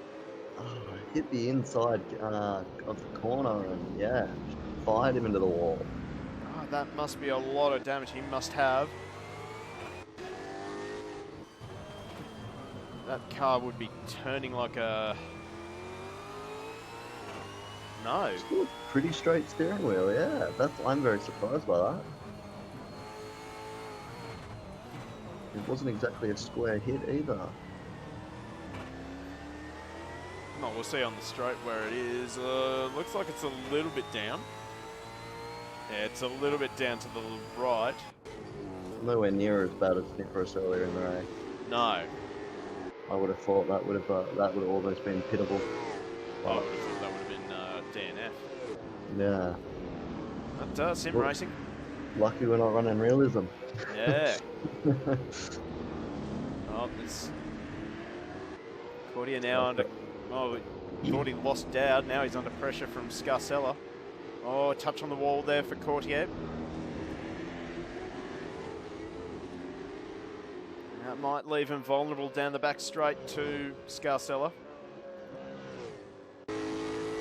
Now right on board with the Mustang. Oh, Courtier goes defensive early and he almost gets it done around the outside. Courtier's parked it on the apex a little bit. That's going to bring Dowd back into it. So Scarcella's going to be vulnerable. See that Dowd is really driving it hard on the rear tyre.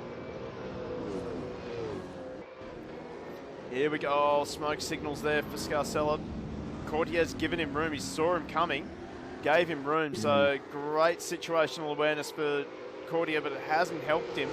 He's going to drop 2 positions to Scarcella and Dowd.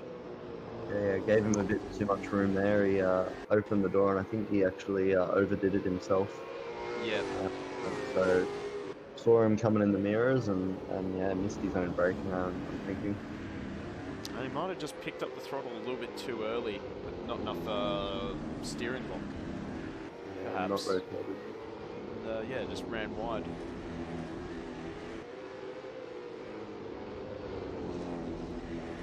Richard sneaking up on the back of him now. He's been a tough couple of laps. Oh. Mr. Benny Mack wanted to know when Richard's getting in this battle. I think he's in it now. Oh, a little touch on the fence. Dowd looking up the inside of Scarcella. Oh, I think there was another touch. Contact, yeah. Hard to tell from this angle. Kutia watching the battle in front and open the door for Richards then. Yeah, so there you go. So...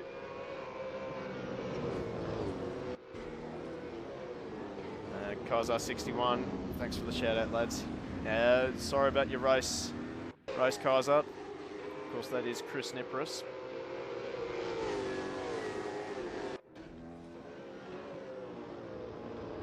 So...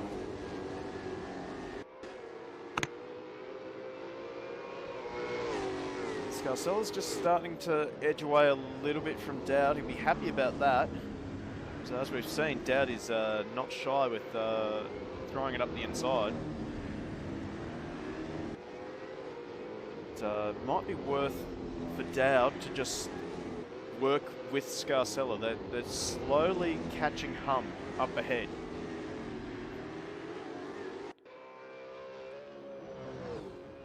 With 3 laps to go, I feel like Hum might just have enough breathing room here, and these guys might just be going for it. Here we go. Somebody Here into comes the wall Dowd. big time in the background then. I think that was Richards. Now tries to sneak it up the inside. He's on the wrong side of the track, but oh, Scarcella gave him the room and Dowd into the fence. And will they all avoid? Ooh. Yeah. Just. So All the hard work from Dowd, completely undone now. Very easy to do in these cars. They just don't pull up. GT3 cars, they are not.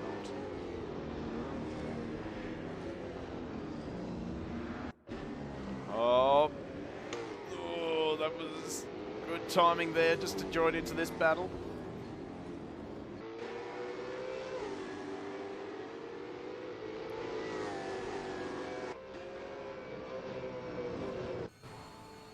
Looking at the back of Hill now, we're ticking off the laps. Matt Munro's just skipped away from Delaney now to the tune of 4 seconds.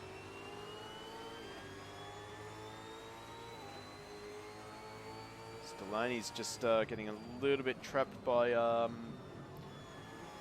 lap traffic. Ooh. Track limits. Track limits. I mean, it's very late in the race. If you've got a few warnings to burn, I guess you can lean on it a little bit. I think he took some. I think he'd light some track with his limits, though.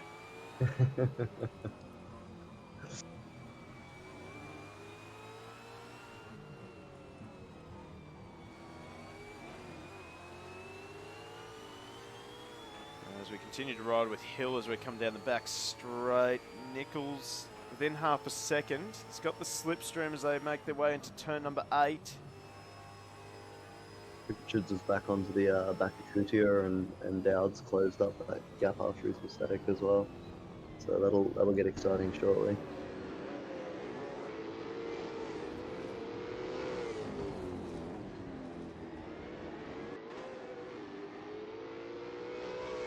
Richards drive through for cutting, so the dream is over for Richards. Oh man. Not how I thought it was going to get exciting, but...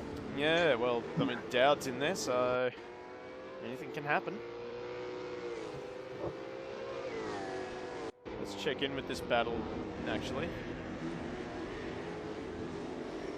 Really unfortunate for Richards.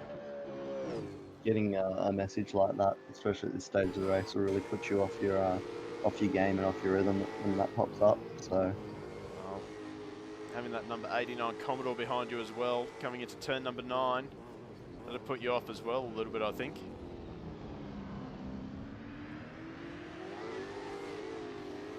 Can't fault Dowd for having a go though.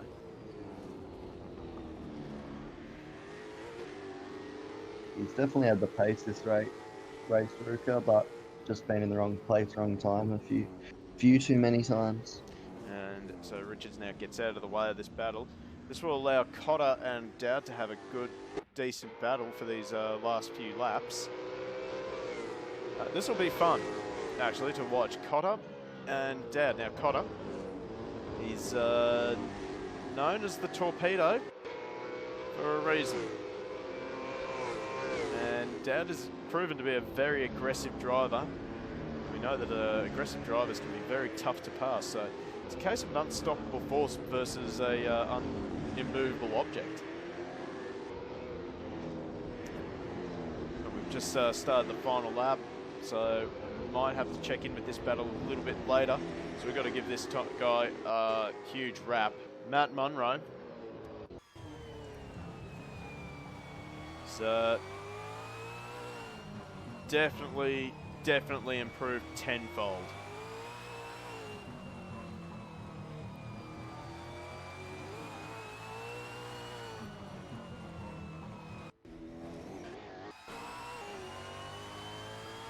Just looking so smooth and so comfortable in the car.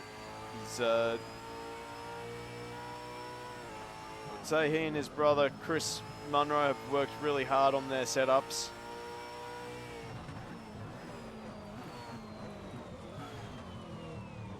And it's really paid dividends for both the Munros. Delaney is closing in, but he's not going to have time. I'd say Munro's put it into cruise mode. And unless I'm mistaken, I believe that this is Matt Munro's first Grid 1 win. So, congratulations to the Munro family taking the clean sweep in round 1 of the EV8 series. So we're going to wait for Reed to cross the line. There he is in the green Commodore. So Reed finishes in 3rd place, rounding out our podium. Now, let's quickly check in with our battle.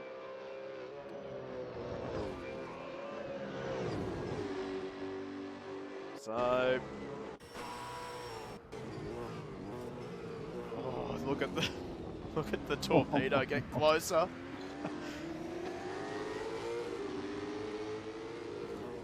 Got one more place to make this move. Small Yep. lock up burn. Yep. Feel Get like the he's gonna be stamps a ready. Yeah, he's either too far back or It's going to be express post. Nah. yeah, he's chosen. Yeah, Decided to err on the side of caution and take 12th place. Demo Wrath down in 13th. That's very surprising for him. I'm sure he'd be very disappointed with that. But, we have no one doing donuts at all today. So let's head back to the pits and wrap this up. So Matt Munro wins race number 2, completes a Munro clean sweep with his brother Chris Munro taking out race number 1. And we have Delaney in 2nd position, put up a good fight against Matt Munro. Really entertaining battling between those two. We have Reed rounding out the podium, then Thornton, Cortum, Keane, Chris Munro managing to salvage a 7th place after a disastrous race 2. Then Hum, Scarcella, and Courtier managing to hold on to that 10th place. Then we have Dowd, Cotter, Ruth, Richards, and Nichols.